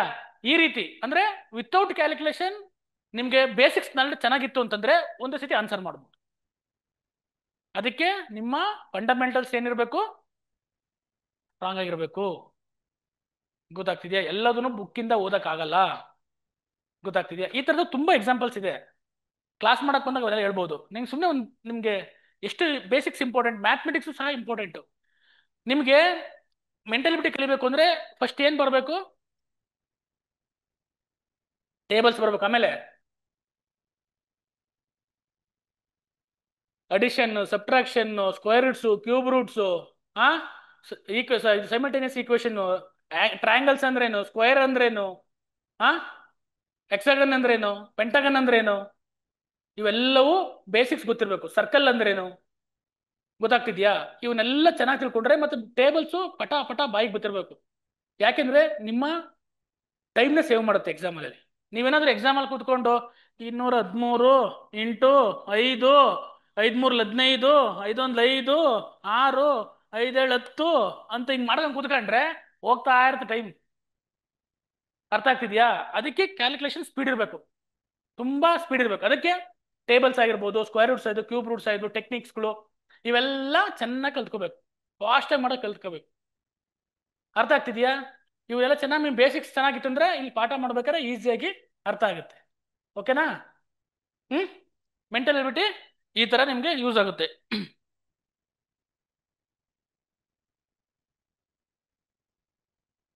ನೆಕ್ಸ್ಟ್ ಇನ್ನ ನ್ಯೂಸ್ ಪೇಪರ್ ಆಯ್ತು, ಮೆಂಟಲ್ ಎಬಿಲಿಟಿ ಆಯ್ತು. ನೆಕ್ಸ್ಟ್ ಈಗ ಕೆಲವೊಂದು ಸಬ್ಜೆಕ್ಟ್ಸ್ ಇದೆ. ಯಾವುದು? ಲೈಕ್ ಈಗ ಕಮ್ಯುನಿಕೇಶನ್ ಪೇಪರ್ ಬಗ್ಗೆ ಹೇಳಿದೆ. ಅದೇ ತರ ಬೇರೆ ಬೇರೆ ಬೇರೆ ಬೇರೆ ಹುದ್ದೆ ಬಿ ಗ್ರೂಪ್ ಅಲ್ಲಿ ಕೆಲವು ಸಬ್ಜೆಕ್ಟ್ಸ್ ಇರ್ತವೆ ನೋಡಿ. ಈ ಕಮ್ಯುನಿಕೇಶನ್ ಪೇಪರ್ ಆಗಿರ್ಬೋದು, ಸ್ಪೆಸಿಫಿಕ್ ಪೇಪರ್ ಇರ್ತಾವಲ್ಲ, ತುಂಬಾ ಈಸಿ. ಯಾವನಾದ್ರು ನೀವೇನೋ BE ಮಾಡಿ ಅಥವಾ ಯಾರೋ ಒಂದು ಇಲಾಖೆಯಲ್ಲಿ ಎಕ್ಸಾಮ್ಸ್ ಕರೆಕ್ಟ್ ಪ್ರಿಪೇರ್ ಆಗ್ತಾ ಇದ್ರೆ ಫಸ್ಟ್ ಏನ್ ಮಾಡಿ, ಈ ಎಕ್ಸ್ಟ್ರಾ ಸಬ್ಜೆಕ್ಟ್ ಇರ್ತಾವಲ್ಲ ಮುಗಿಸ್ಕೊಂಡ್ಬಿಡಿ. ಅದಕ್ಕಿಂತ ಒಂದು ಬಿಫೋರ್ ಇನ್ನೊಂದು ಹೇಳ್ಬೇಕು ನಾನು ಮತ್ತೆ. ಏನ್ ಗೊತ್ತಾ? KPSC ನಲ್ಲಿ ಓದ್ಬೇಕಾದ್ರೆ ಎಕ್ಸ್ಟ್ರಾ ಸಬ್ಜೆಕ್ಟ್ಸ್ಗಳು ಬರ್ತವೆ ಕೆಲವೊಂದು. ಯಾವ್ಯಾವ ಅಂತಂದ್ರೆ ಲೈಕ್ ಕರ್ನಾಟಕದ ಪರಿಸರ ಸಿಲೆಬಸ್ ಅಲ್ಲಿ ಇದೆ ನಿಮಗೆ. ಕರ್ನಾಟಕದ ಸಂಬಂಧಿಸಿದ ಪರಿಸರ ಸಮಸ್ಯೆಗಳಾಗಿರ್ಬೋದು, ಮತ್ತೆ ಗವರ್ನೆನ್ಸ್ ಆಗಿರ್ಬೋದು, ಮತ್ತೆ ಪಂಚಾಯತ್ ರಾಜ್ ಆಗಿರ್ಬೋದು, ಮತ್ತೆ ಇನ್ನೊಂದು ಸಹಕಾರ ಸಂಘಗಳ ಬಗ್ಗೆ ಕ್ವಶನ್ಸ್ಗಳು ಬರ್ತಾ ಇರುತ್ತೆ. ಅದು ಯಾವುದೇ ಈ ಬೇಸಿಕ್ಸ್ ಬುಕ್ ಅಲ್ಲಿ, ಈ ರೆಫರೆನ್ಸ್ ಬುಕ್ ಅಲ್ಲಿ ಸಿಗಲ್ಲ. ನೀವು ಅದಕ್ಕೆ ಎಕ್ಸ್ಟ್ರಾ ಯಾವ್ದಾದ್ರು ಮೆಟೀರಿಯಲ್ಸ್, ನಿಮ್ಮ ಇನ್ಸ್ಟಿಟ್ಯೂಟ್ ಅಲ್ಲಿ ಕೊಡೋ ಮೆಟೀರಿಯಲ್ಸ್ಗಳನ್ನ ಅಥವಾ ಯಾವ್ದಾದ್ರು ಆನ್ಲೈನ್ ಸೋರ್ಸಸ್ನ ಓದಿ ಅವನು ಸಹ ಒಂದ್ಸತಿ ನೋಟ್ಸ್ ಮಾಡಿ ಇಟ್ಕೋಬೇಕು. ಎಕ್ಸ್ಟ್ರಾ ಸಿಲೆಬಸ್ ತುಂಬಾ ಲಿಮಿಟೆಡ್ ಸಬ್ಜೆಕ್ಟ್ಸ್ ಇದೆ, ತುಂಬಾ ಸಣ್ಣ ಸಣ್ಣ ಸಬ್ಜೆಕ್ಟ್ಸ್ ಇದೆ, ಅವನು ಓದಿ ಮುಗಿಸ್ಕೋಬೇಕು ಪರಿಪೂರ್ಣವಾಗಿ, ಫುಲ್ ಕಂಪ್ಲೀಟ್ ಸಿಲೆಬಸ್ ಆಗಕ್ಕೆ. ಅದಾದ್ಮೇಲೆ ನಿಮ್ಗೆ ಏನ್ ಮಾಡ್ಬೇಕು? ಈ ಗ್ರೂಪ್ P ಅಥವಾ ಗ್ರೂಪ್ C, PSI ಓದ್ಬೇಕಾದ್ರೆ, ಈಗ PSI ಅಂದ್ರೆ ಪೇಪರ್ 1 ಬರುತ್ತೆ ಅಲ್ವಾ? ತುಂಬಾ ಈಸಿಯಾಗಿ PSI ಪಾಸ್ ಆಗೋದು ಹೇಳ್ಕೊಟ್ಬಿಡ್ತೀನಿ ನೋಡಿ. ಯಾರು ಪೇಪರ್ 1 ಚೆನ್ನಾಗಿ ಮಾಡ್ತಾರೋ ಅವರು ಸಕ್ಸಸ್ ಆಗುತ್ತೆ. 50 ಮಾರ್ಕ್ಸ್ ಇರುತ್ತೆ ನಿಮ್ಗೆ. ಇಲ್ಲ PSI ಓದೋರಿದ್ದೀರಾ? ಹೇಳ ಬೇಡವಾ ಇದನ್ನ? ಓಕೆ, ಯಾಕಂದ್ರೆ ಈ KS ಬ್ಯಾಚ್ ಅಂತಂದ್ರಲ್ಲ, ಅದಕ್ಕೆ ನಾನು ಕೇಳಿದೆ. PSI ಓದೋರಿಲ್ಲ ಅಂದ್ರೆ ಸುಮ್ಮನೆ ಹೇಳೋದು ವೇಸ್ಟ್ ಆಗುತ್ತೆ ಅಂತ. 50 ಮಾರ್ಕ್ಸ್ ಇರುತ್ತೆ. ಎಲ್ಲರೂ ಏನ್ ಮಾಡ್ತಾರೆ, GS ಓದ್ಕೊಂಡು ಕುತ್ಕೊಂಡಿರ್ತಾರೆ. 150 ಮಾರ್ಕ್ಸಿಗೆ ಹೊಡೆದಾಡ್ತಿರ್ತಾರೆ. ಗೊತ್ತಾಗ್ತಿದ್ಯಾ? ಆ 150 ಮಾರ್ಕ್ಸ್ ಓದಕ್ಕೆ ಇಷ್ಟು ಸಿಲೆಬಸ್, ಒಂದು ಬಂಡಿ ಸಿಲೆಬಸ್ ಇರುತ್ತೆ, ಅದನ್ನ ಕುತ್ಕೊಂಡು ಓದ್ಬೇಕು. ಇಲ್ಲಿ ನಿಮಗೆ ಡೆಫಿನೆಟ್ ಏನು ಓದಬೇಕು, ಎಷ್ಟು ಓದಬೇಕು, ಏನು ಓದಬೇಕು ಅಷ್ಟೇ ಕೇಳಿರ್ತಾರೆ. ಒಂದು ಎಸ್ಸೆ, ನೀವು KSಗೆ ಎಸ್ಸೆ ಪ್ರಿಪೇರ್ ಆಗಲೇಬೇಕಾ? ಅಲ್ಲಿ ಪ್ರಿಪೇರ್ ಆದ್ರೆ ಇಲ್ಲಿ ಪ್ರಿಪೇರ್ ಆದಂಗೆ. 50 ಮಾರ್ಕ್ಸ್ 20 ಮಾರ್ಕ್ಸ್ ಬಂತಾ? Precise rating 10 marks. ಏನೋ ನೀವು ಅಲ್ಲೇ ನ್ಯೂಸ್ ಪೇಪರ್ ಎಲ್ಲ ಓದಿ ಒಂದಷ್ಟು ಎಕ್ಸ್ಟ್ರಾಕ್ಟ್ ಮಾಡ್ಕೊಂಡು ಮಾಡೋದು ಕಲ್ತಿರ್ತೀರ. ಅದನ್ನ ಏನ್ ಮಾಡ್ತಾರೆ, ಬಾಕ್ಸ್ ಕೊಡ್ತಾರೆ, ಬಾಕ್ಸ್ ಅಲ್ಲಿ ಬರೀಬೇಕು, ಅದಕ್ಕೊಂದು ಟ್ಯಾಗ್ ಲೈನ್ ಕೊಡಬೇಕು. ಅರ್ಥ ಆಯ್ತಾ? ಒಂದೆರಡು ಸತಿ ಒಂದು 15 ದಿನ 20 ದಿನ ಸ್ಪೆಂಡ್ ಮಾಡ್ಬಿಟ್ರೆ, ಅಥವಾ ಯಾವ್ದಾರು ಒಂದು ಕ್ಲಾಸ್ ಇವ್ರು ಯಾರ್ದೋ ಯೂಟ್ಯೂಬಲ್ಲೋ ಲೈವ್ ಏನೋ ಕ್ಲಾಸ್ ಕೇಳ್ಬಿಟ್ಟು ಒಂದು 15 20 ದಿನ ನೀವು ಪ್ರಿಪೇರ್ ಆಗ್ಬಿಟ್ರೆ 50 ಮಾರ್ಕ್ಸ್ ರೇಗ್ ಹೋದ್ರಿ ನೀವು. ಒಂದು ಸ್ಟ್ರಾಟಜಿ ಇರುತ್ತೆ. ಪೇಪರ್ 1 PSI ಪೇಪರ್ ಕ್ಲಿಯರ್ ಮಾಡ್ಬೇಕು ಅಂದ್ರೆ ಒಂದು ಸ್ಟ್ರಾಟಜಿ ಇದೆ. ಯಾಕೆಂದ್ರೆ ಅಲ್ಲಿ ಎಸ್ಸೆ, ಟ್ರಾನ್ಸ್ಲೇಷನ್, ಪ್ರಿಸೈಡಿಂಗ್ 3 ಟೈಪ್ಸ್ ಬರ್ತವೆ. ಎಸ್ಸೆ ರೈಟಿಂಗ್ ರೆಡಿ ಆಗಿರ್ತೀರ ನೀವು. ಅದನ್ನ ಯಾವ ತರ ಸೋರ್ಸ್ ಕಲೆಕ್ಟ್ ಮಾಡ್ಕೋಬೇಕು, ಯಾವ ರೀತಿ ಬರೀಬೇಕು, ಯಾವ ರೀತಿ ನಿಮ್ಮ ಹ್ಯಾಂಡ್ ರೈಟಿಂಗ್ ಇಂಪ್ರೂವ್ ಮಾಡಬೇಕು, ಯಾವ ಟೈಮಿಂಗ್ಸ್ ಮೇಂಟೈನ್ ಮಾಡಬೇಕು, ಅದನ್ನೆಲ್ಲ ಕಲ್ತ್ಕೊಂಡ್ರೆ ನಿಮಗೆ ಎಸ್ಸೆ ರೈಟಿಂಗ್ ಮುಗೀತು. ಟ್ರಾನ್ಸ್ಲೇಷನ್ ನೋಡಿ, ಯೂಶಲಿ ಏನಾಗುತ್ತೆ, ಟ್ರಾನ್ಸ್ಲೇಷನ್ ಅಷ್ಟೇ ಒಂದು 15 20 ದಿನ ಸಿಂಪಲ್ ಗ್ರಾಮರ್ ನೀವು ಆಲ್ರೆಡಿ ಈ ಕಮ್ಯುನಿಕೇಶನ್ ಪೇಪರ್ ಓದ್ತಿರ್ತೀರಾ. ಕನ್ನಡ ಇಂಗ್ಲಿಷ್ ಗ್ರಾಮರ್ ಎರಡೂ ಓದಬೇಕು ಅಲ್ವಾ? ಕಮ್ಯುನಿಕೇಶನ್ ಇವಾಗ ಕನ್ನಡದಲ್ಲಿ ನಾವು ಇದು ಸಂಧಿ, ಸಮಾಸ, ದುರುಕ್ತಿ, ಅನುಕರಣ, ವ್ಯಯ, ಜೋಡು ನುಡಿ, ಗೊತ್ತಾಗ್ತಿದ್ಯಾ? ಕನ್ನಡದಲ್ಲೂ ಕಾನ್ಸೆಪ್ಟ್ ಬರುತ್ತೆ, ಗೊತ್ತಾ ನಿಮ್ಗೆ?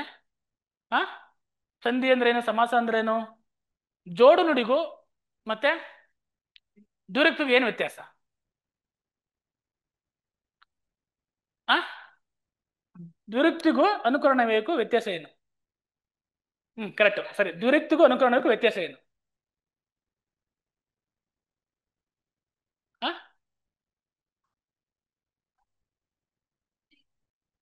ವೆರಿ ಗುಡ್, ಗೊತ್ತಾಯ್ತಾ? ಎರಡು ನೋಡಕ್ ಒಂದೇ ತರ ಕಂಡ್ರು ಸರಸರ ಇದೇನಿದು? ಅನುಕರಣ. ಅವ್ರ ಸರಸರ ನನಗೆ ಕನ್ಫ್ಯೂಸ್ ಮಾಡ್ತಿರಲ್ಲಪ್ಪ. ಸರಸರ ಏನದು? ಅನುಕರಣವೇ, ಓಕೆನಾ? ಮತ್ತೆ ಇದು ಏನೋ ಮಠಮಾನ್ಯ, ಜೋಡು ನುಡಿ. ಹಿಂಗೆ ನನ್ ಕನ್ಫ್ಯೂಸ್ ಮಾಡ್ತಿದ್ದೀರಾ. ಕನ್ನಡ ನಾನು ತುಂಬಾ ದಿನ ಓದಿ, ತುಂಬಾ ದಿನ ಆಗಿದೆ, ಒಂದ 7 ವರ್ಷ ಆಗ್ಬಿಟ್ಟೈತೆ ಕನ್ನಡ ಓದಿ, ಗ್ರಾಮರ್ ಓದಿ. ಹಂಗಾಗಿ ನನಗೂ ಅಷ್ಟು ಕ್ಲಾರಿಟಿ ಸಿಗ್ತಾ ಇಲ್ಲ. ನಾನು ಬೇಕಾದ್ರೆ ಒಂದಿನ ನೋಡ್ಕೊಂಡು ಹೇಳ್ತೀನಿ. ಅಂದ್ರೆ ನಾನು ಹೇಳ್ತಿರೋದು ಅದರಲ್ಲೂ ಸಹ ನಿಮ್ಗೆ ಏನೈತೆ ಕಾನ್ಸೆಪ್ಟ್ ಚೆನ್ನಾಗಿ ಅರ್ಥ ಮಾಡ್ಕೊಂಡ್ರೆ ವ್ಯತ್ಯಾಸ ಇದೆ ಅಂತ ಹೇಳ್ತಿರೋದು. ಜೋಡು ನುಡಿ, ಅನುಕರಣವೇ, ದುರುಕ್ತಿ ತುಂಬಾ ವ್ಯತ್ಯಾಸ ಇರುತ್ತೆ. ನೋಡಕ್ ಒಂದೇ ತರ ಕಾಣಿಸ್ತವೆ, ಕನ್ಫ್ಯೂಸ್ ಆಗುತ್ತಲ್ಲ. ಅನುಕರಣವಕ್ಕೂ ದುರುಕ್ತಿಗೂ ಕನ್ಫ್ಯೂಸ್ ಆಗುತ್ತೆ. ಅದನ್ನ ಚೆನ್ನಾಗಿ ಅರ್ಥ ಮಾಡ್ಕೊಳ್ಳಿ ಅಂತ ಹೇಳಿ. ಕನ್ನಡ ಓದಿರ್ತೀರ ನೀವು ಇಲ್ಲಿ, ಕನ್ನಡ ಗ್ರಾಮರ್ ಎಲ್ಲ ಓದಿರ್ತೀರಾ. ಆ ಗ್ರಾಮರ್ನ ನೀವು ಇಲ್ಲಿ ಟ್ರಾನ್ಸ್ಲೇಷನ್ಗೆ ಉಪಯೋಗಿಸ್ಕೋಬಹುದು. ಇಂಗ್ಲಿಷ್ ಗ್ರಾಮರ್ ಓದ್ಲೇಬೇಕು. Noun, pronoun, interjection, parts of speech, indirect speech, direct speeches ಎಲ್ಲ ಓದಿರ್ತೀರಾ. ಅದನ್ನ ಅಲ್ಲಿ ಏನು ಗ್ರಾಮರ್ ತಿಳ್ಕೊಂಡಿದ್ರೆ ಅದೇ ಗ್ರಾಮರ್ ಯೂಸ್ ಮಾಡ್ಕೊಂಡು ಟ್ರಾನ್ಸ್ಲೇಷನ್ ಮಾಡ್ತೀರಾ. ಅಂದ್ರೆ ಒಂದು ಸತಿ ಓದಿದಾಗ 2-3 ಎಕ್ಸಾಮ್ಸ್ ಹೆಂಗ್ ಯೂಸ್ ಮಾಡ್ಕೋಬಹುದು. ಕೆಲವು ಹುಡುಗರು ಏನ್ ಮಾಡ್ತಾರೆ, ಸಾರ್ ನಾನು PSIಗೆ ಓದ್ತಿರೋದು, ನಾನ್ FD ಗಿಫ್ಡಿ ಎಲ್ಲ ಬರೆಯಲ್ಲ ಅಂತಾರೆ, ನಾನ್ ಗ್ರೂಪ್ C ಎಲ್ಲ ಬರೆಯಲ್ಲ ಅಂತಾರೆ. ತಪ್ಪದು, ಗೊತ್ತಾಗ್ತಿದ್ಯಾ?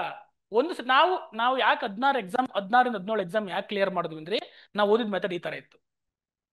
ನಾವು ಬರ್ದಿದ್ದು ಎಕ್ಸಾಮ್ ಎಲ್ಲ ಕ್ಲಿಯರ್ ಆಗ್ತದೆ. ಒಂಥರ ಟೆಸ್ಟ್ ಸೀರೀಸ್ ಬರೆದಂಗೆ ಬರೀತಿದ್ವು. ಸಂಡೇಗಳು ಟೆಸ್ಟ್ ಸೀರೀಸ್ ಬರೋದಂಗೆ ಬರಿತಾ ಇದ್ವಿ. ಈ ಸಂಡೇ PSI ಇದ್ರೆ ಈ ಸಂಡೇ FD, ಇನ್ನೊಂದು KS, ಇನ್ನೊಂದು ಹಿಂಗೆ ಕಂಟಿನ್ಯೂಸ್ ಆಗಿ. ಗೊತ್ತಾಗ್ತಿದ್ಯಾ? ಹಂಗೆ ಒಂದ್ಸತಿ ಎಕ್ಸಾಮ್ ಪ್ರಿಪರೇಷನ್ ರಿವಿಷನ್ ಮಾಡೋದು, ಅದೇ ನೋಟ್ಸ್ ರಿವಿಷನ್ ಮಾಡೋದು, ಹೋಗೋದು ಎಕ್ಸಾಮ್ ಬರೋದು. ಅದೇ ಒಂದ್ಸತಿ ಎಸ್ಸೆ ರೈಟಿಂಗ್ ಪ್ರಿಪರೇಷನ್ ಅಲ್ವಾ? PSI ವೈರ್ಲೆಸ್ ಕರೀಲಿ, ಫಿಂಗರ್ ಪ್ರಿಂಟ್ ಕರೀಲಿ, RSI ಕರೀಲಿ, KSRP ಕರೀಲಿ, ಬರೀ ಹೋಗಿ. ಒಂದ್ಸತಿ ಗ್ರೂಪ್ C ರೆಡಿ ಆಯ್ತಾ? ಗ್ರೂಪ್ C ನಲ್ಲಿ ಯಾವ್ಯಾವ ಕಾಲ್ ಮಾಡ್ತಾರೆ? ವಾರ್ಡನ್ ಕಾಲ್ ಮಾಡ್ತಾನ, ಕಾಲ್ ಮಾಡ್ಲಿ. ಟೀಚರ್ ಪೋಸ್ಟ್ ಕಾಲ್ ಮಾಡ್ತಾನ, ಕಾಲ್ ಮಾಡ್ಲಿ. FDA ಕಾಲ್ ಮಾಡ್ತಾನ, ಕಾಲ್ ಮಾಡ್ಲಿ. ಬರೀ ಸೇಮ್ ಸಿಲೆಬಸ್, ಹೋಗಿ ಬರೀ. ಅರ್ಥ ಆಗ್ತಿದ್ಯಾ? ಒಂದ್ಸತಿ ನೀವು ಇಂಟಿಗ್ರೇಟೆಡ್ ಆಗಿ ಓದಿ ರೆಡಿ ಆಯ್ತು ಅಂತಂದ್ರೆ ಯಾವ ಎಕ್ಸಾಮ್ಸ್ ಬೇಕಾದ್ರೂ ಈಸಿ, ಒಂದೇ ಅಟೆಂಪ್ಟ್ ಅಲ್ಲಿ, ಫಸ್ಟ್ ಅಟೆಂಪ್ಟ್ ಅಲ್ಲೇ ಕ್ಲಿಯರ್ ಮಾಡ್ಬೋದು. ಅರ್ಥ ಆಗ್ತಿದ್ಯಾ? ಅದಕ್ಕೆ ಸ್ಟ್ರಾಟಜಿ ಮಾಡ್ಬೇಕು ಅನ್ನೋದು. ನಾವು ಏನ್ ಮಾಡ್ತೀವಿ, ಸ್ಟೀರಿಯೋಟೈಪ್ಸ್ ಆಗ್ಬಿಡ್ತೀವಿ. ಯಾವ ತರ ಅಂದ್ರೆ, ನಾನು ಈ ಎಕ್ಸಾಮ್ಗೆ ಓದ್ತಾ ಇದ್ದೀನಿ ಅಷ್ಟೇ, KS ಓದ್ತಾ ಇದ್ದೀನಿ, ಬೇರೆ ಎಕ್ಸಾಮ್ ಬರೆಯಲ್ಲ. ಯಾರ್ಯಾರು ಇಲ್ಲೆಲ್ಲ ಡಿಗ್ರಿ ಪಾಸ್ ಆಗಿದೆಯಾ? ನಿಮ್ಗೆ ಏನಪ್ಪ ಈಗ ಇಲ್ಲಿ ಬಂದ್ರೆ ಉದ್ದೇಶ ಏನಪ್ಪ? ನೀವೆಲ್ಲ ಕೆಲ್ಸಕ್ಕೆ ಬೇಕು ಅಲ್ವಾ? ನೀವು ಈ KS ಕಾಲ್ ಮಾಡಿದ್ರೆ ಎಷ್ಟು ಪೋಸ್ಟ್ ಕಾಲ್ ಮಾಡ್ತಾರೆ? 300. PSI ಕಾಲ್ ಮಾಡಿದ್ರೆ ಎಷ್ಟು ಕಾಲ್ ಮಾಡ್ತಾರೆ? 600. ಇರ್ಲಿ, 600 ಏನ್ ಕಾಲ್ ಮಾಡಲ್ಲ ಅವ್ರು, 300 ಅಂತ ಹೇಳವ್ರೆ, 300 ಕಾಲ್ ಮಾಡ್ತಾರೆ. FDA ಕಾಲ್ ಮಾಡಿದ್ರೆ ಎಷ್ಟು ಕಾಲ್ ಮಾಡ್ತಾರೆ? 700. ಆಯ್ತು, ಒಂದು 700 ಕಾಲ್ ಮಾಡ್ತಾರೆ. ಇದು ಇನ್ನು ಕಾಲ್ ಆಗಿದೆಯಾ? ಕಾಲಾಗಿದೆಯಾ? ಕಾಲಾಗಿದೆಯಾ? ಇದು ಕಾಯ್ಕೊಂಡು ಕೂತಿದ್ದೀರಾ ನೀವು ಅಲ್ಲದ? ಸೆಂಟ್ರಲ್ ಕೇಂದ್ರ ಸರ್ಕಾರದಲ್ಲಿ, ಸೆಂಟ್ರಲ್ ಗೌರ್ಮೆಂಟ್ ಅಲ್ಲಿ ACIO ಇಂಟೆಲಿಜೆನ್ಸ್ ಆಫೀಸರ್ ಅಂತ ಕಾಲ್ ಮಾಡವ್ರೆ. ಗೊತ್ತಾಗ್ತಿದ್ಯಾ? ಗೊತ್ತಾಗ್ತಿದ್ಯಾ?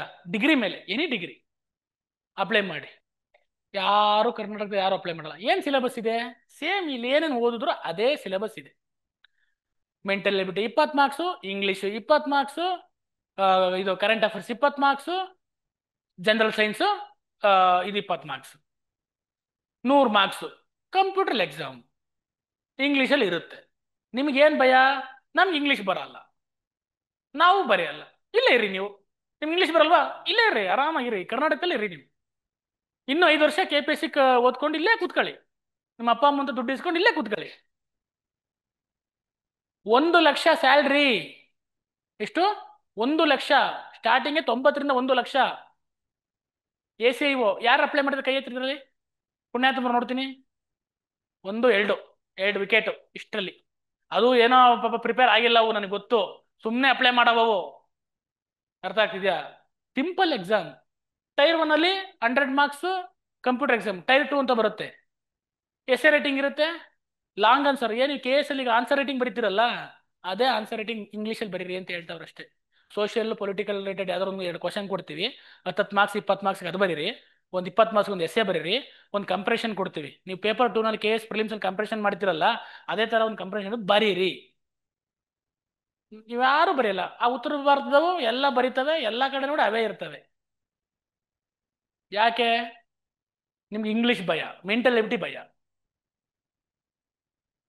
ಅರ್ಥ ಆಗ್ತಿದ್ಯಾ? ಇಂಗ್ಲಿಷ್ ಬಂದವರು ಅಪ್ಲೈ ಮಾಡಲ್ಲ. ನಾನು ಹೇಳ್ತೀನಿ ಕೇಳ್ಕೊ, ಇಂಗ್ಲಿಷ್ ಬಂದವರು ಅಪ್ಲೈ ಮಾಡಲ್ಲ. ಎಷ್ಟು ಜನ? ಎಂತ ಜಾಬ್ ಗೊತ್ತದು? ಒಳ್ಳೆ ಸ್ಪೈ ತರ ಇರ್ಬೋದು. ನಿಮ್ಗೆ ಕರ್ನಾಟಕದಲ್ಲೇ ಕೊಡ್ತಾರೆ, ನಿಮ್ಮ ಸೌತ್ ಇಂಡಿಯಾದಲ್ಲೇ ಕೊಡ್ತಾರೆ. ಗೊತ್ತಾಗ್ತಿದೆ? ನೀವು ಯಾರು ಒಂದು ಏನಂತ ಗೊತ್ತೇ ಇರಲ್ಲ, ಹಂಗೆ ಕೆಲಸ ಮಾಡ್ಕೊಂಡಿರ್ಬೋದು. ಯೂನಿಫಾರ್ಮ್ ಇರಲ್ಲ, ಏನಿರಲ್ಲ, ಆರಾಮ ಓಡಾಡ್ಕೊಂಡು ಅಲ್ಲಿ ಇಲ್ಲಿ ಬೇರೆ ಬೇರೆ ರಾಜ್ಯಗಳು ತಿಳ್ಕೊಂಡು ಟ್ರಿಪ್ ಹೊಡ್ಕೊಂಡು ಮಾಹಿತಿ ಕಲೆಕ್ಟ್ ಮಾಡ್ಕೊಂಡು ವಾಟ್ಸಪ್ಪಲ್ಲಿ ಕೆಲಸ. ವಾಟ್ಸಪ್ಪಲ್ಲಿ sir I am in Chennai ಅಂತ ಹಾಕೋದಷ್ಟೇ. ಅಲ್ಲಿ ಯಾರನ್ನ ಒಬ್ಬನ ಇನ್ಫಾರ್ಮೇಶನ್ ಕಲೆಕ್ಟ್ ಮಾಡೋಕೆ ಕಳಿಸಿರ್ತಾರೆ. ಹೋಗೋದು ಟ್ರೈನಲ್ಲಿ ಹೋಗ್ತೀವಿ, ಟ್ರೈನಲ್ಲಿ ದುಡ್ಡು ಕೊಡ್ತಾರೆ. ಫ್ಲೈಟಲ್ಲಿ ಹೋಗ್ತೀವಿ, ಫ್ಲೈಟಲ್ಲಿ ಕೊಡ್ತಾರೆ. ನಡ್ಕೊಂಡು ಹೋಗ್ತೀವಿ, ನಡ್ಕೊಂಡು ಹೋಗು ಅಂತಾರೆ. ಬಟ್ ನೀವು ಯಾರು ಅಪ್ಲೈ ಮಾಡೋದು ಅದಕ್ಕೆ. ನಿಮ್ಗೆ 1 ಲಕ್ಷ ಸ್ಯಾಲ್ರಿ ಬೇಡ, ನಿಮ್ಗೆ FD 30,000 ಸಾಕು. ನಮ್ಗೆ ನೀವೆಲ್ಲ ತುಂಬಾ ಅಲ್ಪ ತಪ್ಪಿತವ್ರು, ನೀವೆಲ್ಲ ಒಳ್ಳೆ ಹುಡುಗರು. FD ಸರ್ ಸಾಕು ನಮ್ಗೆ. FD 30,000 ಬರುತ್ತೆ ಸಾಕು. ಗ್ರೂಪ್ ಸಿ 50,000 ಬರುತ್ತೆ ಸಾಕು. PSI ಸುಮ್ಮನೆ ಒಂದು ಯೂನಿಫಾರ್ಮ್ ಹಾಕೊಂಡು ಹ್ಞೂ ಅನ್ನೋಕೆ, ನನ್ನ ಸಿಂಹ ಹುಲಿ ಚಿರತೆ ಅಂತ ಆಡಕ್ಕೆ. ಹೇಳ್ತಿರೋದು ಹೋಲಿಸ್ಟಿಕ್ ಆಗಿ ಪ್ರಿಪೇರ್ ಆಗಿ, ಯಾವ ಎಕ್ಸಾಮ್ ಬಿಡ್ಬೇಡಿ. ನಿಮ್ಮ ಇಂಟೆನ್ಷನ್ ಅದೇ ತಾನೇ? ಒಂದು ಎಕ್ಸಾಮ್ ಪಾಸ್ ಮಾಡಿ ಒಂದು ಜಾಬ್ ತಗೊಂಡು ಲೈಫ್ ಸೆಕ್ಯೂರ್ ಮಾಡ್ಕೋಬೇಕು. ಎಷ್ಟು ಜನ ನಮ್ಮ ಮನೇಲಿ ಇಲ್ಲ ನಮ್ಮಪ್ಪ ನೀನು KS ಮಾಡ್ಬೇಕು, KS ಅಧಿಕಾರಿನೇ ಆಗ್ಬೇಕು ಅಂತ ಕಳ್ಸವ್ರೆ ಎತ್ರಪ್ಪ ಕೈ. ಅದ್ ಬಿಟ್ರೆ ನಿನ್ ಮನೆಗೆ ಸೇರ್ಸಲ್ಲ ನಾವು, ಬೇರೆ ಜಾಬ್ ಮಾಡ್ಕೊಂಡ್ಬಂದ್ರೆ ಮನೆಗೆ ಸೇರ್ಸಲ್ಲ ನಾವು ಅಂತ ಯಾರು ಹೇಳ್ತಾವ್ರೆ? ಎತ್ರಿ ಕೈ ಬೇಗ ಪಟ್ಟಂತ. ಯಾರೋ ಹೇಳೋರು ಹಂಗಂತ? ಹೌದಾನೆ? ಈಗ ನಿಮ್ಮಪ್ಪ ಈಗ ಸುಮ್ನಿರ್ತಾರೆ, ನಮ್ಮ ಮಗ ಏನೋ KS IS ಮಾಡ್ತಾನೆ ರಾಜ್ಕುಮಾರ್ ಅಕಾಡೆಮಿಯಲ್ಲಿ ಅಂತ ಸುಮ್ನಿರ್ತಾರೆ. 1 ವರ್ಷ ಆಗ್ಲಿ, ಮಗ ಯಾವ್ದು ಲಿಸ್ಟ್ ಬರ್ಲಿಲ್ವಾ, ಯಾವ್ದು ಫೈನಲ್ ಲಿಸ್ಟ್ ಆಗ್ಲಿಲ್ವಾ, ಎಕ್ಸಾಮ್ ಏನಾಯ್ತು, ಕಟ್ ಆಫ್ ಎಷ್ಟು, ಎಲ್ಲ ಕೇಳಕ್ ಸ್ಟಾರ್ಟ್ ಮಾಡ್ತಾರೆ. ಸ್ವಲ್ಪ ಬುದ್ಧಿವಂತರದೆ. ಪಳ್ಳಿರಾದ್ರೆ ಗೊತ್ತಾಗಲ್ಲ. ಅವ್ ಪಾಪ ಮಗ ನೀವು ಇಷ್ಟು ಕೇಳಿದ್ರೆ ದುಡ್ಡು ಹಾಕೊಂಡು ಅಲ್ಲಿ ಹೊಲದಲ್ಲಿ ಬೇಸಾಯ ಮಾಡ್ಕೊಂಡು ಮಳೆ ನೋಡ್ಕೊಂಡು ಕೂತಿರ್ತವೆ. ಅರ್ಥ ಆಗ್ತಿದ್ಯಾ? ಅದಕ್ಕೆ ಆಮೇಲೆ ಇನ್ನೊಂದು, ಇದು ಎಷ್ಟು ಪೋಸ್ಟ್ ಕಾಲ್ ಆಗೈತೆ? ACIO 3,717 ಸಮಥಿಂಗ್ ಏನೋ ಪೋಸ್ಟ್ ಕಾಲ್ ಆಗೈತೆ. ನೀವು ಬರೀ 300 ಪೋಸ್ಟ್ ಬಡದಾಡ್ಕೊಂಡು ಕೂತ್ಕೊಂಡಿದ್ದೀರಾ. ಇನ್ನೊಂದು ಪೋಸ್ಟ್ ಏನೋ ಇದೇ ಇಂಟೆಲಿಜೆನ್ಸ್ ಬ್ಯೂರೋನಲ್ಲಿ ಎಂಥದ್ದು ಸೆಕ್ಯೂರಿಟಿ ಅಸಿಸ್ಟೆಂಟ್ ಅಂತ ಕಾಲ್ ಆಗಿದೆ. 10th ಮೇಲೆ ಎಷ್ಟು ಸ್ಯಾಲ್ರಿ ಇರ್ಬೋದು? 60,000 ರಿಂದ 70,000 ಸ್ಯಾಲ್ರಿ. ಓಕೆನಾ? ಏನು ಕ್ವಶನ್ಸ್ ನೋಡ್ಬಿಟ್ರೆ ಲಬ್ ಲಬ್ ಅಂತ ಬೈಕೊಂಡು ನಗ್ತಿರ, ಈ ನನ್ನ ಮಕ್ಳೇನು ಇಷ್ಟು ಸಿಂಪಲ್ ಕ್ವಶನ್ಸ್ ಕೇಳ್ತಿದಾರೆ ಅಂದ್ಬಿಟ್ಟು. ಕ್ವಶನ್ ಬರ್ದಾಗ ನೋಡಿ, ACIO ಮತ್ತೆ ಸೆಕ್ಯೂರಿಟಿ ಅಸಿಸ್ಟೆಂಟ್ ಕ್ವಶನ್ ಬರ್ದಾಗ ನೋಡಿ ನೀವು ಇಂಟರ್ನೆಟ್ ಅಲ್ಲಿ ಎಷ್ಟು ಈಸಿ ಕ್ವಶನ್ಸ್ ಇದಾವೆ ಅಂತ. Mental ability simple questions. Age limit 27 GM plus OBCಗೆ 3 years ಎಕ್ಸ್ಟೆನ್ಷನ್. ಆಯ್ತಾ? SC STಗೆ ಪ್ಲಸ್ 5 years ಎಕ್ಸ್ಟೆನ್ಷನ್. ಅರ್ಥ ಆಯ್ತಾ? ವಿಡೋ ಇದ್ರೆ 40 years, ಎಕ್ಸ್ ಸರ್ವಿಸ್ ಮ್ಯಾನ್ ಇದ್ರೆ 40 years. ಬರುತ್ತೆ ಏಜ್ ನಿಮ್ದು? ಬರಲ್ವಾ? 20? ಆಯ್ತು. ನಿಮ್ದು ಯಾವ ಕೆಟಗರಿ ಯಾವುದು? ಹೌದು category. OBC S T S T? ಹಾ ಬರುತ್ತಲ್ಲಮ್ಮ, ಮತ್ತೆ ಯಾಕೆ ಬರಲ್ಲ? ಹಾ ಹಾ ಯಾರು 1 ಇಯರ್ ಆಗುತ್ತೆ ಅಂತ ಯಾರು ಹೇಳಿದ್ದು? ಅಟೆಂಪ್ಟ್ ಮಾಡಿ ಬರೀರಿ, ನೆಕ್ಸ್ಟ್ ಇಯರ್ ಕಾಲ್ ಆಗುತ್ತೆ ಅದೇ ಎಕ್ಸಾಮ್ ಮತ್ತೆ. ಈಗ ಎಷ್ಟು ನಿಮ್ 29 ಏಜ್ ಆಯ್ತು, 29 ಅಂದ್ಕೊಳ್ಳಿ. 27 ಪ್ಲಸ್ ಎಷ್ಟಮ್ಮ? 5. ಹಾ ಇನ್ನು ನಿಮ್ಗೆ ಎಷ್ಟು ವರ್ಷ ಟೈಮ್ ಇದೆ? 32. ಇನ್ನು ಎಷ್ಟು ವರ್ಷ ಟೈಮ್ ಇದೆ? 3 ವರ್ಷ ಟೈಮ್ ಇದೆ. 3 ವರ್ಷ ಇದ್ದೇ ಹೊತ್ತು ಕೂತ್ಕೊಂಡಿರ್ತೀರಾ? ಈ ವರ್ಷ ಅಟೆಂಪ್ಟ್ ಮಾಡಿ. ಯಾಕಾಗಲ್ಲ? ಇನ್ನು 3 ಮಂತ್ಸ್ ಟೈಮ್ ಇದೆ ಅದಕ್ಕೆ. ಪ್ರಿಪೇರ್ ಆಗಿ 3 ಮಂತ್ಸ್ ಅಲ್ಲಿ ಕ್ಲಿಯರ್ ಮಾಡಿ, ಯಾಕಾಗಲ್ಲ? ಆಗುತ್ತೆ. ಹಾ ಏನಪ್ಪ? ಓ ಇದು ಬ್ರದರ್ ಏನ್ ಮಾಡ ಗೊತ್ತಾ, ಡಾಕ್ಯುಮೆಂಟ್ಸ್ ತಗೊಂಡು ಮನೆಗೆ ಅಪ್ಲೈ ಮಾಡಿ ಕೊಟ್ಬಿಡ್ತೀನಿ. ಹೆಂಗಿರ್ಬೇಕು ಗೊತ್ತಾ ಕಾಂಪಿಟೇಟಿವ್ ಎಕ್ಸಾಮ್ಸ್ ಅಲ್ಲಿ? ಬೆರಳು ತೋರಿಸಿ ಹಸ್ತ ನುಂಗಂಗಿರ್ಬೇಕು. ಗೊತ್ತಾಗ್ತಿದ್ಯಾ? ನಿಮ್ಗೆ ಹಸ್ತನೇ ಬಾಯಿಗಿಕ್ಕಿರೋ ಬೆರಳು ನುಂಗ್ತಾ ಇಲ್ಲ, ಹಂಗಾಗಿದೆ. ಅರ್ಥ ಆಗ್ತಿದ್ಯಾ? ಅಂದ್ರೆ ಸುಮ್ಮನೆ ತಮಾಷೆ ಹೇಳಿದ್ದು. ನೋಟಿ ಗೂಗಲ್ ಹೊಡೆಯಮ್ಮ, ಸಿಗ್ತದೆ ಬೇಜಾನ್ ಇನ್ಫಾರ್ಮೇಶನ್ ಇರುತ್ತೆ. ಅದಕ್ಕೆ ಬೇಜಾನ್ ಜನ ಈ ವಿಡಿಯೋ ಮಾಡಿ ಇಟ್ಬಿಟ್ಟಿದ್ದಾರೆ ಎಲ್ಲ. ಏನ್ ಮಾಡ್ಬೇಕು, ಹೆಂಗ್ ಮಾಡ್ಬೇಕು, ಹೆಂಗ್ ಓದ್ಬೇಕು, ಸ್ಟ್ರಾಟಜಿ ಏನು. ನಾನೇ ಮಾಡಿದ್ದೀನಿ ವಿಡಿಯೋ, ನೋಡ್ರಿ ಒಂದು. ಹೆಂಗ್ ಓದ್ಬೇಕು, ಏನು, ಎಷ್ಟು ಓದ್ಬೇಕು, ಯಾವ ಸಿಲೆಬಸ್, ಕ್ವಶನ್ ಪೇಪರ್ ಹೆಂಗಿದೆ ಎಲ್ಲ ಅನಾಲಿಸಿಸ್ ಮಾಡಿದೀವಿ. ನೋಡಿ ಅಷ್ಟೇ, ಸ್ವಲ್ಪ ಓಪನ್ ಅಪ್ ಆಗಿರೋ ಗೊತ್ತಾಗುತ್ತೆ. ಹೊಸದಾಗಿ ಬಂದಿದ್ದಾರಲ್ಲ, ಸ್ವಲ್ಪ ಅದೆಲ್ಲ ಇರುತ್ತೆ. ಆಮೇಲೆ ಹೋಗ್ತಾ ಹೋಗ್ತಾ ನಿಮ್ಗೆ ಗೊತ್ತಾಗುತ್ತೆ. ಬಟ್ ಬೇಗ ತಿಳ್ಕೊಳ್ಳಿ ಅಂತ ಹೇಳ್ತಾರೆ ನಾನು. ಗೊತ್ತಾಗ್ತಿದ್ಯಾ? ಸೆಂಟ್ರಲ್ ಗೌರ್ಮೆಂಟ್ ಸ್ಟೇಟ್ ಗೌರ್ಮೆಂಟ್ ಅಂತ ಡಿಫ್ರೆನ್ಶಿಯೇಟ್ ಮಾಡಬೇಡಿ. ಬರೀ ಸ್ಟೇಟ್ ಗೌರ್ಮೆಂಟ್ಗೆ ಓದ್ಕೊಂಡು ಕುತ್ಕೋಬೇಡಿ, ಎಲ್ಲ ಎಕ್ಸಾಮ್ಸ್ಗೂ ಫೋಕಸ್ ಮಾಡಿ ಅಂತ ಹೇಳ್ತಿರೋದು. KS ಎಕ್ಸಾಮ್ ಪ್ರಿಪೇರ್ ಆದ್ರೆ ನೀವು ಆಲ್ಮೋಸ್ಟ್ ಅಲ್ಲಿ ಎಲ್ಲ ಎಕ್ಸಾಮ್ಸ್ ಅಪ್ಲೈ ಮಾಡ್ಬೋದು. ಇನ್ ಕೇಸ್ ಏನಾದ್ರು ಇಂಗ್ಲಿಷ್ ಮೀಡಿಯಂ ಅಲ್ಲಿ ಏನಾದ್ರು ಓದ್ತಾ ಇದ್ರೆ ಈ ಎಲ್ಲ ಸೆಂಟ್ರಲ್ ಗೌರ್ಮೆಂಟ್ ಎಕ್ಸಾಮ್ಸ್ ಯಾವ್ದು ಎಕ್ಸಾಮ್ ಕ್ಲಿಯರ್ ಮಾಡ್ಬೋದು. ಏನ್ ಡಿಫ್ರೆನ್ಸ್ ಇಲ್ಲ. ಬ್ಯಾಂಕಿಂಗ್ ಎಕ್ಸಾಮು ಸ್ವಲ್ಪ ಡಿಫ್ರೆನ್ಸ್ ಇರುತ್ತೆ, ಯಾಕೆಂದ್ರೆ ಅಲ್ಲಿ ಆಪ್ಟಿಟ್ಯೂಡ್ ಜಾಸ್ತಿ ಇರುತ್ತೆ, ತುಂಬಾ ಆಪ್ಟಿಟ್ಯೂಡ್ ಬಗ್ಗೆ ಫೋಕಸ್ ಮಾಡಬೇಕಾಗುತ್ತೆ. ಈ ತರ ಎಕ್ಸಾಮ್ಸ್ ನಾನು ಹೇಳ್ತಾ ಇರೋದು. ಅರ್ಥ ಆಗ್ತಿದ್ಯಾ? ಗೊತ್ತಾಯ್ತು? ಕ್ಲಿಯರ್ ಆಯ್ತಾ? ಓಕೆ. ಇದೇನಕ್ಕೆ ಒಂದು ಟಾಪಿಕ್? ಪೋಸ್ಟ್ ಅಲ್ಲ, ಪೋಸ್ಟ್ ಅಲ್ಲ, ಇನ್ನಕ್ಕೆ ಏನೋ AC ಓದಿ ಯಾಕೆ ಹೇಳಿದ್ನ ಗೊತ್ತಾಗ್ಲಿಲ್ಲ ನಾನು. ಆಯ್ತು, ನೆಕ್ಸ್ಟ್ ಇನ್ನೇನು ಉಳಿತು ಕಾಂಪಿಟೇಟಿವ್ ಎಕ್ಸಾಮ್ಸ್ ಅಲ್ಲಿ? ಆಯ್ತು, ಇನ್ನು ಹಾಫ್ ಅನ್ ಅವರ್ ಇದೆ, 20 ಮಿನಿಟ್ಸ್ ಇದೆ. ನಿಮ್ಮ ಕ್ವಶನ್ಸ್ ಏನಾದರೂ ಕ್ವಶನ್ಸ್ ಕೇಳಿ. ಸರ್ ನಾನು ಲವ್ ಮಾಡ್ಕೊಂಡು ಓದ್ಬಹುದಾ? ಕೇಳ್ರಿ, ಆನ್ಸರ್ ಹೇಳ್ತೀನಿ ನಾನು. ಅದಕ್ಕೂ ಹೇಳ್ಬಿಡ್ಬೇಡ ನೋಡಲ್ಲಿ. ಯಾವ್ದಾರು ಇದೆಯೇನಪ್ಪ? ಆ ಅದು ಲಾಸ್ಟಿಗೆ ಹೇಳ್ತೀನಿ. ಬೇರೆ ಬೇರೆ ಕ್ವಶನ್ಸ್ ಕೇಳ್ರಿ. ಹಾ ಯಾರೋ ನನ್ನ ಸ್ಟೂಡೆಂಟು ನನಗೆ ಇದು ಸಿಕ್ಕಿದ್ದ. ಅವನು 12th ಫೇಲ್ ಫಿಲಮ್ ನೋಡ್ಬಿಟ್ಟವನೆ. ಆಯ್ತಾ? 12th ಫಿಲಮ್ ನೋಡ್ಬಿಟ್ಟು, ಸರ್ ನಾನು ಕಾಂಪಿಟೇಟಿವ್ ಎಕ್ಸಾಮ್ಸ್ ಸಿಕ್ಕಾಪಟ್ಟೆ ಓದ್ಬೇಕು ಸರ್, ನನಗೆ ಇದೆಲ್ಲ ಅದು ಅಂತ ಕೇಳ್ದ. ಸರ್ ನನಗೆ ಒಂದು ಪ್ರಾಬ್ಲಮ್ ಸರ್ ಅಂತಾನೆ. ಏನು ಪ್ರಾಬ್ಲಮ್ ನಿನಗೆ ಅಂತಾನೆ. ಬುಕ್ಸ್ ಇಲ್ವಾ? ಇಲ್ಲ ಸರ್, ಬುಕ್ಸ್ ಎಲ್ಲ ಇದೆ ಸರ್. PG problem? ಇಲ್ಲ ಸರ್, ಇದೆ, ಮನೆ ಇದೆ, ಎಲ್ಲ ಇದೆ. ಮನೆ ಕಡೆ ಪ್ರಾಬ್ಲಮ್? ಇಲ್ಲ ಇಲ್ಲ ಸರ್, ನನ್ಗೆ ಹುಡುಗಿ ಲವರ್ ಇಲ್ಲ ಸರ್. ಯಾಕೋ ಅಂತಂದ್ರೆ, ಸರ್ 12th ಫೇಲ್ ಫಿಲಮ್ ಅಲ್ಲಿ ಹುಡುಗಿ ಸಪೋರ್ಟ್ ಮಾಡಿ ಅವನು IPS ಆದ ಸರ್, ನನಗೆ ಆತರ ಸಪೋರ್ಟ್ ಮಾಡಿ ಹುಡುಗಿ ಬೇಕು ಸರ್ ಅಂತ. ಲೇ ಮಂಗನ ಮಗನೇ, ಅದು ಫಿಲಮ್ ಕಣೋ. ಯಾರ್ದೋ ಒಬ್ರು ಲೈಫಲ್ಲಿ ಆತರ ಆಗಿರುತ್ತೆ, ಎಲ್ಲರ ಲೈಫಲ್ಲಿ ಆತರ ಆಗಲ್ಲ ಕಣೋ ಅಂತ ಹೇಳಿ ಕಳ್ಸಿದ್ದಾಯ್ತು. ಗೊತ್ತಾಗ್ತಿದ್ಯಾ? ಆ ತರ ಫಿಲಮ್ ಅಲ್ಲಿ ನಡೆದಿದ್ದೆಲ್ಲ ನಿಜ. ಫ್ಯಾಂಟಸಿಗೆ ಹೋಗ್ಬೇಡಿ, ಪ್ರಾಕ್ಟಿಕಲ್ ಆಗಿ ಯೋಚನೆ ಮಾಡಿ. ಅರ್ಥ ಆಗ್ತಿದ್ಯಾ? ಯಾರು ಒಬ್ರು ಲೈಫಲ್ಲಿ ಲವ್ ಮಾಡಿ ಮದ್ವೆ ಆಗಿ ಅಥವಾ ಅದು ಇದಾರೆ, ತುಂಬಾ ಜನ ಇದ್ದಾರೆ, ನಾನು ಇಲ್ಲ ಅಂತ ಹೇಳ್ತೀನಿ. ಅದನ್ನ ನಾನು ಎಗನೆಷ್ಟು ಮಾಡ್ತಾ ಇಲ್ಲ. ಗೊತ್ತಾಗ್ತಿದ್ಯಾ? ಆದ್ರೆ ಈಗ ಫೋಕಸ್ ಕಳ್ಕೊಬೇಡ್ರಿ. ಗೊತ್ತಾಗ್ತಿದ್ಯಾ? ಅದನ್ನ ಹೇಳ್ತಾ ಬಿಡಿ. ಅದನ್ನ ನೆಕ್ಸ್ಟ್ ಕ್ವಶನ್ಸ್ ಬರ್ಲಿ ನಿಮ್ಮ. ಹೇಳಿ.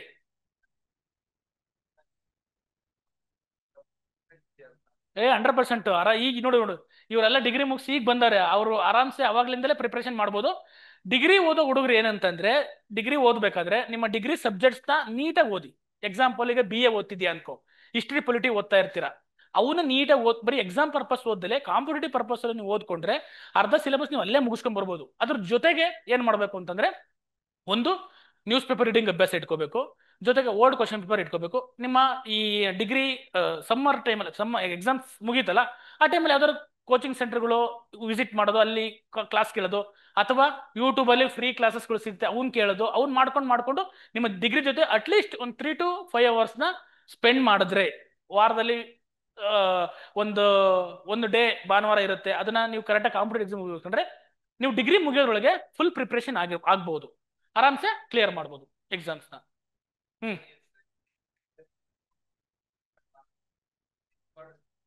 ಕರೆಕ್ಟ್. ರೇಟಿಂಗ್ ಅಲ್ಲಿ ನೋಡಿ, ರೇಟಿಂಗ್ 125 ಮಾರ್ಕ್ಸ್ ಇರುತ್ತೆ. 100 ಸರಿ ಏನೋ ಎಷ್ಟು ಮಾರ್ಕ್ಸ್ ಇರುತ್ತೆ? 125 ಮಾರ್ಕ್ಸ್ ಇರುತ್ತೆ. ಎಷ್ಟು ವರ್ಡ್ಸ್? 1200 ವರ್ಡ್ಸ್ ಇರುತ್ತೆ KS ಅಲ್ಲಿ. ಅರ್ಥ ಆಗ್ತಿದ್ಯಾ? ಏನಾಗುತ್ತೆ ಅಂದ್ರೆ ಇದು ಎಷ್ಟು ಪೇಜಸ್ ಲೆಕ್ಕ ಅಲ್ಲ, ಇಟ್ಸ್ ಡಿಪೆಂಡ್ ಅಪಾನ್ ನಿಮ್ಮ ವರ್ಡ್ಸ್. ಒಂದು ಪೇಜಲ್ಲಿ ನಿಮ್ಮ ವರ್ಡ್ಸ್ ಎಷ್ಟು ಕೂರುತ್ತೆ. ಫಸ್ಟ್ ನೀವೊಂದು ಅಂದಾಜು ನೀವು ಟೆಸ್ಟ್ ಸೀರೀಸ್ ಎಲ್ಲ ಬರೀತಿರ್ತಾರಲ್ಲ, ಕ್ಯಾಲ್ಕುಲೇಟ್ ಮಾಡ್ಕೊಂಡ್ಬಿಡ್ಬೇಕು. ನನ್ನ ಹ್ಯಾಂಡ್ ರೈಟಿಂಗ್ ಪ್ರಕಾರ, ನನ್ನ ಹ್ಯಾಂಡ್ ರೈಟಿಂಗ್ ಮತ್ತೆ ನನ್ನ ಇದ್ರ ಪ್ರಕಾರ ಒಂದು ಪೇಜ್ಗೆ 100 ವರ್ಡ್ಸ್ ಕೂರ್ತವೆ. ಆಯ್ತಾ? ಅಂದಾಜು ನಾನು 100 ವರ್ಡ್ಸ್ ಕೂರ್ತವೆ, ನಾನು ಎಷ್ಟು ಪೇಜ್ ಬರಬೇಕಾಗತ್ತೆ? 1200 ವರ್ಡ್ಸ್ಗೆ 11 to 12 ಪೇಜಸ್ ಬರೀಬೇಕು. ಇದು ಡಿಫ್ರೆಂಟ್, ಎಲ್ಲರಿಗೂ ಒಂದೇ ತರ ಇರಲ್ಲ. 11 to 12 ಪೇಜಸ್ ಎಲ್ಲರಿಗೂ ಇರಲ್ಲ. ಕೆಲವರು ಒಂದೇ ಪೇಜಲ್ಲಿ 150 ವರ್ಡ್ಸ್ ಬರೀತಾರೆ, ಒಂದೇ ಪೇಜಲ್ಲಿ 70 ವರ್ಡ್ಸ್ ಬರೀತಾರೆ. ಡಿಪೆಂಡ್ ಅಪಾನ್ ನಿಮ್ಮ ಎಷ್ಟು, ಒಂದು ಪೇಜಲ್ಲಿ ಎಷ್ಟು ವರ್ಡ್ಸ್ ಇದೆ ಅಂತ ಕೌಂಟ್ ಮಾಡಿಕೊಂಡು, ಆ ಕೌಂಟಿಗೆ ತಕ್ಕಂಗೆ ಪೇಜಸ್ನ ಮಲ್ಟಿಪ್ಲೈ ಮಾಡ್ಕೊಂಡ್ರೆ ನಿಮ್ಮ 1200 ಮೇಲೆ ಹೋಗ್ಬಾರ್ದು. ಏನಂತ ಹೇಳ್ತಾರೆ, ಅಲ್ಲಿ ಲಿಮಿಟೇಷನ್ ಇದೆ, 1200 ಒಳಗಡೆ ಬರೀಬೇಕು ಅಂತ ಹೇಳ್ತಾರೆ. ಓಕೆನಾ? ಹಾಗಾಗಿ ನಿಮ್ಮ ಪೇಜಸ್ ಲೆಕ್ಕ ಆಗಲ್ಲ, ನಿಮ್ಮ ಹ್ಯಾಂಡ್ ರೈಟಿಂಗ್ ಮೇಲೆ ನಿಮ್ಮ ಇದಿರುತ್ತೆ. ಒಂದ್ಸತಿ ನೀವೇ ಕ್ಯಾಲ್ಕುಲೇಟ್ ಮಾಡ್ಕೊಂಡು ಇಟ್ಕೊಂಡ್ಬಿಡಿ, ಅದು ಒಬ್ಬರಿಂದ ಒಬ್ಬರಿಗೆ ವೇರಿಯೇಷನ್ ಆಗುತ್ತೆ, ಹ್ಯಾಂಡ್ ರೈಟಿಂಗ್ ಮೇಲೆ ಡಿಪೆಂಡ್ ಆಗುತ್ತೆ. ಓಕೆನಾ? ಓಕೆ, ನೆಕ್ಸ್ಟ್ ಅಷ್ಟೇನಾ? ಓಕೆ, ಈಗ ಏನ್ ಕೇಳ್ತಾ ಇದ್ದೆ, ನಿಮ್ ಕ್ವಶನ್ಸ್ ಏನು ಕೇಳಿ, ಕ್ವಶನ್ಸ್ ನಿಮ್ದು ಏನಾರು ಇದ್ದು ಅಂತ. ಹಾ, ಹೇಳ್ರಪ್ಪ. ಹ್ಮ್ ಹ್ಮ್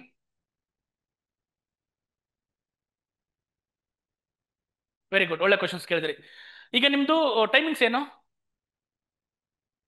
2 to morning 2 to 8.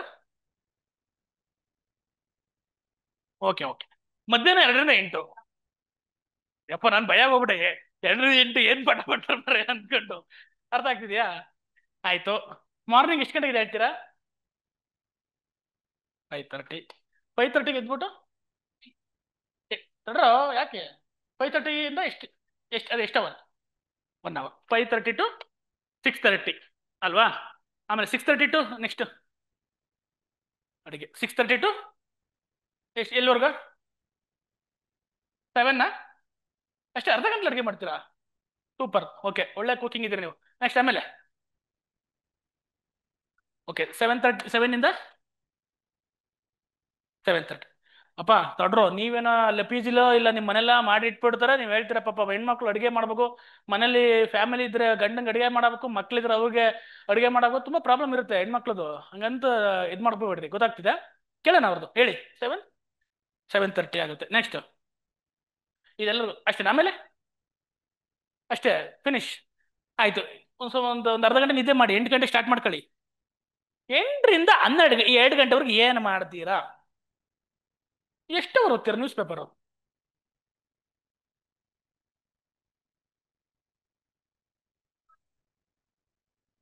Very good question, correct question ಕೇಳಿರೋರು. ಯಾಕೆ ಅಂತ ಕೇಳಿ, ಸ್ಟಾರ್ಟಿಂಗ್ ಓದ್ಬೇಕಾರೆ ನಾನು 4 ಅವರ್ ಪೇಪರ್ ಓದಿದ್ದೀನಿ. ಓದಿದ್ದೀರಾ? ಆಗುತ್ತೆ, ಖಂಡಿತ ಆಗುತ್ತೆ. ಸ್ಟಾರ್ಟಿಂಗು ನಿಮಗೆ ಎಲ್ಲದೂ ನೋಡಿದಾಗ ಇಂಪಾರ್ಟೆಂಟ್ ಅನ್ಸುತ್ತೆ, ಇದನ್ನು ಓದ್ಬೇಕು ಇದನ್ನು ಓದ್ಬೇಕು ಇದನ್ನು ಓದ್ಬೇಕು ಅನ್ಸುತ್ತೆ.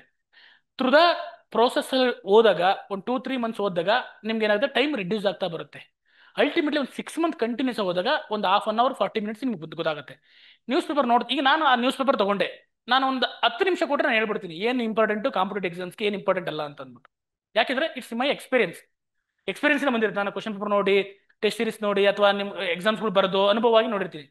ನೀವು ಅಟ್ಲೀಸ್ಟ್ ಒಂದು 6 ಮಂತ್ಸ್ ಅಂತೂ ಬೇಕು ಆ ಒಂದು ಲೆವೆಲ್ಗೆ. ನಿಮ್ ಕರೆಂಟ್ ಅಫೇರ್ಸ್ ಇಂಪಾರ್ಟೆಂಟ್ ಅಂತ ತಿಳ್ಕೊಬೇಕು ಅಂದ್ರೆ ಬರುತ್ತೆ. ಸ್ಟಾರ್ಟಿಂಗ್ ಅಲ್ಲಿ ಆಗುತ್ತೆ, ಡೋಂಟ್ ವರಿ, ಫಾಲೋ ಮಾಡಿ. ಅದು ಹೋಗ್ತಾ ಹೋಗ್ತಾ ರಿಡ್ಯೂಸ್ ಆಗುತ್ತೆ. ಯಾಕೆ? ಅವಾಗ ನೀವು ಕ್ವಶನ್ ಪೇಪರ್ ನೋಡ್ತಾ, ಈಗ ಫುಟ್ಬಾಲ್ ಬಗ್ಗೆ ಇವತ್ತು ಆರ್ಟಿಕಲ್ ಓದೋದ್ರಿಂದ ವರ್ಲ್ಡ್ ಟೆಸ್ಟ್ ಚಾಂಪಿಯನ್ಶಿಪ್ ನಡೀತಾ ಇದೆ, ಇಂಡಿಯಾ ಮತ್ತೆ ಇಂಗ್ಲೆಂಡ್ ನಡೀತಾ ಇದೆ. ಅದು ಇಂಪಾರ್ಟೆಂಟ್ ಅಲ್ಲ, ಬಟ್ ಅದು ವರ್ಲ್ಡ್ ಟೆಸ್ಟ್ ಚಾಂಪಿಯನ್ಶಿಪ್ಗೆ ಅದೊಂದು ಅರ್ಹತೆ ಇರುತ್ತೆ. ಈಗ ಫಾಲೋ ಮಾಡ್ಕೊಂಡು ಹೋಗ್ತಿರ್ತೀರಾ. ನೆಕ್ಸ್ಟ್ ಅದನ್ನ ಏನಾದ್ರು ಕ್ವಶನ್ಸ್ ಕೇಳಿದಾಗ, ಕ್ವಶನ್ ಪೇಪರ್ ನೋಡಿದಾಗ, ಓ ಈ ಟಾಪಿಕ್ನ ನಾವು ಫೋಕಸ್ ಮಾಡಬೇಕು ಅಂತ ನಿಮ್ಗೆ ಗೊತ್ತಾಗುತ್ತೆ. ಅರ್ಥ ಆಗ್ತಿದೆಯಾ? ಅದು ಹೋಗ್ತಾ ಹೋಗ್ತಾ ಗೊತ್ತಾಗುತ್ತೆ, ರೆಡ್ಯೂಸ್ ಆಗುತ್ತೆ. ನೀವು ಅದ್ರ ಬಗ್ಗೆ ಭಯ ಪಡಬೇಡಿ. ನೀವು 8 ಗಂಟೆಯಿಂದ 2 ಗಂಟೆವರೆಗೂ ಟೈಮ್ನ ಪ್ಲಾನ್ ಮಾಡ್ಕೊಡಿ. 1 hour ಅಥವಾ 1.5 hour ಪೇಪರ್ ಓದಿ, ಆಯ್ತಾ? ಸ್ವಲ್ಪ ಸ್ಪೀಡ್ ಮಾಡಿ ಟೈಮ್ ಓದೋದನ್ನ. ನೆಕ್ಸ್ಟ್ ಆ ಟೈಮ್ನ ಮತ್ತೆ ಬೇಸಿಕ್ಸ್ ಬಗ್ಗೆ ಒಂದು 2 to 3 hours ಕೊಡಿ. ಡೈಲಿ 2 to 3 hours ಕೊಟ್ಟರೆ ಬೇಸಿಕ್ಸ್ ಮುಗಿತಾ ಬರುತ್ತೆ. ನಿಮ್ಮ ಜೊತೆಗೆ ಇದ್ರ ಕ್ಲಾಸ್ ಕೇಳೋದ್ರ ಜೊತೆಗೆ ಅವನು ನೀವು ಕಂಟಿನ್ಯೂಸ್ ಮಾಡ್ತಾ ಬಂದ್ರೆ ಮುಗೀತೆ. ಆಯ್ತು, ಈಗ ನೀವು 8 ಗಂಟೆಯಿಂದ ಏನ್ ಮಾಡಿದ್ರಿ, 8 ಆಯ್ತು, 9 ಗಂಟೆಯಿಂದ ಏನ್ ಮಾಡಿ, ಅಲ್ಲ ನ್ಯೂಸ್ ಪೇಪರ್ ಓದೋದು ಪಾರ್ಟ್ ಆಫ್ ದಿ ಪ್ರಿಪರೇಷನ್, ತಲೆ ಕೆಡ್ಸ್ಕೋಬೇಡಿ. 10 ಗಂಟೆ ಅನ್ಕೊಳ್ಳಿ ನೀವು, 10 ಗಂಟೆವರೆಗೂ ನ್ಯೂಸ್ ಪೇಪರ್, 10 ಗಂಟೆಯಿಂದ 1 ಗಂಟೆವರೆಗೂ ಬೇಸಿಕ್ಸ್ ಬುಕ್ ಓದಿ. ಏನ್ ಮಾಡ್ತೀರಾ? ಆಗುತ್ತೆ, ಅದನ್ನ ಪ್ರಾಕ್ಟೀಸ್ ಮಾಡ್ತಾ ಮಾಡ್ತಾ ಬರುತ್ತೆ, ಏನು ತೊಂದರೆ ಇಲ್ಲ. 10 ಗಂಟೆಯಿಂದ 1 ಗಂಟೆ ಟೈಮ್ ಮ್ಯಾನೇಜ್ಮೆಂಟ್ ಮಾಡಬೇಕು. ಸ್ಟಾರ್ಟಿಂಗ್ ಡೇಸಲ್ಲಿ ಕಷ್ಟ ಆಗುತ್ತೆ, ಆಮೇಲೆ ಹೋಗ್ತಾ ಹೋಗ್ತಾ ಸರಿ ಆಗುತ್ತೆ. 1 ಗಂಟೆವರೆಗೂ ಓದಿ. 1 ಗಂಟೆಯಿಂದ ಪ್ರಿಪ್ರೇಷನ್ ಆಗಿ ಫ್ರೆಶ್ ಅಪ್ ಆಗಿ ಅಥವಾ ಬರಕ್ಕೆ ಇಲ್ಲಿ 1 ಅವರ್ ಬೇಕು. 2 ಗಂಟೆ ಬನ್ನಿ ಪಾಠ ಕೇಳಿ, 8 ಹೋಗಿ. ಮತ್ತೆ 8 ಗಂಟೆ ಹೋಗಿ ಏನು ಮಾಡ್ತೀರಾ? ಮನೆಗೆ ಹೋಗ್ತೀರಾ 9 ಗಂಟೆಗೆ. ಮತ್ತೆ ಅಡುಗೆ ಮಾಡ್ಬೇಕಾ, ಪ್ರಿಪ್ರೇಷನ್ ಮಾಡೋದು. ನಾ ಎಷ್ಟು ಗಂಟೆ ಮುಗಿಯುತ್ತೆ? ಹಾಫ್ ಅನ್ ಅವರ್ ಆಯ್ತು. ಅವಾಗ ಒಂದು 1 ಅವರ್ ಅಂತೂ ಸಿಗುತ್ತಾ? 1 ಅವರ್ 1.5 ಅವರ್ ಸಿಗುತ್ತಾ?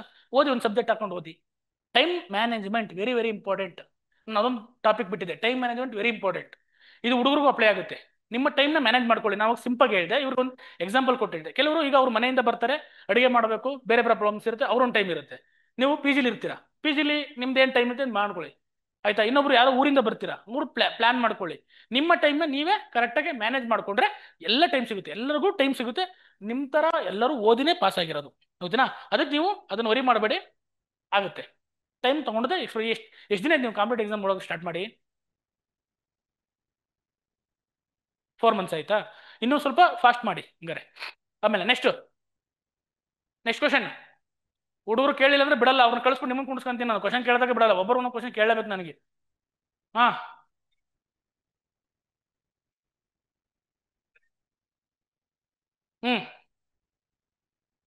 ಎಕನಾಮಿಕಲ್ ವೀಕರ್ ಸೆಕ್ಷನ್ ನಿಮ್ಮ ತಹಶೀಲ್ದಾರ್ ಆಫೀಸಲ್ಲಿ ಮಾಡ್ಕೊಡ್ತಾರೆ.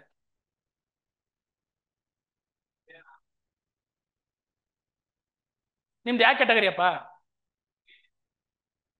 3B ನಿಮ್ದು ಎಕನಾಮಿಕಲ್ ವೀಕರ್ ಸೆಕ್ಷನ್ ಕ್ರೈಟೀರಿಯಲ್ ಬರುತ್ತಾ? ನೀವು ಹೋಗಿ ನಿಮ್ಮ ಊರಲ್ಲಿ ಇವ್ರು ಇರ್ತಾರೆ, ಏನೋ ಶಿರಸ್ತೆದಾರ್ ಅಂತ ಇರ್ತಾರೆ, ಅಥವಾ ನಿಮ್ಮೂರಲ್ಲಿ ತಹಶೀಲ್ದಾರ್ ಇರ್ತಾರೆ, ಆಫೀಸಲ್ಲಿ ಹೋಗಿ ಕೇಳು, ಅಲ್ಲಿ ಕ್ರೈಟೀರಿಯಲ್ ಹೇಳ್ತಾರೆ. ಅದ್ರ ಥರ ಡಾಕ್ಯುಮೆಂಟ್ಸ್ ರೆಡಿ ಮಾಡು, ಅಪ್ಲೈ ಮಾಡು, ಸಿಗುತ್ತೆ. ಓಕೆನಾ? Okay, next. ಬೇಗ ಕೇಳಿ, ಇನ್ನೂ ಟೈಮ್ ಇದೆ. ಹಾ, ಕೇಳ್ರಪ್ಪ, ಹೇಳಿ ಸರ್. ಅಲ್ಲೇ ಕೇಳಿ, ಕೂತ್ಕೊಂಡೆ ಕೇಳಿ.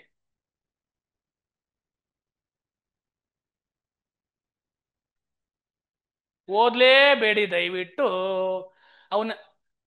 ಹಾ, ನಾನು ಐಲಿ ಅಪೋಸ್ ಮಾಡ್ತೀನಿ ಅವನ್ನ.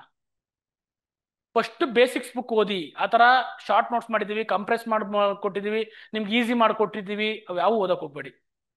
Basics books, reference book, current affairs, news paper, old question paper. This is competitive exam. ಅರ್ಥ ಆಗ್ತಿದೆಯಾ? ಅದ್ಬಿಟ್ಟು ಆ ಥರದವೆಲ್ಲ ಶಾರ್ಟ್ ಕಟ್ಗೆ ಹೋಗ್ಬೇಡಿ, ಸ್ಟಾರ್ಟಿಂಗ್ ಡೇಸಲ್ಲಿ ಹೋಗ್ಬೇಡಿ. ಅರ್ಥ ಆಗ್ತಿದೆಯಾ? ನೀವಿನ್ನು ಈಗ ಸ್ಟಾರ್ಟ್ ಮಾಡ್ತಿದ್ದೀರಾ, ಈಗಲೇ ಅವಕ್ಕೆ ಬಲಿಯಾಗಬೇಡಿ. ಗೊತ್ತಾಗ್ತಿದ್ಯಾ? ಆ ಥರದ್ದು ಬೇಡ. ನಾನು ಯಾವ ಬುಕ್ಕು ಏನು ಅಂತ ಹೆಸರು ಹೇಳಲ್ಲ, ಸುಮ್ಮನೆ ಕಾಂಟ್ರವರ್ಸಿ ಆಗುತ್ತೆ. ಯಾವುದೇ ಥರ ನೋಟ್ಸು, ಶಾರ್ಟ್ ನೋಟ್ಸ್ಗಳು ಇಲ್ಲ. ಇಲ್ಲಿ ಬರ್ಸೋ ನೋಟ್ಸ್ ಓದಿ, ನಿಮ್ಮ ಇನ್ಸ್ಟಿಟ್ಯೂಟಲ್ಲಿ ಕೂಡ ನೋಟ್ಸ್ ತಗೊಂಡು ಓದಿ. ಯಾಕಂದ್ರೆ ಇಲ್ಲಿ ಪಾಠ ಮಾಡಿರ್ತಾರೆ, ನೀವು ಬರ್ಕೊಂಡಿರ್ತೀರ ಅಥವಾ ಅವ್ರು ಕೊಟ್ಟಿರ್ತಾರೆ, ಅದನ್ನು ರೆಫರ್ ಮಾಡಿ. ಗೊತ್ತಾಗ್ತಿದ್ಯಾ? ಸುಮ್ಮನೆ ಏನೇನೋ ಫ್ಯಾಂಟಸಿ ಯಾರೋ ಹೇಳ್ತಾರೆ, ಅದಕ್ಕೆಲ್ಲ ಬಲಿ ಆಗ್ಬೇಡಿ. ಇದೊಂದು ಇಷ್ಟಾದ್ಮೇಲೆ ಏನಾರ ಮಾಡ್ರಪ್ಪ, ಹೇಳ್ತಿದ್ದೀರಾ?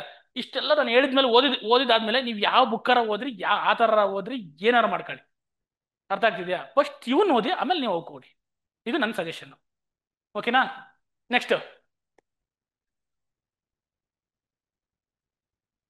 ನಾನು 2014ರಿಂದಲೂ ಬರಿತಾ ಇದ್ದೀನಿ. 4 ಸತಿ KPSC ಎಕ್ಸಾಮ್ ಮೈನ್ಸ್ ಬರ್ದಿದ್ದೀನಿ, 2 ಸತಿ ಇಂಟರ್ವ್ಯೂ ಹೋಗಿದ್ದೀನಿ. ಡಿಫಿಕಲ್ಟೀಸ್ ನಂದು ಕನ್ನಡ ಮೀಡಿಯಮು. ನನಗೆ ಸ್ವಲ್ಪ ಏನಾಯ್ತು, ಸ್ಟಾರ್ಟಿಂಗ್ ಡೇಸಲ್ಲಿ ನಮಗೆ ರೈಟ್ ಗೈಡೆನ್ಸ್ ಇರಲಿಲ್ಲ. ಅವಾಗ ಇಷ್ಟೊಂದು ನಾನು ಆ್ಯಕ್ಚುಲಿ KS ಬರೆಯಕ್ಕೆ ಬಂದಿದ್ದು ನನ್ನ 27ನೇ ವಯಸ್ಸಲ್ಲಿ. ಯಾಕೆ ಅಂದರೆ ನಾನು ಮೊದಲು ಹೈಸ್ಕೂಲ್ ಟೀಚರ್ ಆಗಿದ್ದೆ, ಆಮೇಲೆ FDA ಆಗಿ ಬೆಂಗಳೂರಿಗೆ ಬಂದೆ. ಬೆಂಗಳೂರಿಗೆ ಬಂದಾಗ ಇಲ್ಲಿ ನೋಡಿದಾಗ ಈ ಥರ ಕೋಚಿಂಗು ಅದು ಇದು ಅಂತ ಅವೇರ್ನೆಸ್ ಬಂದ ಮೇಲೆ IAS KS ಬಗ್ಗೆ ಗೊತ್ತಾಯಿತು. ನಾವು ಬರಿಬೋದು ಅಂತ ನಾಲೆಡ್ಜ್ ಬಂತು. 26ನೇ ವಯಸ್ಸಲ್ಲಿ 27ನೇ ವಯಸ್ಸಲ್ಲಿ ನಾವು KS ಬರೆಯೋಕ್ಕೆ ಸ್ಟಾರ್ಟ್ ಮಾಡಿದ್ದು. ಅರ್ಥ ಆಗ್ತಿದೆಯಾ? ಆಮೇಲೆ ನಾಲೆಡ್ಜ್ ಬಂದಂಗೆ ಈ ಎಕ್ಸಾಮ್ಸ್ಗಳನ್ನ ಬರೆದು ಬಂದ್ವಿ. ಅಲ್ಲಿ ಏನಾಯ್ತು, ನಮ್ಗೆ ರೈಟ್ ಗೈಡೆನ್ಸ್ ಕೊಡಲಿಲ್ಲ, ಹೆಂಗೆ ಓದಬೇಕು, ಹೆಂಗೆ ಮಾಡಬೇಕು ಅಂತ. ನಾವು ಬಿದ್ದು ಕಲ್ತ್ವಿ. ಈ ಥರ ಅಲ್ಲ, ಈ ಥರ ಟ್ರಯಲ್ ಆ್ಯಂಡ್ ಎರರ್ ಮೆಥಡ್, ಇಷ್ಟೊಂದು ನಿಮಗೆಲ್ಲ ಕರೆಸಿ ರೈಟ್. ಅವಾಗ ಕೋಚಿಂಗ್ ಸೆಂಟರ್ಗಳು ಇರಲಿಲ್ಲಪ್ಪ. 2011, 13, 14ರಲ್ಲಿ ಇಷ್ಟೊಂದು ಕೋಚಿಂಗ್ ಸೆಂಟರ್, ಒಂದು 4-5 ಇದ್ದು ಈ ಬಿಡಿ ವಿಜಯನಗರದಲ್ಲಿ. ತುಂಬ ಕೋಚಿಂಗ್ ಸೆಂಟರ್ ಕಮ್ಮಿ ಇದ್ದು. ಆಮೇಲೆ ಅವಾಗ ಓಪನ್ ಸೋರ್ಸಸ್ ಇರಲಿಲ್ಲ. ಯೂಟ್ಯೂಬ್ ಆಗಿರ್ಬೋದು, ಟೆಲಿಗ್ರಾಮ್ ಆಗಿರ್ಬೋದು, ವಾಟ್ಸಪ್ಗಳು, ನಿಮ್ಗೆ ಇಷ್ಟು ಇಲ್ಲಿ ಸೋರ್ಸಸ್ ಬೇಜನ್ ಸಿಗ್ತೈತೆ. ಈಗ ಓವರ್ಫ್ಲೋ ಆಗ್ತಿದೆ, ಸೋರ್ಸೇ ಓವರ್ಫ್ಲೋ ಆಗ್ತಿದೆ. ಅವಾಗ ಇಷ್ಟೊಂದು ಇರಲಿಲ್ಲ. ಯಾರೋ ಒಂದಷ್ಟು ಇನ್ಸ್ಟಿಟ್ಯೂಟ್ಗಳು ಒಳ್ಳೊಳ್ಳೆ ಟೀಚರ್ಸ್ಗಳು ಇರೋರು, ಅವ್ರು ಬಂದು ಪಾಠ ಮಾಡೋರು, ಅಲ್ಲೇ ಹೋಗಿ ಕೇಳಬೇಕಿತ್ತು. ನೋಟ್ಸ್ಗಳು ಸಿಗ್ತಾ ಇರಲಿಲ್ಲ. ಈ ಥರ PDFಗಳು ಇಲ್ಲವೇ ಇಲ್ಲ, PDFಗಳು ಕಾನ್ಸೆಪ್ಟೇ ಇರಲಿಲ್ಲ. ಅರ್ಥ ಆಗ್ತಿದೆಯಾ? ಯಾರೋ KS ಪಾಸ್ ಆದವರು ಅವ್ರ ನೋಟ್ಸನ್ನೇ ಅವಾಗ ದೊಡ್ಡ ಮೆಟೀರಿಯಲ್ಗಳು. ಆ ಥರ ಇತ್ತು. ಈಗೆಲ್ಲ ನಿಮ್ಗೆ ನಾಲೆಡ್ಜ್ ಸಿಗುತ್ತೆ. ಬಟ್ ಈಗ ಏನಂದ್ರೆ ಯಾವ್ದು ಓದಬೇಕು, ಯಾವ್ದು ಓದಬಾರ್ದು ಅನ್ನೋದನ್ನ ಡಿಸೈಡ್ ಮಾಡಬೇಕು. ಮತ್ತೆ ಡಿಸ್ಟ್ರಾಕ್ಷನ್ಸ್ ಇರಲಿಲ್ಲ ಅವಾಗ. ಸೋಷಿಯಲ್ ಮೀಡಿಯಾ ಇಷ್ಟೊಂದು ಇರಲಿಲ್ಲ. ನಾವು ಯೂಟ್ಯೂಬೇ ನೋಡಿರಲಿಲ್ಲ, ಟೆಲಿಗ್ರಾಮ್, ಇನ್ಸ್ಟಾಗ್ರಾಮ್ ನೋಡಿರಲಿಲ್ಲ, ವಾಟ್ಸಪ್ ನೋಡಿರಲಿಲ್ಲ, ಡಿಸ್ಟ್ರಾಕ್ಷನ್ಸ್ ಇರಲಿಲ್ಲ. ಹಂಗಾಗಿ ನಮ್ದು ಫೋಕಸ್ ಇತ್ತು, ನಾವು ಬರೀ ಓದೋದ್ರ ಮೇಲೆ ಅಷ್ಟೇ ಫೋಕಸ್ ಮಾಡ್ತಿದ್ವಿ, ಬೇರೆ ಏನು ಫೋಕಸ್ ಮಾಡ್ತಾ ಇರಲಿಲ್ಲ. ಆ ಥರ ಡಿಫಿಕಲ್ಟೀಸ್ ನಮಗಿತ್ತು. ಬಟ್ ಎಕನಾಮಿಕಲ್ ಸಪೋರ್ಟ್ ಇರಲಿಲ್ಲ ಮನೆ ಕಡೆ, ಗೊತ್ತಾಗ್ತಿದೆಯಾ? ಆ ಥರ ಡಿಫಿಕಲ್ಟೀಸ್ ಇಟ್ಬಿಟ್ರೆ ಓದೋದ್ರಲ್ಲಿ ಡಿಫಿಕಲ್ಟಿ ಇಲ್ಲ. ಮತ್ತು ರೈಟ್ ಗೈಡೆನ್ಸ್ ಸಿಕ್ಕಿದ್ರು ಒಂದು ಬೇಕು ಈಗ ಸದ್ಯದ ಪರಿಸ್ಥಿತಿಯಲ್ಲಿ ಮೆಂಟರ್ಶಿಪ್ ಬೇಕಾಗುತ್ತೆ. ಅರ್ಥ ಆಗ್ತಿದೆ? ಇಲ್ಲಾಂದ್ರೆ ಏನ್ ನಿಮ್ಗೆ ಅಂದ್ರೆ ನಮ್ ತರ ಡೈವರ್ಷನ್ ಆಗ್ತೀರಾ, ಬೇರೆ ಬೇರೆ ಕಡೆ ಹೋಗಿ ಹೋಗಿ ಹೋಗಿ ಮತ್ತೆ ಬಿದ್ದು ಬಿದ್ದು ಎದ್ದು ಎದ್ದು ಕಲಿಯಕ್ಕೆ ಸ್ಟಾರ್ಟ್ ಮಾಡ್ತೀರಾ. ಅವಾಗ ಅಟೆಂಪ್ಟ್ಸ್ಗಳು ಹೋಗುತ್ತೆ. ಅವಾಗ ಅಟ್ಲೀಸ್ಟ್ ರೆಗ್ಯುಲರ್ ಆಗಿ ಅಟೆಂಪ್ಟ್ಸ್ ಇದ್ರೆ ಓಕೆ, ಕರಿತಾ ಇದ್ರೆ. ಈಗ ಏನಾಗುತ್ತೆ, ತುಂಬಾ ರೇರ್ ಆಗಿರೋದ್ರಿಂದ ನೀವು ಒಂದ್ಸತಿ ಬಿದ್ದು ನೀವು ಮತ್ತೆ ರಿಕವರಿ ಆಗಿ ಬರೋಷ್ಟೊತ್ತಿಗೆ ಅಲ್ಲಿ ತುಂಬಾ ಮುಂದೆ ಹೋಗಿರುತ್ತೆ, ಕಾಂಪಿಟೇಷನ್ ಜಾಸ್ತಿ ಇದೆ. ಅರ್ಥ ಆಗ್ತಿದ್ಯಾ? ಹಂಗಾಗಿ ಆ ಡಿಫಿಕಲ್ಟೀಸ್ ನಮ್ದು ಟೈಮಲ್ಲಿ ಇದ್ದಿದ್ದು ಡಿಫಿಕಲ್ಟೀಸ್ನೇ ಬೇರೆ, ನಿಮ್ಮ ಟೈಮಲ್ಲಿ ಇರೋ ಡಿಫಿಕಲ್ಟೀಸ್ನೇ ಬೇರೆ. ಈಗ ನಿಮ್ಮ ಟೈಮಲ್ಲಿ ಡಿಫಿಕಲ್ಟೀಸ್ ಅಂದ್ರೆ ನಿಮಗೆ ಫೋಕಸ್ ಮಾಡೋಕ್ಕಾಗಲ್ಲ, ಡೈವರ್ಷನ್ ಜಾಸ್ತಿ, ಗೊತ್ತಾಗ್ತದೆ? ಕಾನ್ಸಂಟ್ರೇಟ್ ಮಾಡಿ ಓದಕ್ಕಾಗಲ್ಲ, ಡಿಸ್ಟ್ರಾಕ್ಷನ್ ಜಾಸ್ತಿ. ಅರ್ಥ? ನಿಮ್ಮ ಸೋರ್ಸಸ್ ಹೆವಿ ಇದೆ, ನಿಮ್ಗೀಗ ಸೋರ್ಸ್ ಬೇಜಾನ್ ಇದೆ, ನಿಮ್ಗೆ ಹೇಳ್ಕೊಡೋರು ತುಂಬಾ ಇದ್ದಾರೆ. ನಿಂಗೆ ಒಂದು 20-30 ಸಾವಿರ ರೂಪಾಯಿ ಕೊಟ್ರೆ ನಿನ್ ಪಕ್ಕದಲ್ಲೇ ಬಂದು ಕುತ್ಕೊಂಡು ನೀನು ಕೇಸ್ ಹೆಂಗ್ ಪ್ರಿಪೇರ್ ಆಗು ಅಂತ ಹೇಳ್ಕೊಡ್ತಾರೆ. ಅರ್ಥ ಆಗ್ತಿದ್ಯಾ? ನೀನು 1 ಲಕ್ಷ ಕೊಟ್ರೆ ನಿನ್ ಮನೆ ಹತ್ರನೇ ಬಂದು UPSC ಹೆಂಗ್ ಪ್ರಿಪರೇಷನ್ ಮಾಡ್ಬೇಕು ಅಂತ ಹೇಳ್ಕೊಡ್ತಾರೆ. ಟಾಪರ್ಸ್ ಹೇಳ್ತಾರೆ ಅದನ್ನ ನಿನಗೆ. ಆದ್ರೆ ನೀನು ಅದನ್ನ ಅವ್ರು ಹೇಳೋದನ್ನ ಅರಗಿಸ್ಕೊಂಡು ಮಾಡೋದು ನಿನ್ನ ಮೇಲೆ ಡಿಪೆಂಡ್ ಆಗಿರುತ್ತೆ, ಗೊತ್ತಾಗ್ತಿದ್ಯಾ? ನೀನು ಅದಕ್ಕೆ ಎಷ್ಟು ಇಂಟ್ರೆಸ್ಟ್ ಕೊಡ್ತೀಯಾ, ನೀನು ಎಷ್ಟು ಡೆಡಿಕೇಟ್ ಆಗಿರ್ತೀಯಾ. ನೀವೊಂದು ಮೋಟಿವೇಶನ್ ಬೇಕು, ಏನ್ ಬೇಕು, ಏನಾರು ಮಾಡಬೇಕು ಅಂತ ಅಚೀವ್ಮೆಂಟ್. ನಮ್ಗೆ ಏನ್ ಗೊತ್ತಾ, ಒಂದು ಮೋಟಿವೇಶನ್ ಇತ್ತು, ಒಂದು ಜಾಬ್ ತಗೋಬೇಕಪ್ಪ, ಯಾವ್ದಾರ ಒಂದು ಜಾಬ್ ತಗೋಬೇಕು ಅನ್ನೋ ಮೋಟಿವೇಶನ್ ನಮ್ಗೆ. ನಮ್ಮ ಮನೆ ಕಡೆ ಯಾರು ಆಸ್ತಿ ಇರಲಿಲ್ಲ, ನಮ್ಮಪ್ಪ ಮನೆ ಕಡೆ ಇದ್ರು, ಕೂಲಿ ಮಾಡ್ತಾ ಇದ್ರು. ನಮ್ಗೆ ಒಂದು ಜಾಬ್ ತಗೋಬೇಕು, ಸೆಕ್ಯೂರಿಟಿ ಇರ್ಬೇಕಪ್ಪ, ಯಾರನ್ನೋ ಕೈ ಚಾಕ್ದಂಗೆ, ಒಂದು 4 ಜನ ನಮ್ಮ ಅಪ್ಪ ಅಮ್ಮಂತ ಡಿಪೆಂಡ್ ಆಗ್ದಂಗೆ ಒಂದು ಜಾಬ್ ತಗೋಬೇಕು ಅನ್ನೋ ಮೆಂಟಾಲಿಟಿ ನಮ್ಗೆ ಆಗಿತ್ತು. ಆಮೇಲೆ ಜಾಬ್ ಸಿಕ್ಕಿದ್ಮೇಲೆ ಎಕ್ಸ್ಪೋಜರ್ ಸಿಕ್ತು. ಆಮೇಲೆ ನಾವು ಇದಕ್ಕೆ ಬಂದಾಗ IR ಆಫೀಸರ್ಗಳು ನೋಡಿದಾಗ ನಾವು ಅವತರ ಆಗ್ಬೇಕು ಅಂತ ಓದಕ್ಕೆ ಸ್ಟಾರ್ಟ್ ಮಾಡಿದ್ವಿ. ನಮ್ದೇ ಬೇರೆ ತರ ಇರುತ್ತೆ. ಈಗ ನೀವು KR ಆಫೀಸರ್ ಆಗ್ಬೇಕು ಅಂತಲೇ ಬಂದಿದ್ದೀರಾ ಅಲ್ವಾ? ನಿಮ್ ಡಿಫಿಕಲ್ಟೀಸ್ ನಿಮ್ಗೆ ಗೊತ್ತಿರುತ್ತೆ. ಏನ್ ನಿಮ್ ಡಿಫಿಕಲ್ಟೀಸ್, ಅದನ್ನ ಓವರ್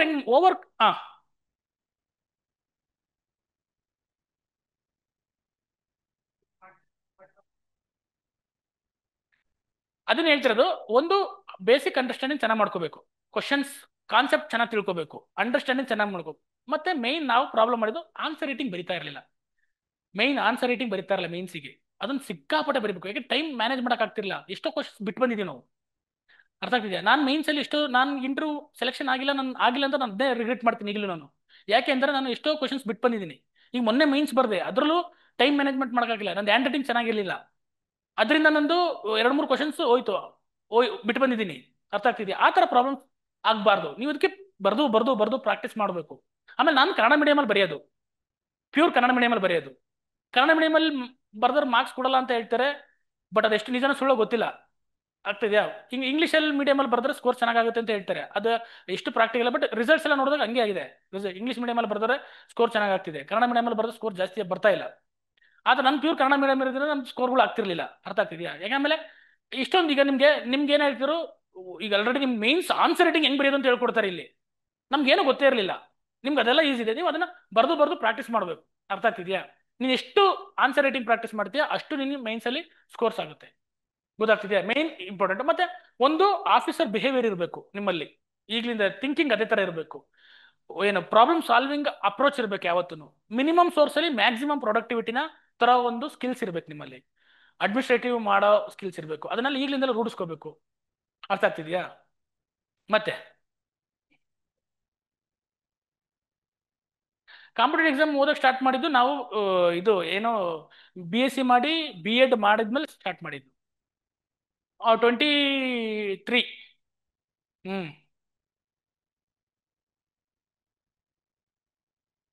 ನಮಗೆ ಗೊತ್ತೇ ಇರಲಿಲ್ಲ. ನಮ್ದು ಏನಿದು ಕಾನ್ಸೆಪ್ಟು, BSc ಮಾಡಬೇಕು, B.Ed ಮಾಡಬೇಕು, ಟೀಚರ್ ಆಗಬೇಕು. BSc ಮಾಡಿ B.Ed ಮಾಡಿದ್ರೆ ಪರ್ಫೆಕ್ಟ್ 100% ಟೀಚರ್ ಕೆಲಸ ನಿಂಗೆ ಸಿಕ್ಸೋನರು. ಆಮೇಲೆ ಅದಕ್ಕೂ TET ಅಂತ ಬಂತವಾಗ, ಟೀಚರ್ ಎಲಿಜಿಬಿಲಿಟಿ ಟೆಸ್ಟ್ ಅಂತ ತಗೊಂಬಂದ್ರು. ಅರ್ಥ ಆಗ್ತಿದ್ಯಾ? ಅದನ್ನ ಪಾಸ್ ಮಾಡ್ಬೇಕಿತ್ತು. ಅವಾಗ ಕಾಂಪಿಟೇಟಿವ್ ಎಕ್ಸಾಮ್ಸ್ ಮತ್ತೆ CET ಅಂತ ಇತ್ತು. ಅದಕ್ಕೆ TET ಪಾಸ್ ಆದ್ರೆ ಮತ್ತೆ CET ಬರೀಬೇಕಿತ್ತು. ಅದ್ರಲ್ಲಿ ಬರೆದು ಪಾಸ್ ಆಗಿದ್ದು. ನಮ್ದು ಅಷ್ಟೇ ಇದ್ದಿದ್ದು ಕಾನ್ಸೆಪ್ಟ್.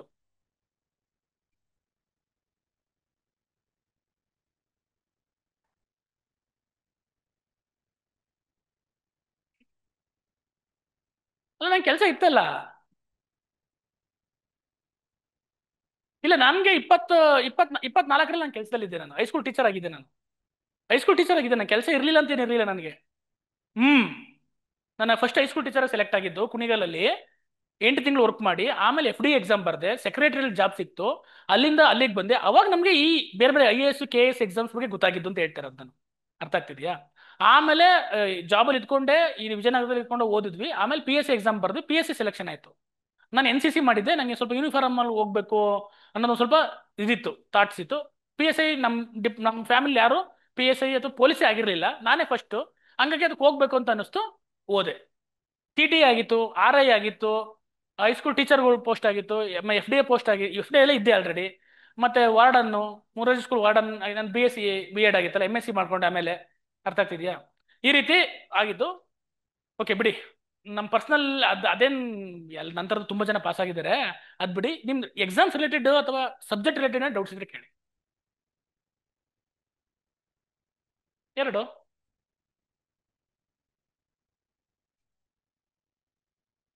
KS ಪ್ರಿಲಿಮ್ಸ್ ಮೈನ್ಸ್ ಓದಿದ್ರೆ FDA KPSC ಕಾಲ್ ಮಾಡಿ ಯಾವ ಎಕ್ಸಾಮ್ ಬೇಕಾದ್ರೂ ಬರೀಬಹುದು, ತಲೆ ಕೆಡಿಸ್ಕೋಬೇಡಿ ಅದ್ರ ಬಗ್ಗೆ.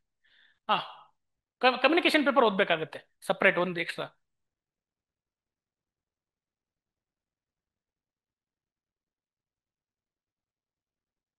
ಅಲ್ಲ, KSಗೆ ನೀವು ಒಂದು ಲೆವೆಲ್ಗೆ ಒಂದು ಫಸ್ಟ್ ರೆಫರೆನ್ಸ್ ಬುಕ್ ಓದ್ರಿ. ತುಂಬಾ ಟೈಮ್ ಇತ್ತು ಅಂದ್ರೆ 2-3 ಓದ್ಬೋದು. ನಾಲೆಡ್ಜ್ ಗೇನ್ ಆಗುತ್ತೆ, ತಪ್ಪಲ್ಲ, ರಾಂಗ್ ಅಂತೂ ಅಲ್ಲ. ನೀವು ಎಷ್ಟು ಓದ್ತೀರಾ ಅಷ್ಟು ನಿಮ್ಗೆ ನಾಲೆಡ್ಜ್ ಗೇನ್ ಆಗುತ್ತೆ. ಬಟ್ ಲಿಮಿಟೆಡ್ ಟೈಮ್ ಇರೋದ್ರಿಂದ ಅವ ಫಸ್ಟ್ ಒಂದಕ್ಕೆ ಸ್ಟಿಕನ್ ಆಗಿ, ಅದು ಮುಗಿಸಿದ್ಮೇಲೆ ನಿಮ್ಗೆ ಬೇಕು ಇನ್ನೂ ಓದಬೇಕು ಅನ್ನೋ ಟೈಮ್ ಇತ್ತು ಅಂತಂದ್ರೆ ಓದಿ. ಮ್ಯಾಂಡೇಟರಿ ಇಲ್ಲ. 24 ಅವರ್ಸ್ ಮುಗಿಸ್ಬೋದು.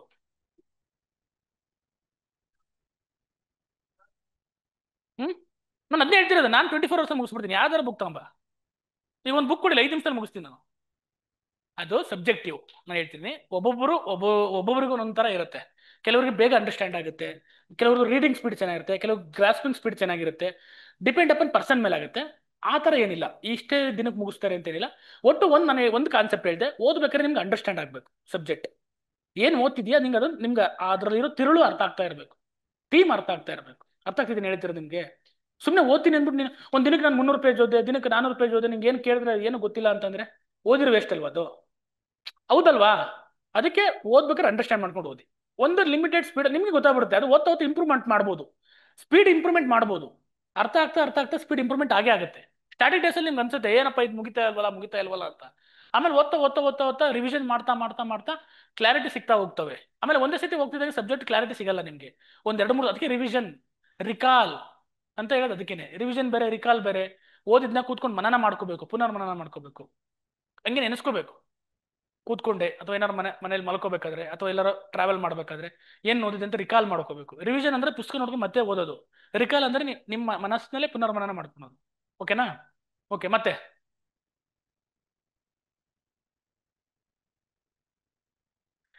PSI ಪ್ರಿಪರೇಷನ್, ನೀವು ಈಗ KSಗೆ ನೀವು essay ರೈಟಿಂಗ್ ಪ್ರಿಪೇರ್ ಆದ್ರೆ ತುಂಬಾ ಸಿಂಪಲ್. ಏನ್ ಗೊತ್ತಾ, ಮೇನ್ ಯಾಕೆ ಸ್ಕೋರ್ ಆಗಲ್ಲ ಅಂತಂದ್ರೆ ಪ್ರಾಕ್ಟೀಸ್ ಮಾಡಲ್ಲ. ಯಾಕೆಂದ್ರೆ ಅಲ್ಲಿ 90 ಮಿನಿಟ್ಸ್ ಅಲ್ಲಿ ನೀವು 3 ಸೆಗ್ಮೆಂಟ್ನ ಮುಗಿಸ್ಬೇಕು. ಒಂದು essay writing, translation, precis writing. Time management ಮಾಡಲ್ಲ, ಮತ್ತೆ ಎಫೆಕ್ಟಿವ್ ಆಗಿ essay ಬರೆಯಲ್ಲ. essay ಅಂತಂದ್ರೆ ಕಾಪಿ ಮಾಡ್ತಾರೆ ಯೂಶಲಿ. ಯಾರೋ 4 ಜನ ಯಾರೋ ಟಾಪರ್ಸ್ ಬರ್ದಿದ್ದಾರೆ ಅಥವಾ ಯಾವುದೋ ಒಂದು ಮ್ಯಾಗಝೈನ್ ಅಲ್ಲಿ ಬಂದಿರುತ್ತೆ, ಅದನ್ನ ತಗೊಂಡ್ಬಿಟ್ಟು ಏನ್ ಮಾಡ್ತಾರೆ, ಅದೇ ಆಸ್ ಇಟ್ ಇಸ್ ಬರೆಯಕ್ಕೆ ಹೋಗ್ತಾರೆ. ಅಲ್ಲ, essay ಅಂದ್ರೆ ಯುವರ್ ಪರ್ಸನಾಲಿಟಿ, ನಿಮ್ಮ ಪರ್ಸನಾಲಿಟಿನ ಮೆಜರ್ ಮಾಡುತ್ತೆ ಅದು. ನೀವು ಹೆಂಗ್ ಬರೀತೀರಾ, ನಿಮ್ಮ ನಿಮ್ಮ ಭಾಷಾ ಕೌಶಲ್ಯ ಹೆಂಗಿದೆ, ಮತ್ತೆ ನಿಮ್ಮ ಆರ್ಗನೈಸೇಷನ್ ಹೆಂಗಿದೆ, ನಿಮ್ಮ ಡಿಸಿಷನ್ ಮೇಕಿಂಗ್ ಇದೆ, ಒಂದು ವಿಷಯನ ಎಷ್ಟು ಚೆನ್ನಾಗಿ ನೀವು ಆರ್ಗನೈಸ್ ಮಾಡ್ತೀರಾ ಅನ್ನೋದನ್ನೆಲ್ಲ ಚೆಕ್ ಮಾಡ್ತಾರೆ. ಇದು PSI ನಲ್ಲಿ ತುಂಬಾ ಸಿಂಪಲ್ ಇರುತ್ತೆ. ತಾವು 600 ವರ್ಡ್ಸ್ ಅಲ್ಲಿ ಒಂದು essay 4-6 ಪೇಜ್ ಬರೆಯಕ್ಕೆ ಎಷ್ಟು ಸಿಂಪಲ್ ಆಗಿ ಬರಿಬಹುದು. ಬಟ್ ಪ್ರಾಕ್ಟೀಸ್ ಮಾಡ್ತಾ ಬರುತ್ತೆ. ಸ್ಕೋರ್ ಮಾಡೋದೇನಿಲ್ಲ, ನೀವು ಚೆನ್ನಾಗಿ ಒಂದು ಹ್ಯಾಂಡ್ ರೈಟಿಂಗ್ ಚೆನ್ನಾಗಿರ್ಬೇಕು PSI ನಲ್ಲಿ. ಎರಡನೇದು ಕಂಟೆಂಟ್ ಇರಬೇಕು. ನೆಕ್ಸ್ಟ್ ಫ್ಲೋ ಕರೆಕ್ಟಾಗಿ ಫಾಲೋ ಮಾಡಿರ್ಬೇಕು. ಪೀಠಿಕೆ, ಬಾಡಿ, ಕನ್ಕ್ಲೂಷನ್ ಇಷ್ಟಕೊಂಡು ಮಾರ್ಕ್ಸ್ ಬಂದೇ ಬರುತ್ತೆ. ಬಟ್ ಅದರಲ್ಲಿ ಕಂಟೆಂಟ್ ಫುಲ್ ಆಗಿರ್ಬೇಕಷ್ಟೇ.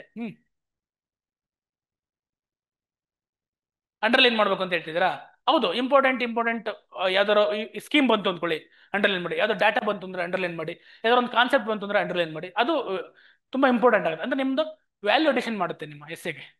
ಓಕೆನಾ? ನೆಕ್ಸ್ಟ್, ಮೆಮೊರಿ ಪವರ್ ಇನ್ಕ್ರೀಸ್ ಮಾಡೋದಕ್ಕೆ ಏನ್ ಮಾಡೋದು? ಏನ್ ಮಾಡೋದು? ಹಾ, ಜೋರಾಗಿ ಹೇಳಪ್ಪ. ಹಾ, ನೋಡು, ಒಂದು ಸಬ್ಜೆಕ್ಟ್ ಅಲ್ಲಿ ನಿಮ್ಗೆ ಮೆಮೊರಿ ಇಲ್ಲ ಅಂತಂದ್ರೆ ಅದು ಯಾಕೆಂದ್ರೆ ಇವತ್ತು ನೀನು ನನ್ನ ನೋಡ್ತಾ ಇದೀಯಾ, ಇನ್ನೊಂದು 10 ವರ್ಷ ಬಿಟ್ಟು ಬಂದು ನಾನು ನಿನ್ನ ಹತ್ರ ನಿಂತ್ಕೊಂಡ್ರೆ ನೀನು ನಂಗೆ ನೆನಪಿರ್ತೀನ? ಇರಲ್ಲ. ಅದೇ ನಾನು ಪ್ರತಿದಿನ ನಿನ್ನ ನೋಡ್ತಾ ಇದ್ರೆ ನೆನಪಲ್ಲಿರ್ತೀನಿ.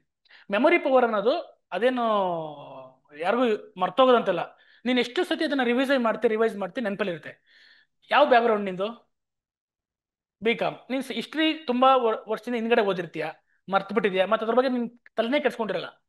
ಈಗ ನೀನು ಹಿಸ್ಟ್ರಿ ಓದ್ಬೇಕಾದ್ರೆ ನಿನಗೆ ಅದು ಅನಿಸ್ತಿರುತ್ತೆ, ಹಿಸ್ಟ್ರಿಗಳಲ್ಲಿ ಇದೆ ಮರ್ತೋಗುತ್ತೆ. ನನಗೂ ಅದೇ ತರ ಫೀಲ್ ಆಗ್ತಿತ್ತು. But number of time revision ಮಾಡಿದ್ರೆ ಮಾಡಿದಾಗ ಏನಾಗುತ್ತೆ, ಈಗ 8057 ಅಂದ್ರೆ ನಂಗೆ ಮರ್ತೇ ಹೋಗಿರಲ್ಲ. ಯಾಕೆಂದ್ರೆ ತುಂಬಾ ಸತಿ ಕೇಳ್ಬಿಟ್ಟಿರ್ತೀವಿ ಅದನ್ನ. ಅದು ನೆನಪಲ್ಲಿ ಇದ್ದೇ ಇರುತ್ತೆ. ಅರ್ಥ ಆಗ್ತಿದ್ಯಾ? ಅದು ಮೆಮೊರಿ ಪವರ್ ಅಂತ ಏನಲ್ಲ. ತುಂಬಾ ಸತಿ ರಿವಿಷನ್ ಮಾಡಿದಾಗ ಮರ್ತೋಗಲ್ಲ. ಮೆಮೊರಿ ಲಾಸ್ ಅಂದ್ರೆ ಬೆಳಿಗ್ಗೆ ಏನ್ ತಿಂಡಿ ತಿಂದೆ ಅನ್ನೋದೇ ಮರ್ತೋಗ್ಬಿಟ್ಟಿರುತ್ತೆ. ಗೊತ್ತಾ? ಪಕ್ಕದಲ್ಲಿ ಯಾರು ಕುತ್ಕೊಂಡವ್ರೆ ಅಂತ ಈಗ ಎದ್ದೋಗಿ ಕೇಳಿದ್ರೆ ಮರ್ತೋಗಿರುತ್ತೆ. ಅದು ಮೆಮೊರಿ ಲಾಸ್ ಅಂತ ಹೇಳ್ಬೋದು. ನಿಮ್ಗೆ ರಿವಿಷನ್ಸ್ ಇಂದ ಇಲ್ಲದ ಮೆಮೊರಿ ಪವರ್ ಅಲ್ಲ ಅದು. ಅದಕ್ಕೆ ಯೋಗ, ಧ್ಯಾನ, ಫಿಸಿಕಲ್ ಫಿಟ್ನೆಸ್ ಮೇಂಟೈನ್ ಮಾಡಬೇಕು. Daily 1 hour physical fitness, anything, any activity, sports, gym, running, anything. ಈಗ PSI ಓದ್ತಿರ್ತೀರಿ, ನೀವು ಮಾಡ್ತೀರ, ರನ್ನಿಂಗ್ ಓಡೋ. ಫಿಸಿಕಲ್ ಎಕ್ಸಾಮ್ ಪ್ರಿಪೇರ್ ಆದಂಗೆ ಆಗುತ್ತೆ, ಬಾಡಿನೂ ಚೆನ್ನಾಗಿರುತ್ತೆ. ಮತ್ತೆ ರನ್ನಿಂಗ್ ಎಲ್ಲ ಓಡಿ ಒಂದಷ್ಟು ಪುಷಪ್ ಗಿಸ್ ಹೊಡೆದು ಪುಲಪ್ಸ್ ಎಲ್ಲ ಹೊಡೆದು ಒಂದು 10 ನಿಮಿಷ ಕೂತ್ಕೊಂಡು ಕಾನ್ಸಂಟ್ರೇಟ್ ಮಾಡಿ ಧ್ಯಾನ ಮಾಡು. ಫೋಕಸ್ಡ್ ಆಗಿರ್ತೀಯ. ಮತ್ತೆ ಡಿಸ್ಟ್ರಾಕ್ಷನ್ಸ್ ಆಗ್ತಿರ್ತವೆ, ಕೆಲವು ಡಿಸ್ಟ್ರಾಕ್ಷನ್ಸ್ ಇಂದ ಅವಾಯ್ಡ್ ಮಾಡು. ಮೊಬೈಲ್ಸ್ ಆಗಿರ್ಬೋದು, ಸೋಷಿಯಲ್ ಮೀಡಿಯಾ ಇಂದ ಇರ್ಬೋದು. ಕೆಲವು ನಿಮ್ಗೆ ಸುಮ್ಮನೆ ನೆಗೆಟಿವ್ ಜನಗಳಿರ್ತಾರೆ, ಅವ್ರ ಜೊತೆ ಇಂದ ದೂರ ಇರೋದು. ಪಾಸಿಟಿವ್ ಬುಕ್ಸ್ ಓದೋದು, ಒಳ್ಳೆ ಫ್ರೆಂಡ್ಸ್ ಜೊತೆ ಡಿಸ್ಕಸ್ ಮಾಡೋದು, ಹೆಲ್ತಿ ಡಿಸ್ಕಷನ್ ಮಾಡೋದು. ಈ ತರ ಮಾಡ್ತಾ ಇದ್ರೆ ಆಟೋಮೆಟಿಕಲಿ ಮೆಮೊರಿ ಪವರ್ ಇದ್ದೇ ಇರುತ್ತೆ, ಯಾರಿಗೂ ಮರ್ತು ಹೋಗಲ್ಲ. ಅದೆಲ್ಲ ಸುಳ್ಳು. ಮೆಮೊರಿ ಪವರ್ ಇನ್ಕ್ರೀಸ್ ಮಾಡಕ್ಕೆ ಅದೊಂದು ತಿನ್ನೋ, ಲೇಹ ತಿನ್ನೋ, ಲೆಮನ್ಗೆ ಇದನ್ನ ನೀರಿಗೆ ಲೆಮನ್ ಹಾಕಂಗ್ ಕುಡಿ, ಅವೆಲ್ಲ ಏನು ಇಲ್ಲ. ಗೊತ್ತಾಗ್ತಿದ್ಯಾ? ಅದೆಲ್ಲ ಸುಳ್ಳು, ಸುಮ್ಮನೆ ಕಾನ್ಸೆಪ್ಟ್. ಅರ್ಥ ಆಗ್ತಿದ್ಯಾ? ನೀವು ನಂಬರ್ ಆಫ್ ರಿವಿಷನ್ ಮಾಡೋ ನೆನಪಿದ್ದೇ ಇರುತ್ತೆ, ಯಾವುದು ಮರ್ತೋಗಲ್ಲ. ನೀನು ಅದನ್ನ ಒಂದ್ಸತಿ ಓದಿದಂಗೆ ಯಾರಿಗೂ ನೆನಪಿರಲ್ಲ. ನೋಡಿ ಹೇಳ್ತೀನಿ ಕೇಳ, ಮೆಮೊರಿ ಪವರ್ ಹೆಂಗ್ ಗೊತ್ತಾ? ಹಿಂಗೆ ಒಂದು ಸೈಕಾಲಜಿಲಿ ಬರುತ್ತೆ. ಇದು 100% ಅಂದ್ಕೊಳ್ಳಿ. ನೀವು ಏನಾದ್ರು ಓದಿದ್ದು, ಇದು ದಿನಗಳು, ಟೈಮ್. ನೀನು 100% ಓದ್ತಿರ್ತೀಯ ಅನ್ಕೋ. ಆಯ್ತಾ? ಇಲ್ಲಿ ಓದಿರ್ತೀಯ ಯಾವ್ದಾದ್ರು ಒಂದು ಸಬ್ಜೆಕ್ಟು, ಅದು ದಿನಗಳು ಆದಂಗೆ ಏನಾಗುತ್ತೆ, ಮರ್ತಾ ಹೋಗುತ್ತೆ. ಒಂದದು ಸ್ಟ್ಯಾಗ್ನೆಟ್ ಆಗ್ಬಿಡುತ್ತೆ. ಗೊತ್ತಾಗ್ತಿದ್ಯಾ? ಟೈಮ್ ಓದಂಗೆ ನೀವು ಮತ್ತೆ ಅದನ್ನ ರಿವಿಷನ್ ಮಾಡಿದಾಗ ಮತ್ತೆ ಏನಾಗುತ್ತೆ, ನೆನಪಾಗುತ್ತೆ. ಮತ್ತೆ ನಿನ್ನ ಅದನ್ನ ಬಿಟ್ಟೆ ಮತ್ತೆ ಅದು ಡಿಕ್ರೀಸ್ ಆಗ್ತಾ ಬರುತ್ತೆ ಮೆಮೊರಿ. ಇದು ಇಷ್ಟೇ ಸಿಂಪಲ್. ನೀವು ಎಷ್ಟು ಸತಿ ರಿವಿಷನ್ ಮಾಡ್ತೀರಾ ಅದು ಮೆಮೊರಿ ಪವರ್ ಇದ್ದೇ ಇರುತ್ತೆ. ಓಕೆನಾ? ಓಕೆ, ಲಾಸ್ಟ್ 2 ಡೌಟ್ಸ್ ಇನ್ನ. ಹಾ,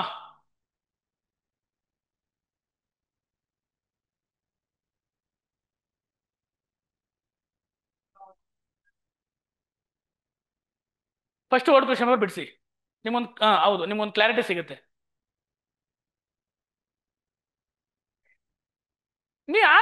ಆನ್ಸರ್ ನಿಂಗೆ ಗೊತ್ತಿರಲೇಬೇಕು ಅಂತ ಬೇಡ. ನೀ ಆನ್ಸರ್ ಮಾಡಕ್ಕೆ ಹೋಗ್ಬೇಡ. ಯಾವ ತರ ಕ್ವಶನ್ಸ್ ಬರ್ತಿದೆ ನಾನು ಅದನ್ನ ಹೇಳಿದೆ. ನೀವು ಲೇಟಾಗಿ ಬಂದ್ರ ಅದಕ್ಕೆ ನಿಂಗೆ ಕನ್ಫ್ಯೂಸ್ ಆಗುತ್ತೆ. ಇದೆ ವಿಡಿಯೋ ರೆಕಾರ್ಡ್ ಆಗಿರುತ್ತೆ, ಕೇಳು. ಅದರಲ್ಲೇ ಅರ್ಧ ಗಂಟೆ ಹೇಳಿದ್ದೀನಿ ಅದ್ರ ಬಗ್ಗೆನೆ. ಅಂದ್ರೆ ಯಾವ ತರ ಕ್ವಶನ್ ಪೇಪರ್ ಅನಾಲಿಸಿಸ್ ಮಾಡಬೇಕು, ಏನಕ್ಕೆ ಮಾಡಬೇಕು ಅಂತ ಹೇಳಿದ್ದೀನಿ. ಬೇಕಾದ್ರೆ ನೋಡಿ ಆಮೇಲೆ. ಓಕೆನಾ? ಡನ್. ಮತ್ತೆ ಲಾಸ್ಟ್ ಕ್ವಶನ್.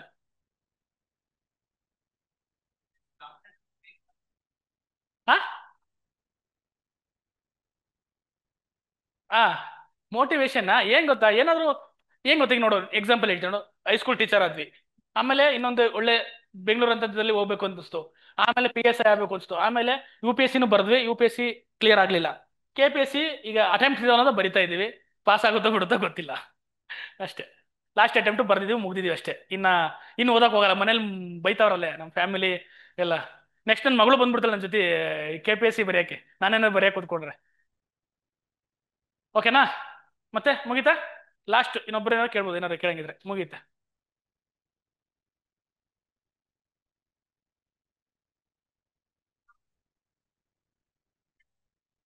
ಒಳ್ಳೆ ಕ್ವಶನ್ಸ್ ಕೇಳಿದ್ರು, ವೆರಿ ಗುಡ್.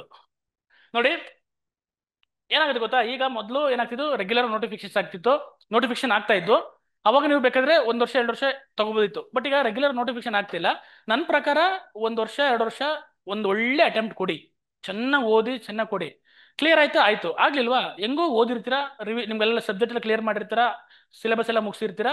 ಅವಾಗ ಏನ್ ಮಾಡಿ, ಒಂದು ಯಾವ್ದಾದ್ರು ಪಾರ್ಟ್ ಟೈಮ್ ಜಾಬ್ ಮಾಡ್ಕೊಂಡು ಆ ಟೈಮ್ನ ಯುಟಿಲೈಸ್ ಮಾಡ್ಕೊಂಡು, ಮನೆಯವ್ರಿಗೆ ಬರ್ಡನ್ ಆಗ್ದಂಗೆ, ಫ್ಯಾಮಿಲಿಗೆ ಬರ್ಡನ್ ಆಗ್ದಂಗೆ ಒಂದು ಪಾರ್ಟ್ ಟೈಮ್ ಜಾಬ್ ಮಾಡ್ಕೊಂಡು ಕಾಂಪಿಟೇಟಿವ್ ಎಕ್ಸಾಮ್ಸ್ಗೆ ಓದೋದು ಒಳ್ಳೇದು ನನ್ನ ಪ್ರಕಾರ. ಓಕೆನಾ?